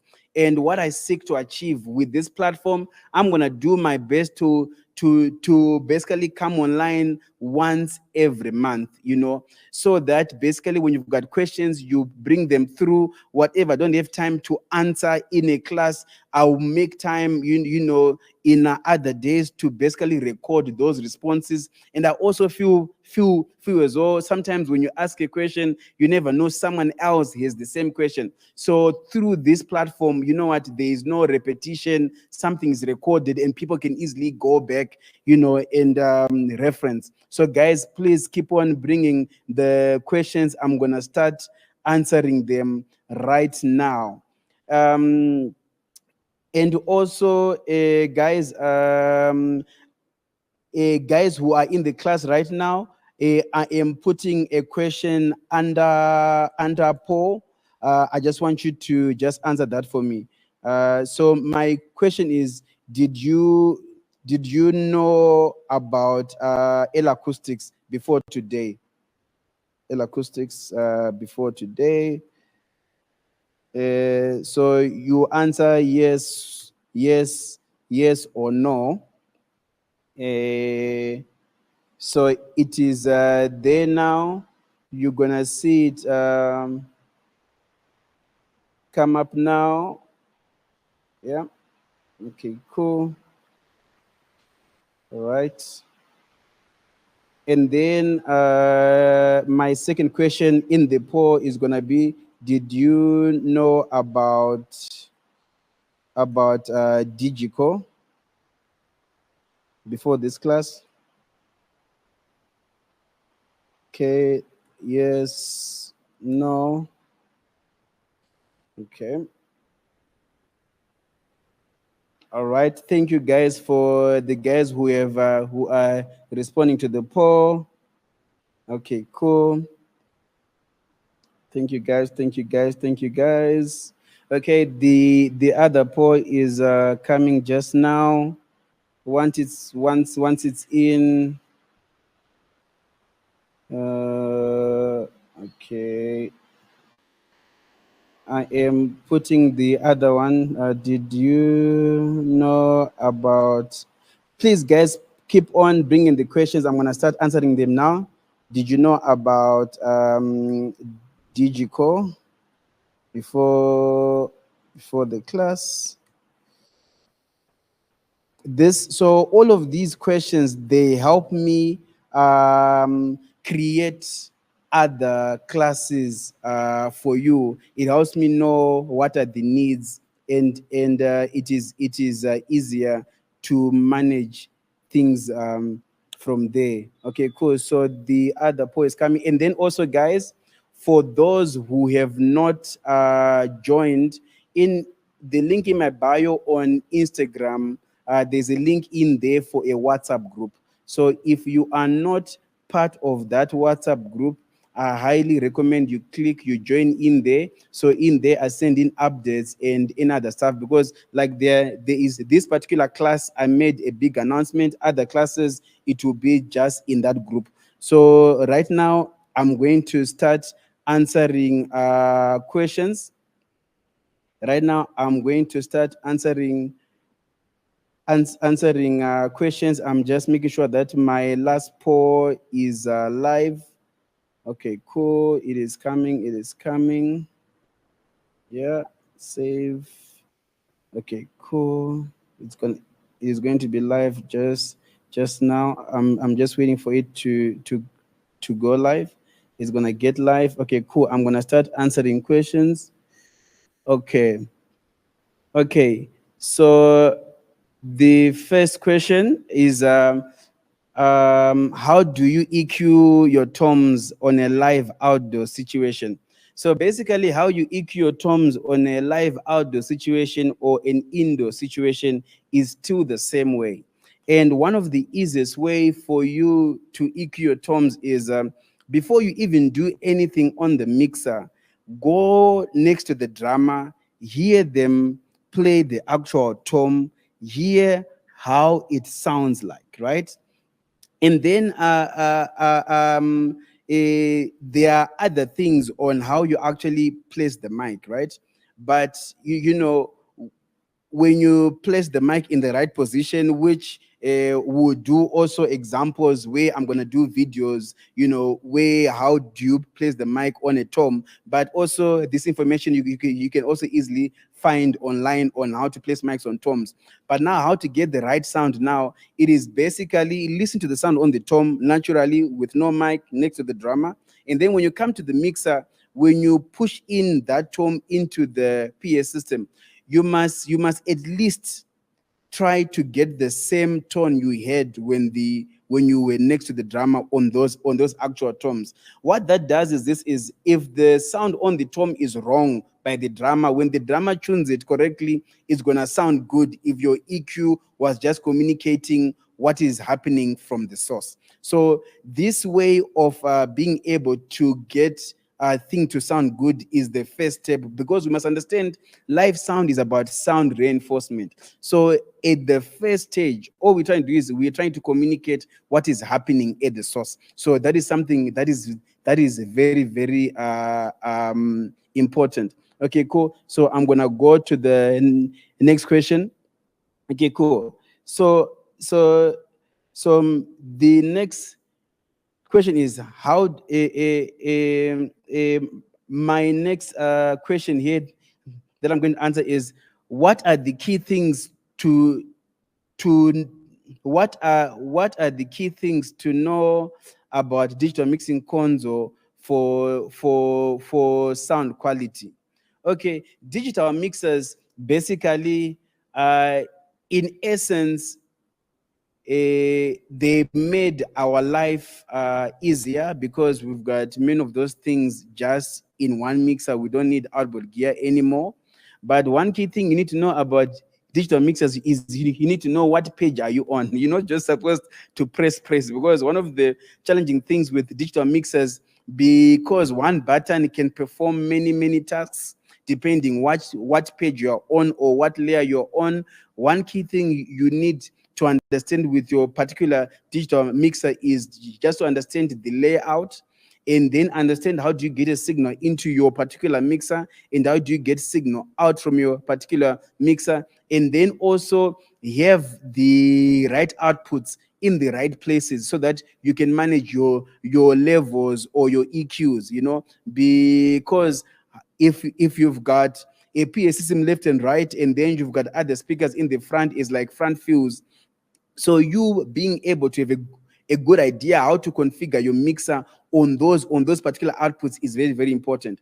And then also with digital mixers, sometimes when you don't know, you can think your EQ is working, whereas the EQ is off on that particular channel. So one thing with digital mixers is you need to know exactly what are you touching and what is it affecting and what page are you in. One of my mentors said when digital mixers came in for him, what he would do was he would have a notebook. Every change he made on the digital mixer, he basically took a note of it. But this was like in the early stages of like digital mixers, because it was just because you're having to flip through so many changes, you may forget what you have done. But now more and more people are now kind of like accustomed to them right now. So it really is just understand your mixer, understand the layout, understand what does what, and then use it, but don't use it to extremes, because the first thing is get signal in, get signal out, and it must sound like the source. Because what we're doing in live sound is we are always reinforcing, we're making what is happening at the source to be heard by many people. Cool. My next question is this, and this is someone from Cape Town just saying thank you. My next question is this: the importance of show files and what's the best way of going about them. So in principle, because before, when we didn't have digital mixers, you literally had to write notes of where are the knobs, where's the gain, where's the EQ, where are the faders. But now with digital mixers, if you've got 3 bands performing, it means if that day is, for example, if that show, for example, is a show for, let's just say, L Acoustics, okay, let's just say music festival, okay, so let's just say cultural music festival. You're doing a show called cultural music festival. So when you get to that particular venue, you need to configure your mixer for that particular event. So for you now, because this mixer was coming from another show, it means you need to reset it and create your show. So that is why you create a show file to save that particular show. And then now, once you have saved your show, inside show now, there's also things called scenes. Some mixers call them snapshots. It is basically now inside the show file. If you had 4 bands performing, band A, band B, band C, you can literally then save snapshots for each band, so that when the show is running, when they say band A is coming to the stage, you can easily recall your settings and everything goes to what it was during sound check when you did a good feel, and you know this is the best start for this particular band. So basically that's it with the show files. So now with different mixers, how they save these files is different. The scope of what they save is different. So this is something that you then need to understand with your particular mixer. What is the scope? When I save a file, what exactly am I saving? So that is one thing that you need to understand. So someone asked, software to use as a beginner sound engineer.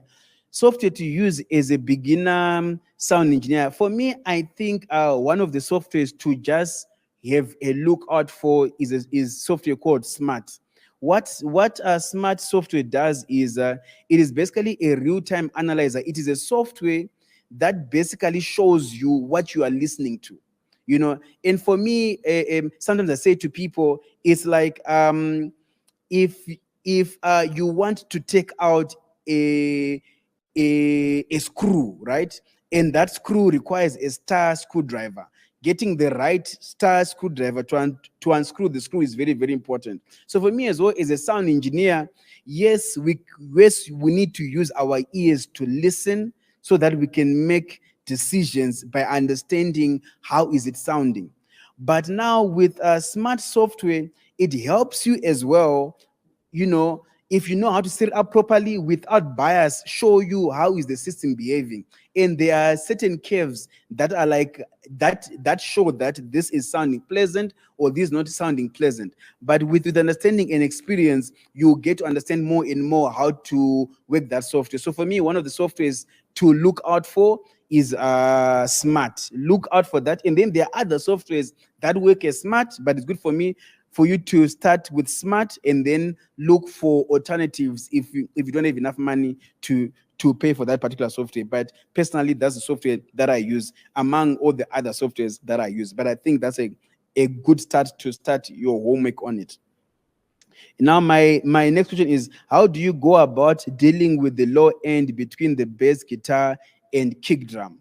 So basically, in principle, the kick drum and the bass guitar, when they are all populating the same frequencies, there's something that happens that is called masking. You lose definition. So in principle now, the kick drum is more about hearing the attack and the beat of the thumb. Those are the key things. And the bass guitar is about hearing the body of the low end, you know. So basically, with that understanding now, it then means in terms of as a basic principle, because even if you go to a bass guitar player, when you hear him play and you go to a bass combo and you listen to the bass amp, you hear how it rumbles. You hear how it rumbles. If you go to a kick drum, it goes like pop, boom, you know, it doesn't go, you know. That is what you then do when you're doing creative EQing. So like at the starting point, if you are able to hear the kick attack and then hear a bit of the thump, that is good. In the bass guitar, you're supposed to hear the whole body of like low frequency. You know, if you start off like that, that is a very good starting point for you to be able to hear the kick drum in the bass guitar. One of my mentors taught me that, you know what, when he does sound check, he brings in the drummer and he brings in the bass guitar like 20 to 30 minutes earlier before the rest of the band, because he understood when you have your nice balance between those key elements on the low frequencies, it really serves as a very, very good foundation for the rest of your mix. Now, the next question is, how do you get separation between instruments? So basically, in principle, one tool that we use in sound engineering to have separation between instruments in a mix is basically EQing, right? So EQing, for example, if I have, let me just say I've got 40 people singing and they are holding microphones, for example, right?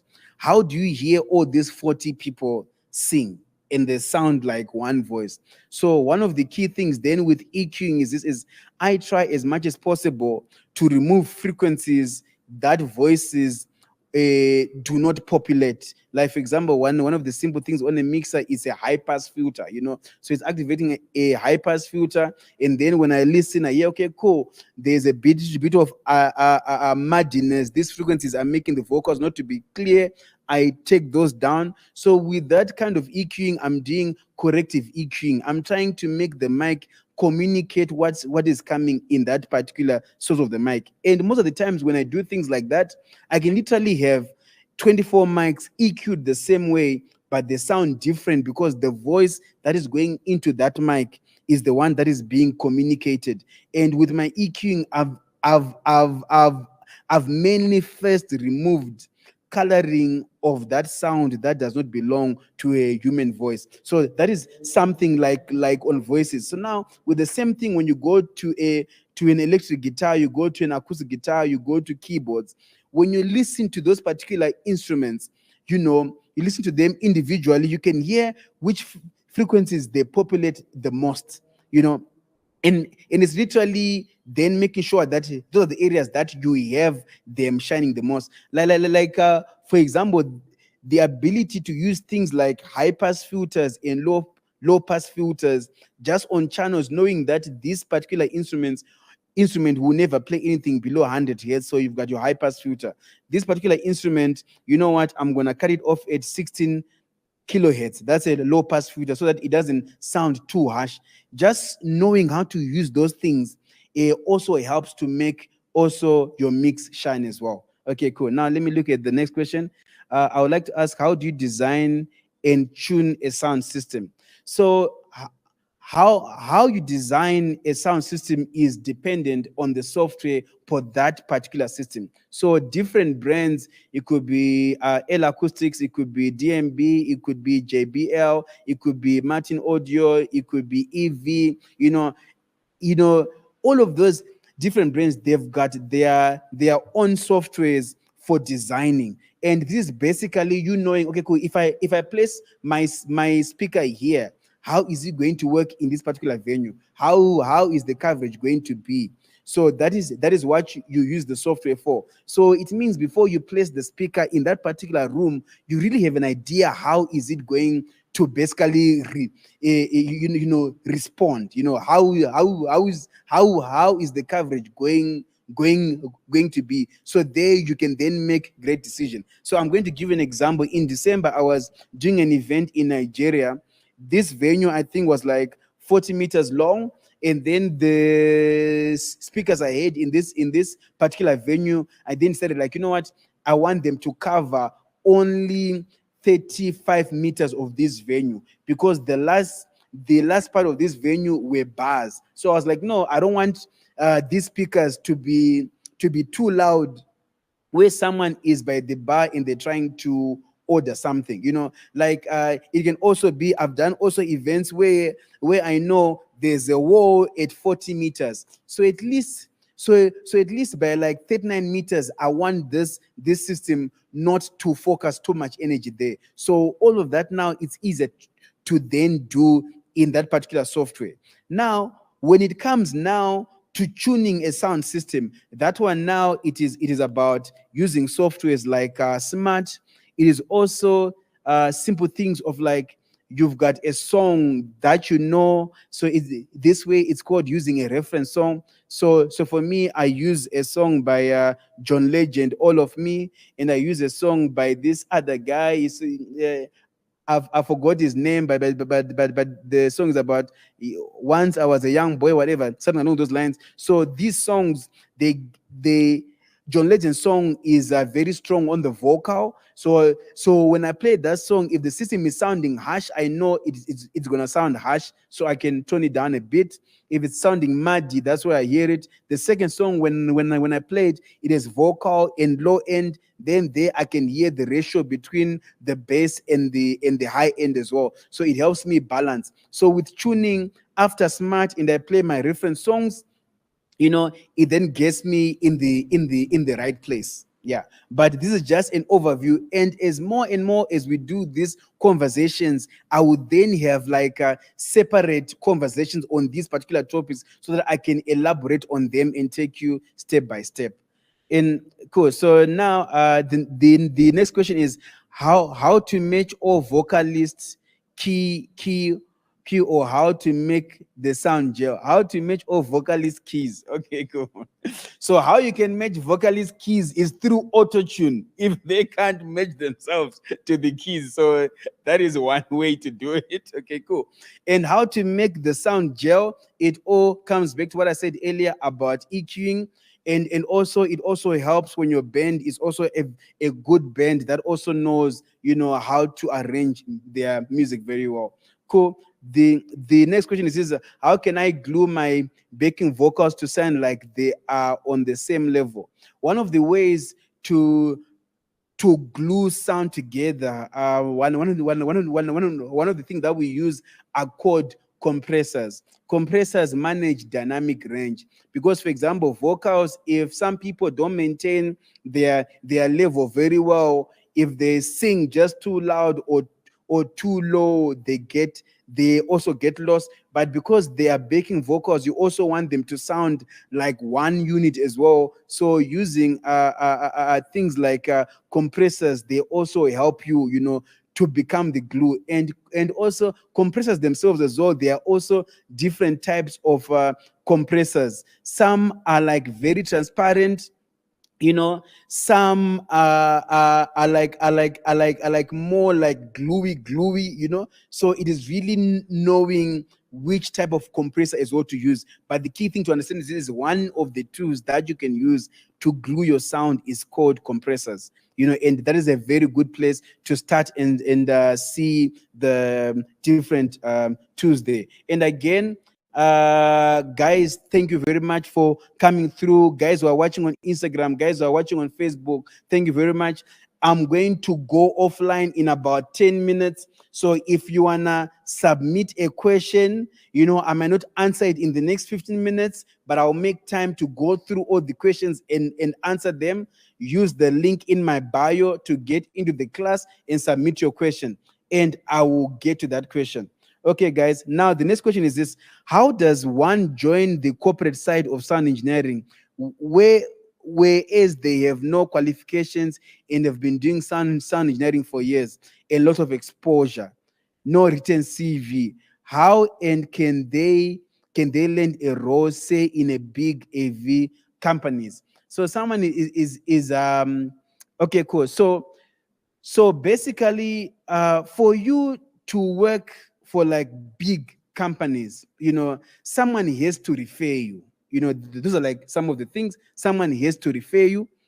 But also, if you reach out to these companies and you have experience and your work speaks for itself, there's a chance that they may give you an opportunity. But there's also one of the ways that I've heard that other people have gotten into some of the biggest companies. It is through just arriving at a door. You knock the door, you say you're a sound engineer, you say you're available, and then they'll say, sorry, right now we've got our own guys. And then you say, okay, guys, am I able to come help out in your warehouse? You don't have to pay me. Can I come and help out in your warehouse? If you've got some form of a track record, someone knows you, you can say what you have done. Sometimes, the door opens, you get in, you start helping out, whether it is cleaning equipment, fixing cables. And for me, I always say, when you help out like that at a warehouse, there's always a day when everyone is not available and they need another guy to go do a job. That's also your way in. But some people, they just want to get into a big company, and you want to get in into a big company, and you want to be recognized already as someone who knows what they're doing. And things, you must understand, the bigger the company, the higher their reputation as well. So they won't really just take a chance on someone that they do not know and also does not have a reputation, and also no one who's reputable is also recommending them. So really, it's just getting yourself in this space. And for me, this is what this online mentorship is about as well. If you attend enough of my classes, if you come help when I set up, if you watch all the videos, if you engage with all the stuff, if you get in touch with me and you show me what you are doing, I'm like, if you tick all the boxes, I will not mind even make a recommendation. Yeah. So that's the answer on that. Now the next question is, how do you mix your drums in an online live stream? So basically, when you are mixing things for a live stream, or you're mixing things for TV, one of the key things is managing dynamic range. You need to know your levels. So for example, your drums can sound amazing in the PA system. If your feed to stream, if you're driving your things too hard, if your loudness level are above what is recommended by the particular place where you're streaming to, all of those things have effects on your sound, because those streaming places, they also have their own systems in place that basically starts managing the levels of your sound. So which means if you are running too loud, you're going to lose dynamics. When you lose dynamics, things don't sound well. It just sounds like flat. It's just a mishmash of things. So that's something to look out for. And as much as possible is have a different mixer to mix a live stream. This is also one of the best ways. So this way now, you're not trying to balance sound in the venue and also trying to balance sound for the live stream. But in the event that you don't have that ability, one of the things is basically have your separate output for live stream that you can control the levels on. Some people, they go on a live stream, they are sending left and right to the PA system, and they're sending again left and right to the live stream. Now, if it is too low inside the venue you're in, you push it loud for it to be good in the venue, but now on the live stream, it is bad already. So it's really just understanding those particular dynamics. So the next question is this. Hello, say, I'm 17 years old. How do I go about deciding what speakers to buy permanently for our church? So one of the key things in deciding what speakers to buy, for me, I always say, always know what are some of the best speakers in the market. Today, for example, we were talking about L acoustics. Just kind of, do your own research, go on the internet, it's free. Go on the internet, it's free. See with the kind of speakers in terms of size for your church. Is it a church for 100 people, 200 people, 1,000 people, 10,000 people, 20,000 people? See which kind of speakers work in that particular space, right? Just know, okay, this is the best in class type of PA to use. Okay, cool. How much does it cost? Okay, cool. You know, and then you see with your church, do they have enough money to pay for this kind of speakers that are flagship? If not, there are different options. But this is why also I am here. Hi guys, how you doing? My name is Remember Chaitezvi. I've been a live sound engineer for the past 22 years, and I'm just excited and so pumped. I'm looking forward to see you in my next online mentorship class on 15 August at 9 p.m. South African time. For you to register for the class, there's a link in my bio on Instagram. You just go to the link in the bio, register for the class, and also join the WhatsApp group, because in the WhatsApp group, I give updates for any other classes. So I'm looking forward to see you on 15 August at 9 p.m. South African time. Thank you very much. Bye for now. Okay, cool. So the first question I'm going to answer right now, there's Emmanuel just asked, is it possible to use Clang technologies for in-ears on a PreSonus Series 3? I think that's the model of the PreSonus mixer. So basically, for those who might not know, Clang Technologies is a monitoring system that has the ability for someone to be able to listen in 3D. So yes, it is possible for you to use that system with a PreSonus mixer, because for you to basically use the okay, guys. Guys, I see you guys at backstage. Guys, I've got some amazing people just waiting who are my special guests. Dio, if you can just mute your mic for me for a second now. Cool. Thank you. Okay, cool. So I was just talking about the Clang system. It's basically a monitoring system.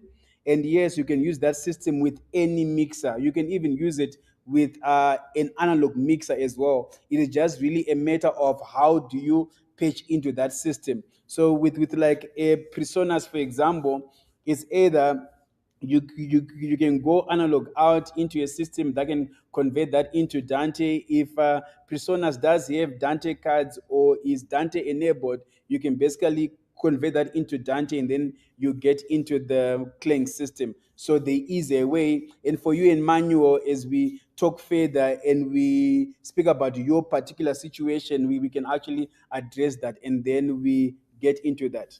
So right now, I'm just gonna bring some of my special guests onto the table.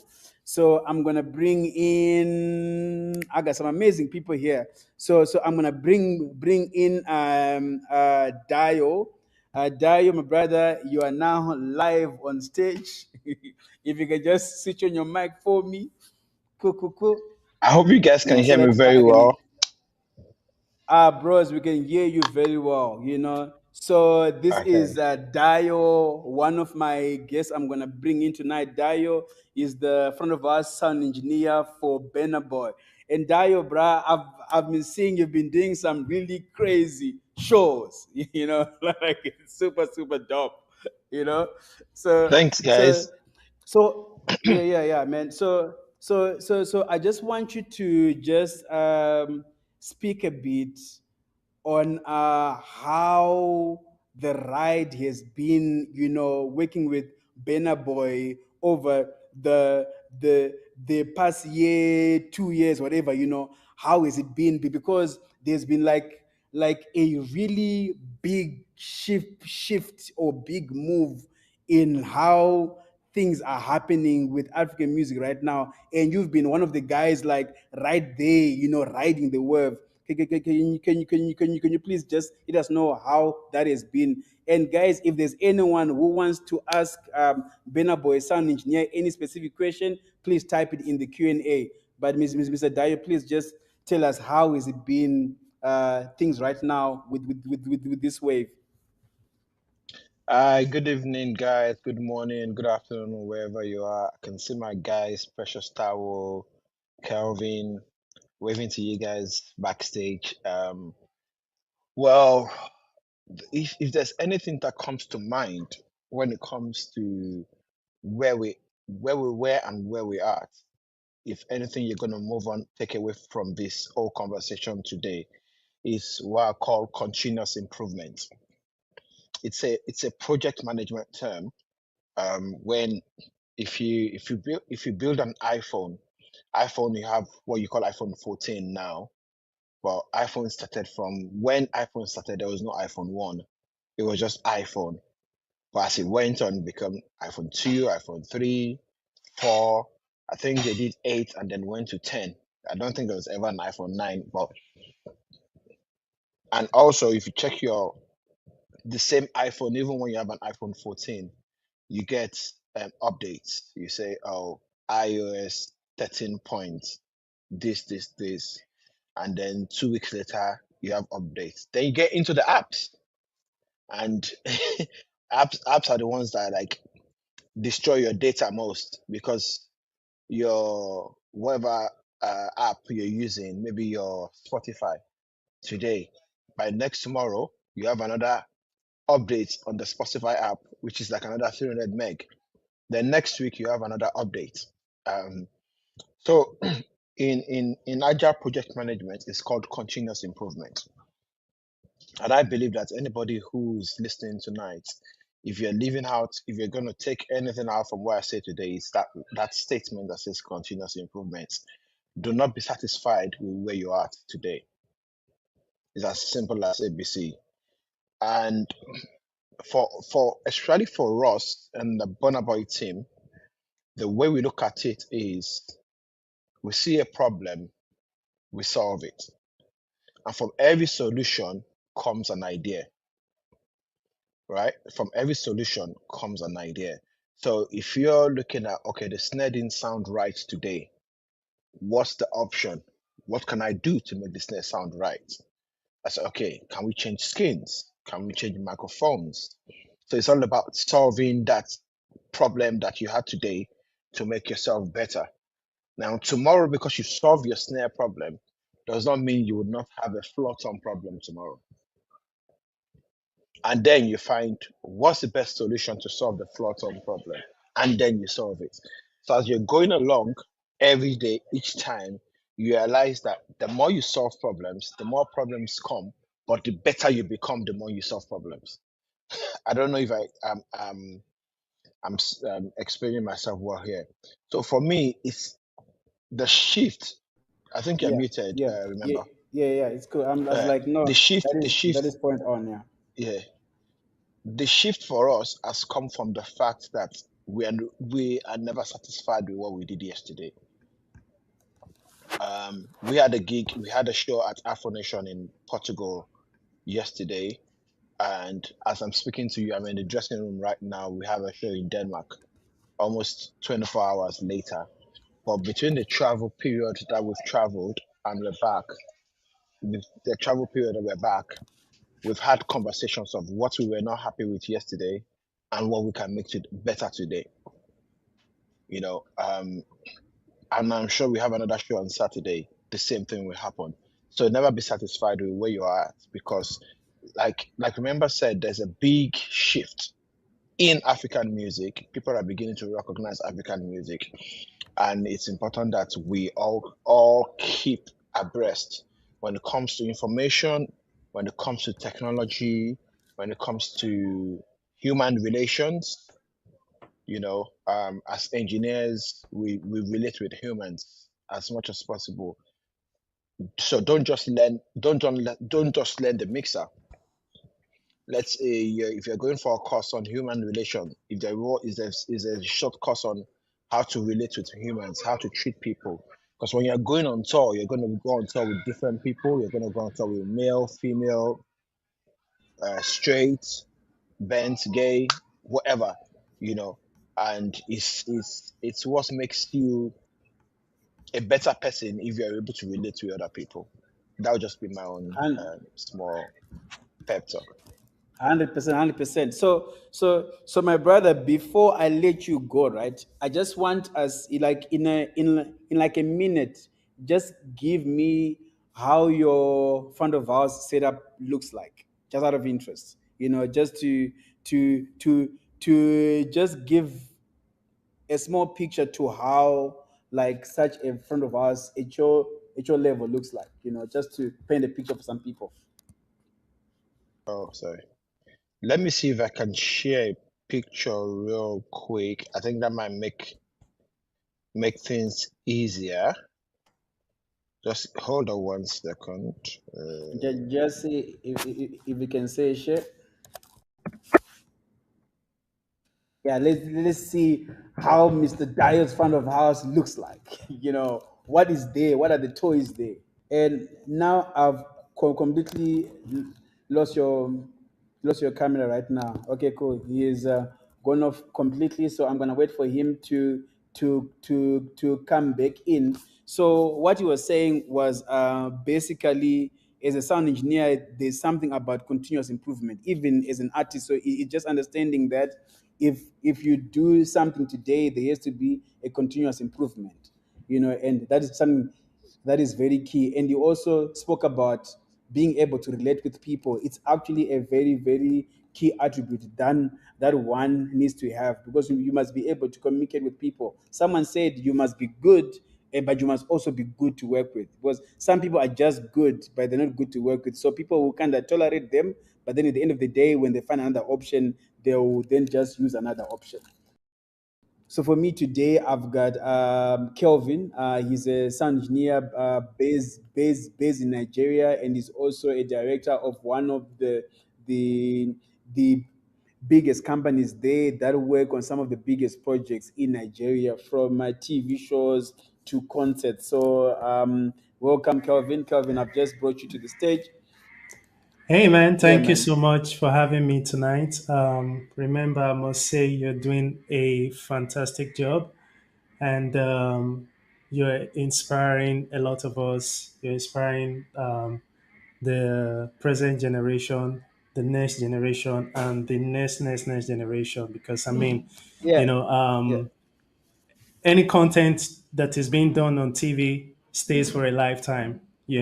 So thank you so much for having me here today or tonight. Thank you, brother. Yeah, man. Thank you, brother. And Yeah. and it's so amazing, right? So I was saying to someone earlier, I said to myself in one video that I recorded a long time ago, I said to myself, 100 years from now, I just want to be Hmm. part of those people who were basically key in pushing the standards across Hmm. Africa in terms of technical excellence. And I believe this platform of the live mentorship classes is a place where we're gonna have different sound engineers across Africa, or artists, Hmm. anyone who is part of the ecosystem. They can come in, they can ask Hmm. questions, and we'll be able Hmm. to give them guidance. So for me, Hmm. Kelvin, what I really wanna get into. I know currently you are touring with an artist from Nigeria. I believe it's called CK.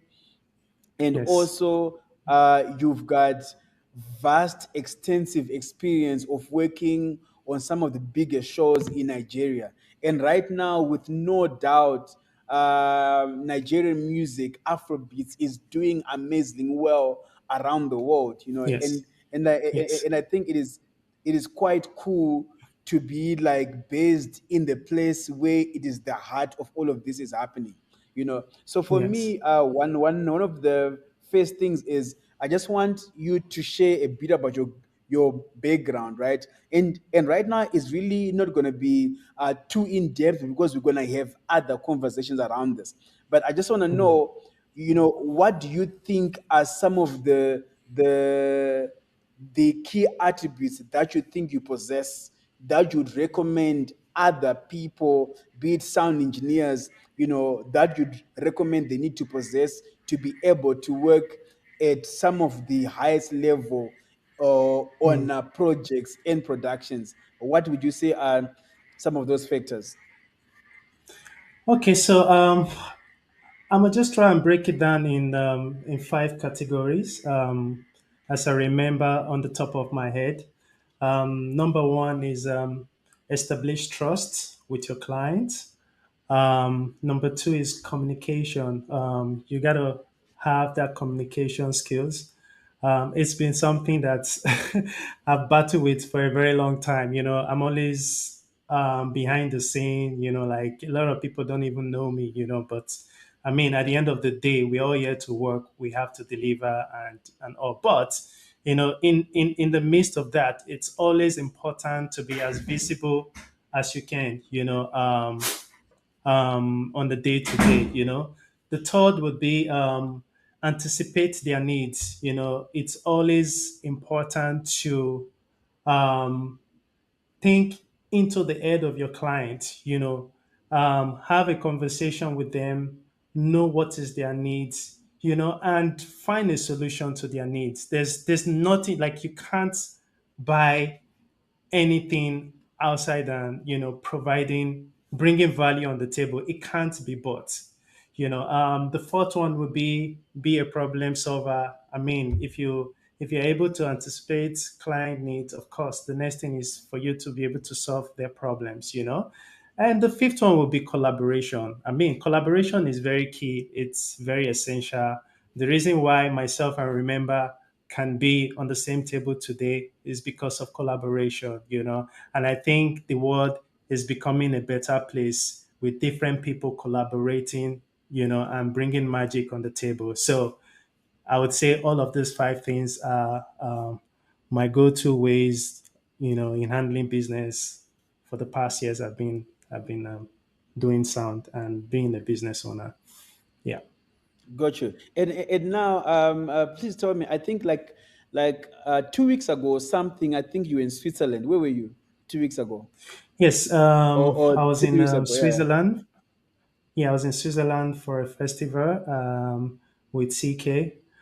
It was really, really amazing. I had a very, very good time, wonderful time. And for me, the most important thing, like I said, collaboration, it's very, very vital. You go out there and see how things are done differently. You can never be a one man island. You can never know it all. Every day is like you're starting a new school afresh. People have different approach, different method to solving problem, and it can never always be your own way. If it is your own way, then I guess you would only be the richest person in the world. But there are different rich people all over the world who apply different processes in achieving results. So it's always very key to leave your comfort zone, go out there, mingle with different top engineers, technicians, directors, and all. Yeah. So Yeah, yeah, so yeah. and for me, one thing for me is always understanding. The more you mingle with different sound engineers, is the more you understand Yes. and learn different Exactly. philosophies. Because Yes. sometimes the best solution is Kelvin's idea. Sometimes the Mm, best solution is Remember's idea. Sometimes the best mm, solution is Precious' idea. Sometimes the best mm, solution is Alex's idea. Sometimes the best solution mm, is Susan's idea, Sandra's idea. mm, And mm. understanding and having an open mind to basically Yes. see people do their own part in their own way Yes. without forcing your way. You get also Yes. explore other ways. And as far as Yes. sound engineering is concerned, especially live sound, it's like a team effort. It's a collective effort. Mm. There is no Yeah. ways you wanna design the system, you wanna patch the system, you wanna tune Yeah. the system, you wanna mix the system. I'm like, you Exactly. wanna plug in, you Yeah. wanna plug in every cable. I'm like, it's just Mm. too much work to do as a It's person, too much even work. if you can Yeah. do it, even if you've got the Yeah. ability to do it, but it's Yeah. just too much work. You end up being Yeah. so tired, so drained, and there's no ways Yeah. you can do back-to-back events, and Exactly.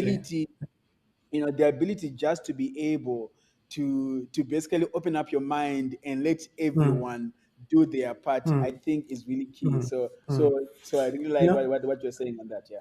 Yeah, as a matter of fact, the past few months, touring and traveling and working with different people, I've learned so many things. I've learned that sometimes listening to people goes a long way. Sometimes the same approach you've been applying, there are different approaches and different ways that makes it sound better.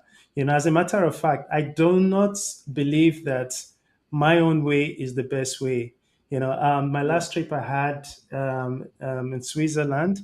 Um, after CK's performance, I had to even stay back, just to listen to other different people mix, just to hear Yeah, the yeah. dynamics of the different songs and the different mixing. And I got schooled. And since then, when I got back to Nigeria, I've been practicing every day. It's 100%. been Yeah. me in the house applying different things. So it is a key factor, to always, try to see what people do, Yeah, outside, yeah, yeah. You know, and how they do. and that thing of saying of like in the house, in my place for the Mm, since like January, I've got an mm. S21 mixer set up. I've got L acoustic 50-inch sub set up. I've got an L acoustic Yeah. 8-inch sub set up. I've got an LA4 M set up. I've got like my effects or whatever plugin stuff set Yeah. up, and I'm even playing through playing through Mm, tracks, playing with mm. different setups, different signal flows, Yeah. just to see Yeah. what is the best way to be able to express things. Mm, mm. So there I really, really agree. And Kelvin, Yeah. I know we're gonna be having different conversations, and I'm looking forward to them. And I thank you again for making the time to be here today. So we are Thank you going so to much for reschedule having me. the yeah, we're going to reschedule the class in like maybe 2 weeks or 3 weeks. I will know the actual date Mm, when I check my calendar. But dude, it's no been problem. amazing, and you know what? Keep on Thank doing you the so much, amazing work. Oliver. As you go Thank you. out into the different parts of the world representing Africa, man. I'm like, Thank you so keep on much. doing an Thank you so much. amazing job, man. As we as Thank we you. as we show the world Yeah. an expression of our expression in Africa. So I Yeah. thank you, brother. Yeah. Yeah. Keep on the amazing work. Thank you, brother. Thank you. Also, we want to say thank you too, as well, for this you've put together. Thank you for everyone that came in earlier on, and I want to say apologies for whatever that happened, and hopefully it's going to get better. Thank you so much. Thank you, thank you. Exactly, and Yeah, and the thing with live events, right? It's like sometimes it yeah, doesn't go right? yeah. Because Sometimes. it all happens, but it all happens real time, right? Yeah, But real you time. have Yeah, to be ready for the worst case yeah, scenario. Like today, yeah, I was like, yeah. guys, if it does not work, we're gonna Hmm. record something, and that's what we did today. Exactly. We're making something happen, and then Yes. from today we learn something and we apply it Hmm. next time. And as we Hmm. do that, we become better, Hmm. things become better. Hmm. Because can you imagine you are having sound engineers set up cameras, Hmm. set up lights, gotta set up a live stream to multicam, Yeah. gotta set up, I'm like, dude, it's a Yeah. lot.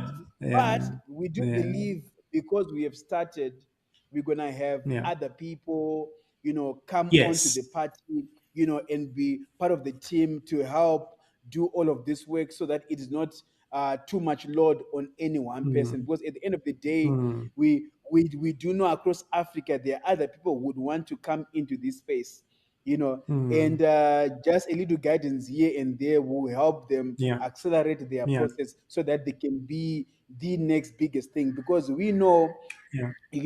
our lives, they are seasons of life. We are here Hmm. today in this generation, Hmm. the next generation Hmm. is coming. And I think Of in course. like in like the developed markets, one thing that they easily do is skills are transferred from the generation before to the next generation. And here in Africa, most Yes. of the time, most people are just learning on their own.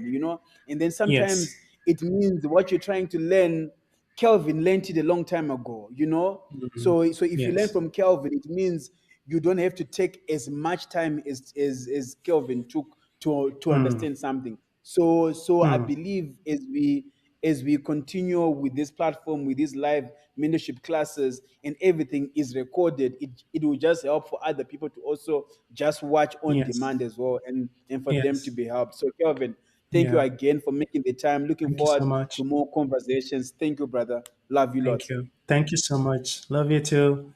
Cheers. Good night. Bye. Good night. Yeah. Okay, guys, it's been epic. It's been real. now I'm just gonna attend to some of the questions, guys, that you sent through earlier. So I'm literally just going through the questions. So so so one of the questions that I did answer in the other one was really someone asking if they were asking that their sound sounds good by front of house, which is basically in the room. So the sound sounds good in the room, but it doesn't sound good on their online, right? So I was saying in a perfect world, right? The sound that you hear online, or for example, if it is a live TV broadcast, the sound that you hear on broadcast, there's actually a different mixer, and there's actually someone who's there balancing that sound for online or for broadcast. Only in that way can you have perfect sound for broadcast. But sometimes we find ourselves not in a perfect world where you have to do sound for the room, for the live audience, and you also have to do sound for the guys online. So the only way for you to be able to get some of the best results is you basically need to tune your sound system in a way that it then works as your monitor, like for example like your studio monitors. So what that means is if you play a well balanced song, and that well balanced song without EQ, it sounds good in your main auditorium. It then means if you mix with the reference of a balance like that, it means to some extent your target online is not that much too off. But now, if you do not balance your sound system to some reference, so for example, your sound system might be biased on the bass or might be biased on highs, so it is not balanced. It means when you are tuning on your mixer and doing your balance on the mixer, it means you are fixing things to sound perfect in the room, but your room has got so many inconsistencies. So when it sounds good in the room, those things that you have fixed to sound good because of your system that is not balanced, actually online doesn't sound as great, because your adjustments and your tunings, you are having to overcompensate as compared to if your system was balanced. So basically that is one of the reasons why the sound sounds different in the room and as compared to what is online. And I remember a long time ago in my own career, I was doing an event in one venue in Zimbabwe. It was like for about 3,000 people. The sound was amazing in the venue. That particular night, I was not the one actually mixing, but I was observing someone that I held in high regard. He was like one of the top engineers from Zimbabwe, and I'm observing him mixing, and the mix sounded amazing. I could hear the bass was thumping, everything was balanced, nice. And then I was like to myself, "Ooh, the people at home can hear this. It's amazing." But later, I didn't realize, no, at home they don't have speakers that are like the ones in the room in terms of the frequency response and how deep they go. And from there, I then realized, you know what, on TV, you can only go to a certain level in terms of how much bass can be reproduced on a TV speaker. So really, those are just some of the key things. So let me just look at the other question here. So someone was asking if I was recording this. Yes, we are recording it, and it's going to be made available to you. And this one is actually a recording on itself. Someone asked earlier if one can use a Kling system for in ears with a PreSonus mixer. So basically, Clang system is basically a monitoring, a personal monitoring system, mostly for like bands, so that they've got a different control for themselves to control their balance. So for example, a bass guitar player is able on himself to control how much drums he can hear, how much of lead vocal he can hear, how much of the BVs or the piano he can hear. So what then makes the Klang system even more special is you can basically do a 3D mix, which is basically an immersive mix. It's not just hearing something left and right, but you can basically place something in a space. Like for example, a guitar player, whenever he's playing his guitar amp is always like on the floor behind him. So using Clang system and you put it to the 3D immersive way of mixing and listening, it means you can actually place a sound somewhere down there.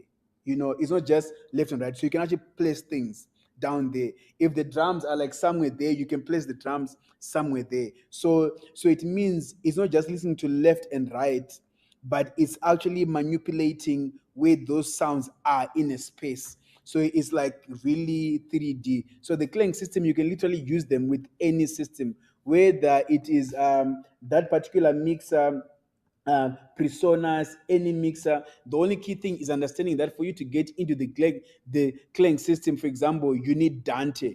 You know, so when it's Dante, then it means you need a way to convert whatever sound protocol that you have to get into Dante, and there are different solutions on the market to help on that. And for you in a specific, if you can't find the right solution with your system, please again come on here, post your question. We'll be able to attend to it.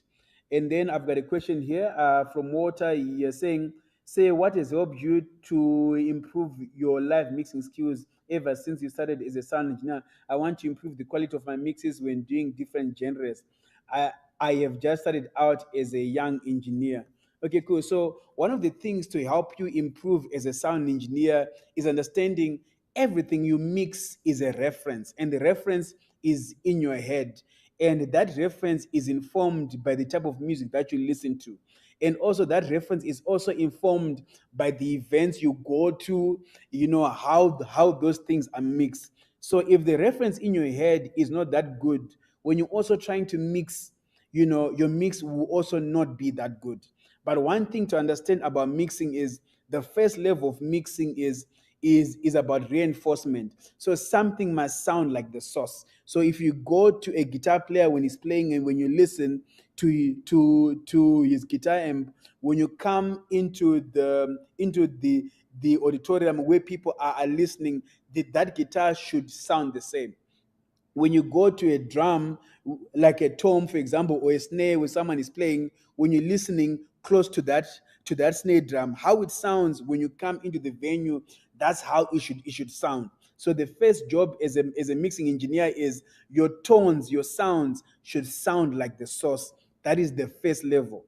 But then, as a sound engineer, one thing you also always looking at is you must always create a comfortable listening level. What that means is you must not have levels that are too high, such that they're like blaring the ears, you know, and also in terms of the balance between the bass and the high frequencies, it must be a nice even balance so that it's not just harsh or too bassy, but there must be a nice sweet balance. So understanding those key things is really key. But the key thing that will make you a better mixing engineer is to inform your references. Go to other shows, seek out some of the top engineers in your space, go to shows that are high production value. From there, you'll be able to inform your mixing. And also when you're starting, you know, if you're mixing for a church or for a company, wherever you are, the people that are the clients or whatever, or the bosses or the musicians or whatever, they can also help you in a way of guiding you what might be the best sounding thing. But sometimes if those same people also don't have good references, it means again the limitation of how good your mix is basically based on that. So basically it's really a continuous evolution of things, of listening to better mixes, you have better references, continue to create a comfortable listening level. Things must sound balanced and comfortable. If you do that, I believe you continue to grow and become a better mixing engineer. So let me go to the next question. What is the role of SPL in live sound? So basically SPO stands for sound pressure level. So sound pressure level is the way that we measure sound, you know, so that we will see, okay, cool, is this comfortable listening level? And now are you getting to a place where you're gonna start damaging people's ears, you know? So SPL is literally how we measure sound. And for different events, for different spaces, even some in some developed markets, they even have regulations and laws that state that your sound pressure level should not be above this particular level. So on that, on SPL, in different conversations, we are going to unpack that and even give you some guidance on which are some of the most advisable sound pressure levels that do not cause ear damage. And the thing with sound pressure levels, it's okay to expose people to high sound pressure levels, but if you expose them over an extended time, you then cause ear damage. So all of these things, we are going to unpack them in different focused conversations. But for the sake of this conversation right now, SPO stands for sound pressure level, and it's a really key element as far as live sound engineers is concerned. And it becomes even very key when you start working with some of these big systems in the market. When you're doing an event for like 5,000 people, 10,000 people, 20,000 people, it means you've got a huge system that the amount of pressure this system can actually exert, if you don't manage it properly, you can actually cause ear damage. Yeah. So that's it on that. Let's look at that. What is the next one? Okay, cool. What is the best way to do PA tuning? So some of the best ways to do PA tuning is there are softwares on the market. One of them is called Smart. It is a real-time analyzing software. It gets you to visually see what the PA system is doing. So with such softwares like that, for example, they get to analyze for you to see what is the sound system is doing, and also understanding what graphs you're actually looking for, the ones that in principle communicate what sounds pleasing to the ear. So using those tools like that will help you tune the system better. But then over and above that, it is using reference songs. So you know when you play a certain songs, it is supposed to sound a certain way. When you play it without EQ on that particular channel, when you listen to it, when you hear something is not right, something is over emphasized or under emphasized, then you can then tune the sound system so that that song sounds beautiful by just employing those two elements.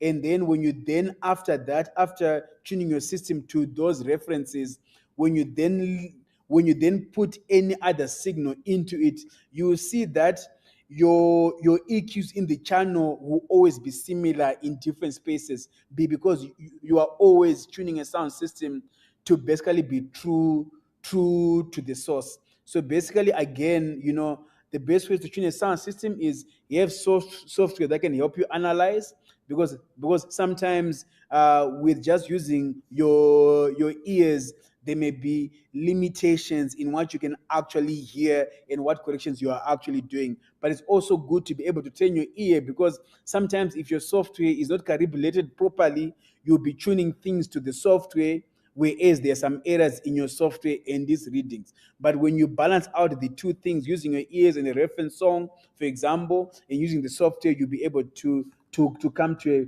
good compromise when you get really amazing results. Okay, cool. And then let me go to the next question from one that I want to ask if you are okay. Okay, cool. Hello, nice to attend. You say first question: how can we get a chance to be mentored practically by you? Okay, so someone is asking how they can get how that they can be mentored with me practically. Let me see the second question. Second question is how do you manage to switch different big mixers on different uh, on different events? Okay, cool. So someone is asking, like how can they be mentored by me practically? So the challenge is this: there's so many people who want to be mentored by myself, and then again, we'll find that it is actually common with some of the engineers across Africa who work on some of the biggest projects. People want to be mentored by them, but sometimes it becomes very, very unpractical to meet with people on a one-on-one. So what we're doing right now with this particular platform right now is it is one of the first steps in mentoring people, such that there is some place where you can learn from someone like me and other engineers across Africa who work on some of the biggest projects. This is like one of the first steps. And for me, the more you engage in this particular platform, and the more, for example, when you're doing this thing, you say, guys, I want to come in and help. The way you are part of that network, it makes it easier for someone like me and other people to basically have more one-on-ones. But also I do have other paid products where people actually pay to have lessons with me. And I can tell you this right now, people who pay to have lessons with me one-on-one, it is not cheap, but that's the only way I can manage how many people I get to spend time with one-on-one. But I believe sound engineers at different levels, there's two things that you can actually do, that you can learn from me, that you can apply right now. And for me, as we speak continuously, as you come into this class, as you help in some way on this free mentorship, whether it is creating graphics to inform people, whether it is creating WhatsApp groups in your country to invite more people in, and just be one of the source of just communicating, the easier you do stuff like that, is the easier you come in like more the inner circle, and it is the easier that we can spend more time, and then I can teach you more on a practical, because that's the only way we can basically separate some of the people who are not really sure if they're really in this for the long haul, and people who are really in this for the long haul. Because for me, in principle, if I spend time with someone on a one-to-one, I have to believe that this person is definitely committed to this space of life sound engineering, and they look forward to also be one of the key people pushing the industry forward in Africa. Okay, cool. So then the second question was like, how do I manage to switch between different big mixes at an event? I remember one time I did an event with TOC, SWV, and Cisco. So we had three mixers on the same job. So basically, there are these signal processors that I prefer to use. They are called Lab Gruppen LM44. So basically, I can plug different source inputs and then direct those inputs to the main outputs, which basically go to the PA. So basically, I basically use a speaker management system to be able to plug in many mixers into one system. Cool. Let me see what is the next question again. What is the best way to balance the following to get the best desirable sound? Drums, keyboard, organ, bass, guitar, lead guitar, woodwind, brass instruments. Okay, cool. The best way to balance different sections, be it drums, keyboards, organs, bass, whatever, is also, in a way, you need to understand the type of music that you're doing and what are some of the key driving elements in that. So that is also good to understand. But in principle, at the most basic level is you must be able to hear everything, and nothing must be too loud or too low. That is the first basic thing in terms of balancing your mix, right? And then in time, you then get to learn that there are some things that form a foundation for a mix, and there are some things that are the melody of the mix. There's some things that are like the rhythm section of the mix. So when you then understand all of those different elements, it becomes better in terms of what do you make to kind of put through more in the mix. It's like, for example, if a band is like as you've asked, if a band has a brass instruments, for example, the brass is not supposed to be apparent in the whole song from start to end, or like in the whole show. If it's apparent in the whole show from start to end, then that must be a brass show, a brass focus show in itself. But the thing is like those instruments like brass, they are like places where they feature. So when you know places that they feature and they do like solos, those are the places that you need to push them more as compared to the other parts where they kind of have to kind of like sit within the mix, where you can hear them but they're not too loud or too low. But in the places where they're supposed to shine, you kind of push them a little bit so that they really shine. Cool. The next question was, what is the best way to balance microphones for singing?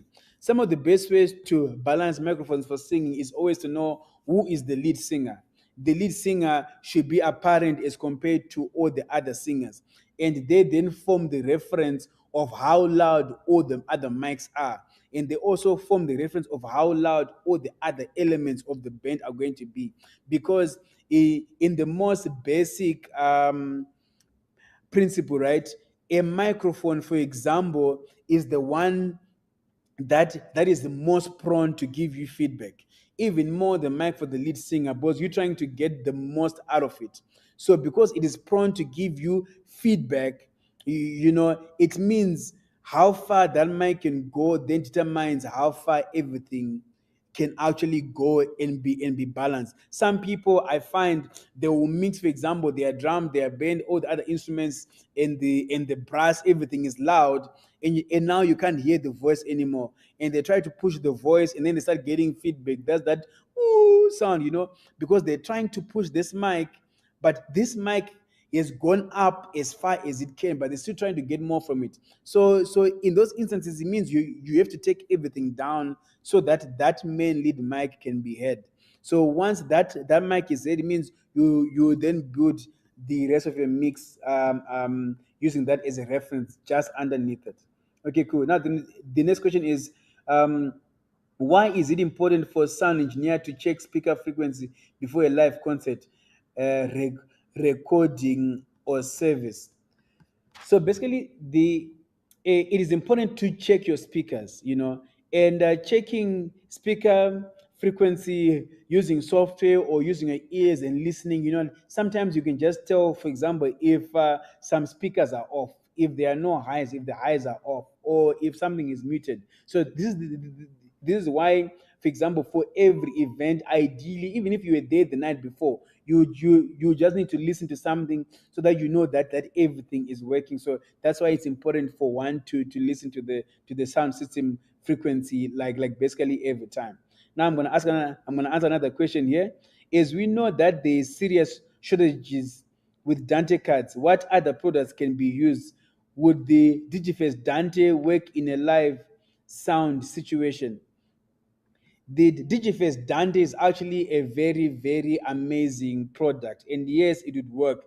It just means you must have the other protocol to go into it. Yeah, so yes, and there is a shortage of Dante products, you know, because of COVID, you know, so there's been some shortages, but hopefully in a year or so, production is gonna get back right on schedule. But definitely, yes, you can use the Digiface Dante. I'm actually personally looking forward to also employ that as one of the things in my traveling bag.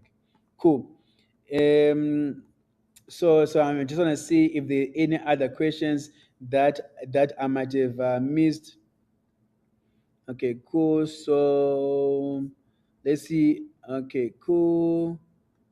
Okay, cool. Yeah. So I think for today, guys, in terms of questions, that's it. I am happy. You guys have been amazing. So I'll catch you on the next one. I'm really looking forward to a live class with all of you guys where you are sending in the questions live and we're just answering them as we go. But I hope from this recording that I've just packaged for you offline is going to be really helpful you is going to be really helpful, and it's going to be like one of your building blocks stepping forward. But just know, guys, we're going to be doing this often, and anyone who can help with what we are doing right now, anyone who can help with what we are doing right now, whether it is transport, whether it is with internet, whether it is with money, because it costs money to come to this place to set up, you know, I'm like, in any way that someone can help so that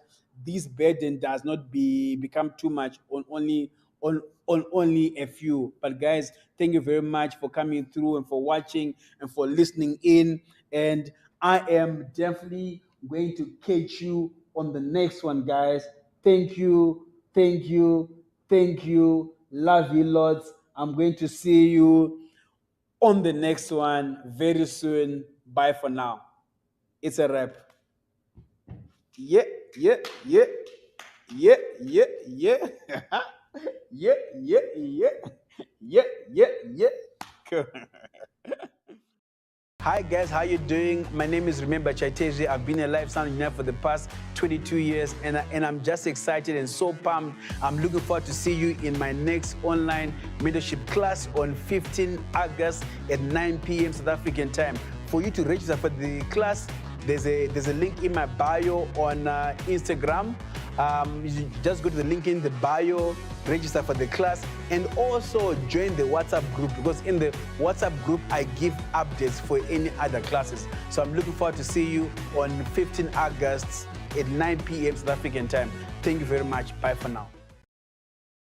Hi, Mark. It's good to have you again. I know we've done this interview before, and then I found that I had no recording. So thank you very much for taking the time to come through again today so that we can just have a conversations around sound engineering, and for me, it is such an honor to be speaking to a Grammy Award winning sound engineer and also nominated as well, so it is really truly an honor. And for me, as I'm talking to you today, I just hope I'll be able to get some nuggets to also inspire other sound engineers across Africa to desire to basically, in the sound engineering space, desire to have higher standards on themselves and also to pursue excellence. And I believe you are also one of the best people in the world that some people can be able to also learn from, because you've been at this for a while, and I believe you still continue to be at this for a while based on your track record. Yeah. So thank you for coming through today. You're welcome. Thank you for having me. Cool.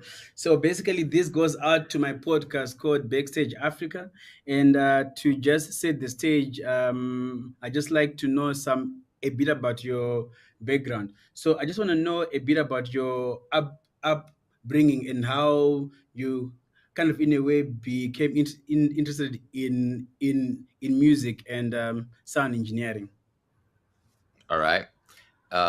I grew up very close to Africa, right on the other side of the Mediterranean in southern Italy, and in a region called Puglia, which is kind of across, it's the heel of the boot. It's kind of across from Montenegro, Albania, and Greece. And in this region, which has not a lot of didn't have a lot of music and a lot going on for itself, I opened my first recording studio when I was 17 years old, after doing an internship in a recording studio where I was going to as a client, both as a musician and as a producer. And I opened this recording studio, and the scene this was in the 90s. The scene then was mostly punk hardcore in southern Italy. So I recorded a lot of punk hardcore bands, cut my teeth on that. And after about 2 or 3 years, I felt like I had hit the glass ceiling and there was nowhere else for me to go. And so I decided. And also, just before on that, on your first studio when you were 17, what kind of gear did you have in there? So I had bought an analog console from the studio where I did my internship, because they wanted to upgrade their console.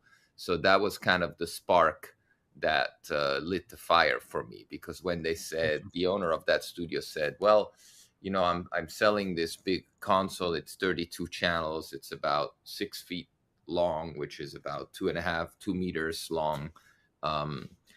If you know anyone, let me know, he said. And I thought to myself, why would I know anyone that has that kind of space or that kind of money for a console that big?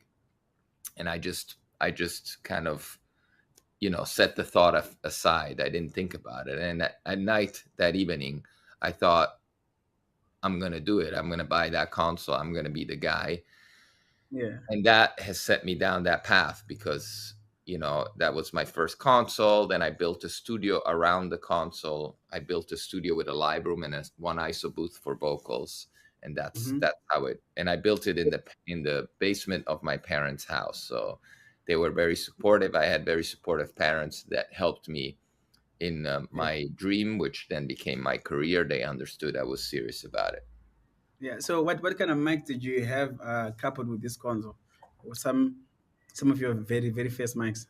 Oh, I barely remember. I think I had an AKG. Maybe it was called C3000, which was a Oh condenser yeah, mic. I know. Yeah, I know that. I know that Yeah. one. Yeah. Yeah. Then of course I had a bunch of Shure microphones. I think I had a AKG D190. Mhm. I had very basic microphones, nothing fancy. I didn't have any money, so I didn't have any fancy Neumanns or Yeah. fancy Gotcha. condensers or I didn't have any tube mics. I just started small. The biggest thing I had was the console, and I built the studio around the console. And at that time, it was still all analog. This was before Pro Tools, so I was recording to tape, reel to reel. Yeah, that was Okay, my cool. beginning. Yeah, and also just to backtrack just a little bit, right? I just want to know, like, how did you know, like, you know what, I'm gonna do this sound engineering thing? Like, was it like straight out of school? You were like hammering on it. What were some of the things that No, sparked that interest? that's a good question. I actually came from being a musician. I wasn't a very good musician, but I was studying piano and I was Okay. playing in different bands. I was playing keyboards in various bands, and I was only always the geek and the nerdy guy that wanted to record the rehearsals. So I bought Yeah. I bought a very old mixer, like a 16 channel mixer, and I bought a couple of mics just to record the rehearsals. And then at the time, I was taking the output of the mixer and sending it to a tape deck. And then Okay. I had two tape decks, so I took the output of that tape deck and fed it back into the mixer, so I could do a vocal overdub and record Okay. the output of the mixer into a second tape deck. So it was very rudimentary, very lo-fi, very non-professional. My next step up as a musician, still not as an audio engineer, was to buy a 4-track cassette tape recorder. It was made by Fostex. It was called X26, and it allowed you to record 4 different tracks on a small cassette tape. And that was all. At this point, I was not taking it seriously yet. It was a hobby, but it wasn't like I had not figured out that I was going to be an engineer. I was just playing around, recording the rehearsals, being a musician, and having fun. And how old were you then? So this is like 16, 17. Exactly. I was 16 at Okay. the time. The serious turn happened when I turned 17 and I was offered this console. And at Yeah. this point, that was the serious turn. That's when I was like, yeah, I'm going to do this and build a studio around it. Yeah. So you with the studio, and then after a while you then moved to New York.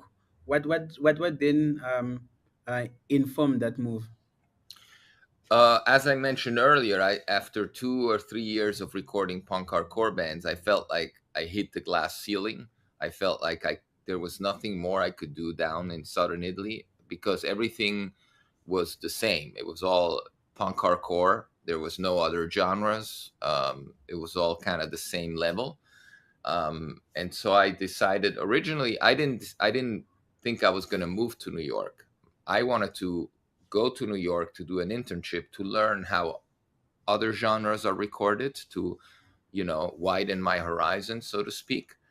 And my intention was to return to Europe and maybe move my recording studio either to Switzerland, which is where I was born, or to Northern Italy, because in Northern Italy there is a bigger scene and more bands and more genres and more diversity.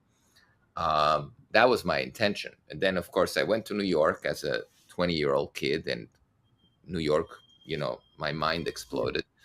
And I was like, there's absolutely no reason to go back. I'm going to make this my new home. And it wasn't an immediate thing.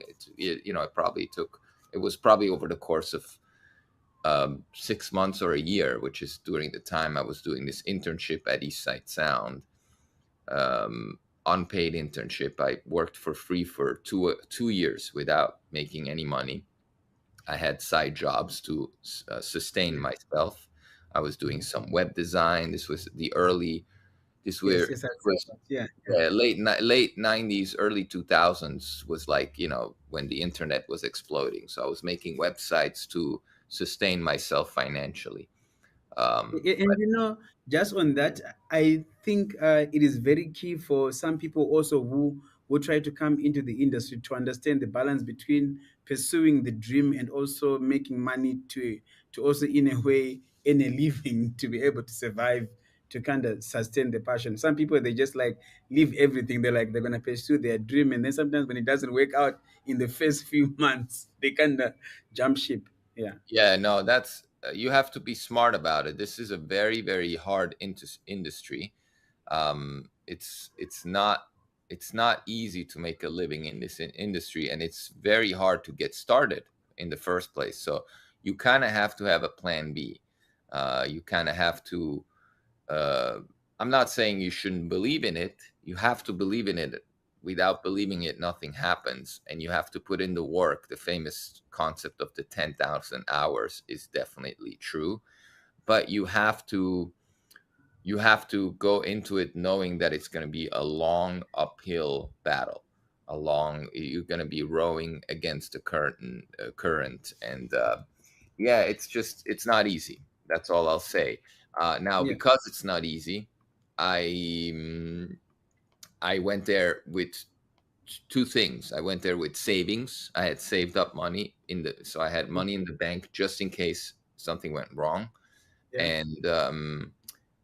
and I understood that I was going to be making money as an unpaid intern. What I didn't realize is that my unpaid internship was going to be 2 years long. And nobody said you're going to work for free for 2 years. It's just like you work, you put in the time, and you Yeah. wait for an opportunity. And my opportunity arrived 2 years later. It could have happened sooner. It could have also happened later. So, I basically, after 2 years of working for free, I had this opportunity to work with Luther Vandross because the main audio engineer was sick, and he called me on the morning off, and he said, "I'm sick. Can you take care of the session?" And so I did, and so I stepped up, and that was my first session as an audio engineer. Luther Vandross. That is amazing. Yeah. Yeah, that And was then the first yeah, time I and got then paid. The first time I was in the engineer's chair rather than the assistant chair. yeah, so now just looking at some of the artists that you have worked with over the years, what are some of the experiences you've had with them? I mean, I've worked with a lot of artists, and There I've had was one in particular that the last time I did an interview with you, you spoke about his work ethic. Like I actually forgot his name, but his ethic had a huge impact on you. Yeah, maybe we were talking about John Zorn. It's pop because he has an incredible work ethic. He does nothing but write music and record music. He writes music every day, and we record probably on average one album every month. That's how much this guy works. He's in his 70s now. He's about to turn 70 in September, and he's been a huge influence on me because of how seriously he takes his work, how uncompromisingly he does everything. He lets nothing and no one come between him and his music. Music is king, rules his life, and everything he does is around his music. And he never stops. Even when we work, he doesn't take breaks. He doesn't stop to eat. He doesn't stop to have a coffee. He doesn't stop to walk outside and breathe in fresh air. He just comes into the studio and walks out 8, 10, 12 hours later without a single break. So Wow. he has uncompromising work ethic that's very inspiring to everyone. And then some of the other artists, if you can pick like maybe three or four, that you worked with and some of the experiences you had. Yeah, I mean, I worked with Lou Reed for 7 years. He was an amazing teacher in the sense of, dedication and passion. He was very, very much into what he was doing, very detail oriented. I worked with Nick Cave, who was one of my heroes. I didn't work very much with him, but every time when I did work with him, it was always a fantastic experience. I worked with Taishan Sori, who is a very very multidisciplinary artist. He's a drummer. That's how I first met him. He's a composer. He's a conductor. So I worked with him in those various stages of his life. I recorded him, playing drums. I mixed shows where he was playing drums or playing the piano. He's also a piano player, really good one. I sound designed big art installations where he was the conductor. So he has a very, very broad influence on the arts, and he was just nominated for a Pulitzer. So he's a Oh wow. He's a very, very serious cat that Yeah. you guys should check out if you don't know him already. Okay, cool. So you work with different genres of music, types of music, and how do you yourself approach all of these different types of projects and still be able to maintain their uniqueness and not everything sound like the same thing? This is how. A big record collection. Got you. Yeah, I see that. That's only vinyl, of course. I grew up listening to cassettes, and then I bought CDs. I have about 5,000 CDs, and of course now with streaming, you have like unlimited access to music, and you can listen to anything all the time. So that is really the key to being able to work across different genres, is understanding different genres. You cannot walk into a metal session if you've never heard a metal record.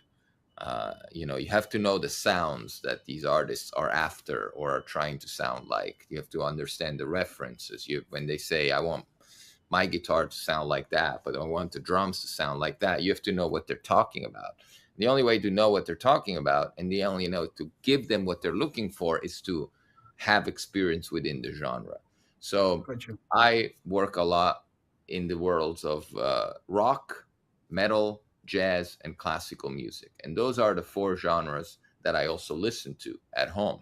Those are the four genres that I understand and that I love. And I'm saying these as four genres, but obviously they're very wide. They're very wide genres that then include many subgenres. There's so many subgenres of metal and so many subgenres of jazz, etc., etc. So all of those genres are genres I know the most. For example, I don't listen to hip hop, and so I don't do hip hop. So I don't really know the genre well enough to place myself in a session and give them what they want. You have to know your limitations. I'm not saying that I couldn't mix a hip hop record. Obviously, mixing is different than recording. When you mix something, you know what things need to sound like and you make them sound good. So I could certainly mix a hip hop record, and I've done it. But I enjoy working with live musicians. I enjoy working with the organic magic that happens when people are in the same room. So most of what I do is ensemble recording. And by ensemble, I mean people playing together, whether it's a rock band jamming out, or whether it's a string ensemble playing chamber music, or whether it's a jazz quartet or a metal band. It's all ensemble recording to me. Good. Can you speak a bit towards your experience at Eastside Sound, and a bit about that studio as well, and your roles and responsibilities there over the years? Yeah. So Eastside Sound, for those who don't know it, is the longest running recording studio in New York, together with Electric Lady, which was founded by Jimi Hendrix. Eastside Sound was founded by Lou Holtzman in 1972. So it's now more than 51 years old. It went on the books in 72. It was actually built around 68 or 69. And that is also the studio that I started at as an assistant, as an intern in 1999 when I went to New York for the first time for the internship that I was talking about previously. So when I arrived, I started as an intern, and I worked there as an intern, as I mentioned earlier, for 2 years unpaid until that Luther Vandross session happened. And then from there, I started working as an assistant engineer and as an engineer. And I worked my way up. It was a long and steady rise to the role of chief audio engineer, which is the role I maintain today. For a long time, I've also managed the studio. I now stepped back from the managerial role. I still handle the bookings for the clients, but I basically primarily engineer. The studio was also acquired last year by a new owner, a Chilean film composer called Andres Pollack. And so we have new management. He hired a manager who was a previous intern, so that that shows you there's always ways. And I say that as an example of you also have to find ways to make it work. So if you start as an intern and your aspiration is to become a record producer or an engineer, but along the way you're offered a job as a studio manager, that's still, it's not something to be bad, to feel bad about. It's still a work in a job in the recording industry. So now we have a wonderful manager that started as an intern at Eastside Sound. So everyone that works at Eastside Sound has started as an intern. So me and the other two engineers that work there have all started as interns. The studio manager has started as an intern. So that's the way, that's the way the slow rise works in the recording industry. 100%, 100%. And you as well as a freelance producer and engineer as well, you get to work in different studios around the world. What are some of the things that you look at, in the spaces, in the studios, or the gear, or what you prefer to work with? Yeah, it depends on what I'm doing. It depends on when I'm going to another studio to record or to mix. If I'm going to record, the first thing I look for is what kind of console they have, because I prefer Neve consoles to record. And I also check what kind of layout the live room has. If there's ISO booths, how many ISO booths there are, how big they are.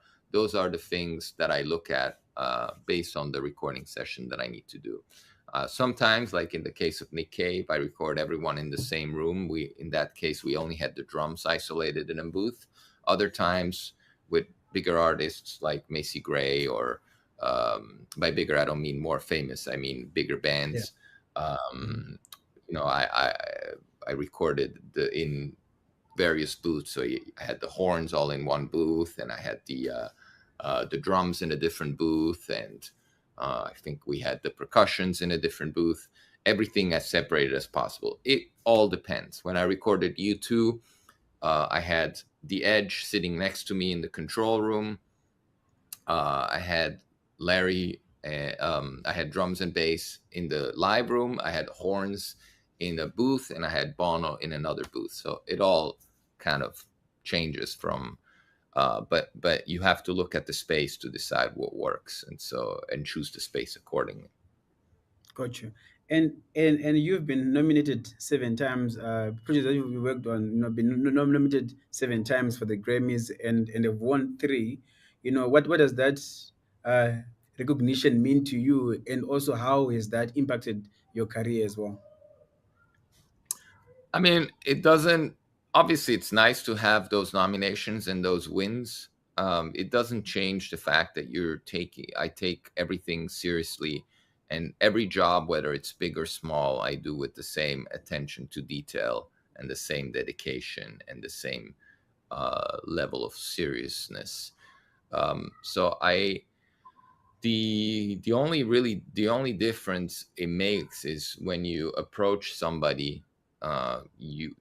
They have, because of those achievements, they tend to trust you, or they tend to be more at ease. And that's really what it comes down to. If you're working with somebody and they know what you've achieved, they tend to understand that they're in good hands, and that they can trust you. And so it helps the level of trust. It's mostly that, really. Yeah, and I've seen on your social channels, you go and watch a lot of bands, a lot of acts, you know. And I've seen Oh, when my guy also did some research on you, he saw something about kite surfing and whatever other stuff, you know. So just out of interest, these hobbies of yours, do they in a way contribute? Do you believe to the person that you are as a sound engineer? well, kite surfing probably does not contribute to sound engineering in any way, although I do enjoy kite surfing a lot. Going to concerts most certainly does contribute to sound engineering, because it's part of the listening thing I was talking about earlier. You have to listen to a lot of things to be able to work in a lot of genres. Um, so I go to a ton of concerts, usually one or two concerts every single night. And the reason I do that is A, because I enjoy it. I love music and I enjoy live music. I enjoy, like I was saying before, in this world of AI, where there's so much shit being peddled to us and you don't know Yes. now already, but soon you're not going to know what's real and what's not. Live music is going to be the most real expression of artists, that remains the most authentic way to know if an artist can really deliver. I enjoy that now. I've enjoyed it in the pre-AI world, and I will enjoy it even more in the AI world. It will become even more important. So yeah, I enjoy going to concerts, and it helps me understand, have obtain a broader understanding of music as a whole. Um, and so yes, it certainly does contribute a lot to being a sound engineer. 100%. And I think this is gonna be one of my last official questions. You know, so you've had a long and successful career, you know, and working with some of the biggest names. You know, what would you say to someone, you know, coming into the space? You know, what would you advise them? What advice, recommendations, or words of wisdom would you give them? Well, like I said earlier, have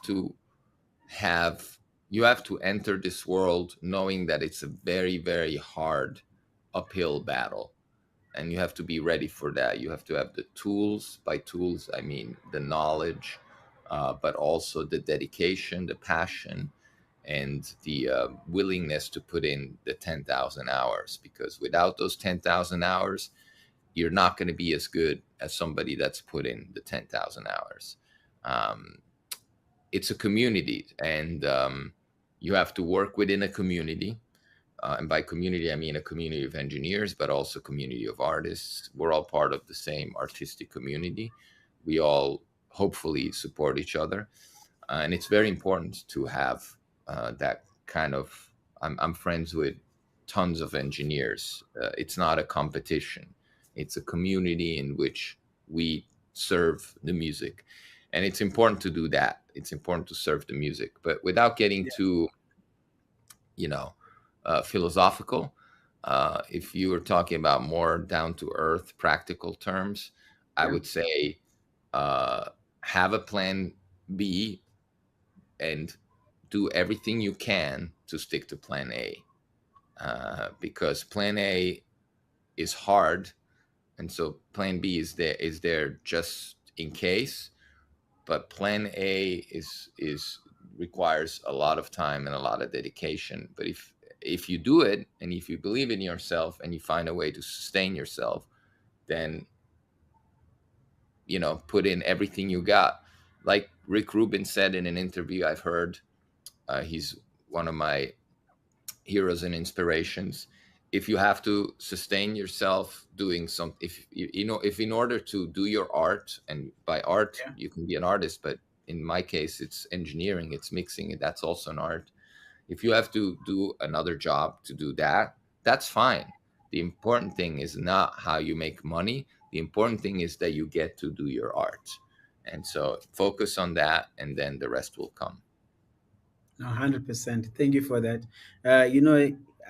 It's been amazing having this interview with you. On my time, I'm on 2 minutes 47 seconds, counting down on our 30-minute interview. So we are like on time. I just want you to do a quick shout out to sound engineers across Africa. Just say hi to them from right now. You are in New York. Where are you right now? Yeah, I'm in New York. Okay, cool. Yeah, just pass pass greeting to Sun engineers across Africa from New York. I would appreciate that. Yeah, I actually know a few engineers in Africa because I've worked with a couple of African artists like Zoe Modiga. I don't know if you Yeah, know her. She's fantastic. I yes, I know I her. mixed her last record or the one before the last, and she actually won an African music award. Oh, Um, beautiful. I forget what the name of the award is, but Is it in that Afrima? award, I don't remember what it's Don't called. remember. Okay, gotcha. It was I think it was before the pandemic or during or right after the pandemic. But anyway, Gotcha. in that African Music Awards, me and the other engineer that did the recording in Africa, we're very happy to be working together. So he did all the recording and I did all the mixing. Nice. Beautiful. So hello to all the engineers out there in Africa. I wish you all the best, and keep up the good work, and make sure you record the best way you can, the best way you have available with whatever gear you have available. Just always do it as good as you can. 100%. And I think the last thing was you did sound for one of the Grammy Awards events this year. Can you just talk a Yeah, little bit on that? this Yeah. yeah this year and last year, and hopefully next year, I have mixed the Grammy premiere ceremony in Los Angeles. Well, this year in Los Angeles. Last year it was in Las Vegas.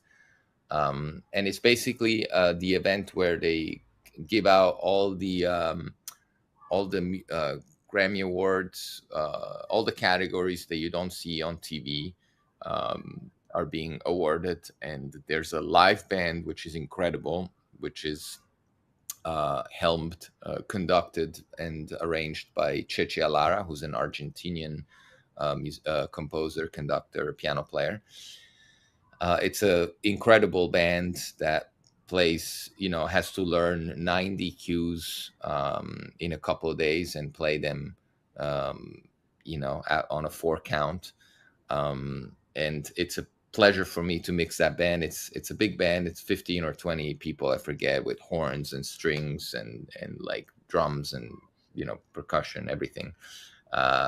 So mixing that band is so much fun, and they basically play after every one of the single awards. They play like 90 tunes very briefly, and so I'm mixing this band. I'm also mixing the microphones on stage of the people accepting the awards or being introduced.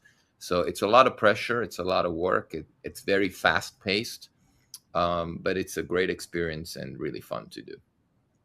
No, beautiful. Thank you, Mark. I really appreciate you taking your time. I really look forward, different times whenever we find times and opportunities, we have conversations, even more focus on like different elements, But for today, Mark, I really appreciate. Thank you very much. May you enjoy the rest of your day. I think there's still morning over here now. It's like I'm just getting into my evening now. Yeah. All right. And Yeah. it's getting towards the end of my day. Yeah. I have a mixing session in an hour, so I'm gonna go to the studio next. Okay, cool. All the best. Thank you very much again. I thank you all the way here from South Africa, from Backstage Africa. Thank you, Mark. All right. Take care, guys. Thank you. Cool, Bye. cool. Bye.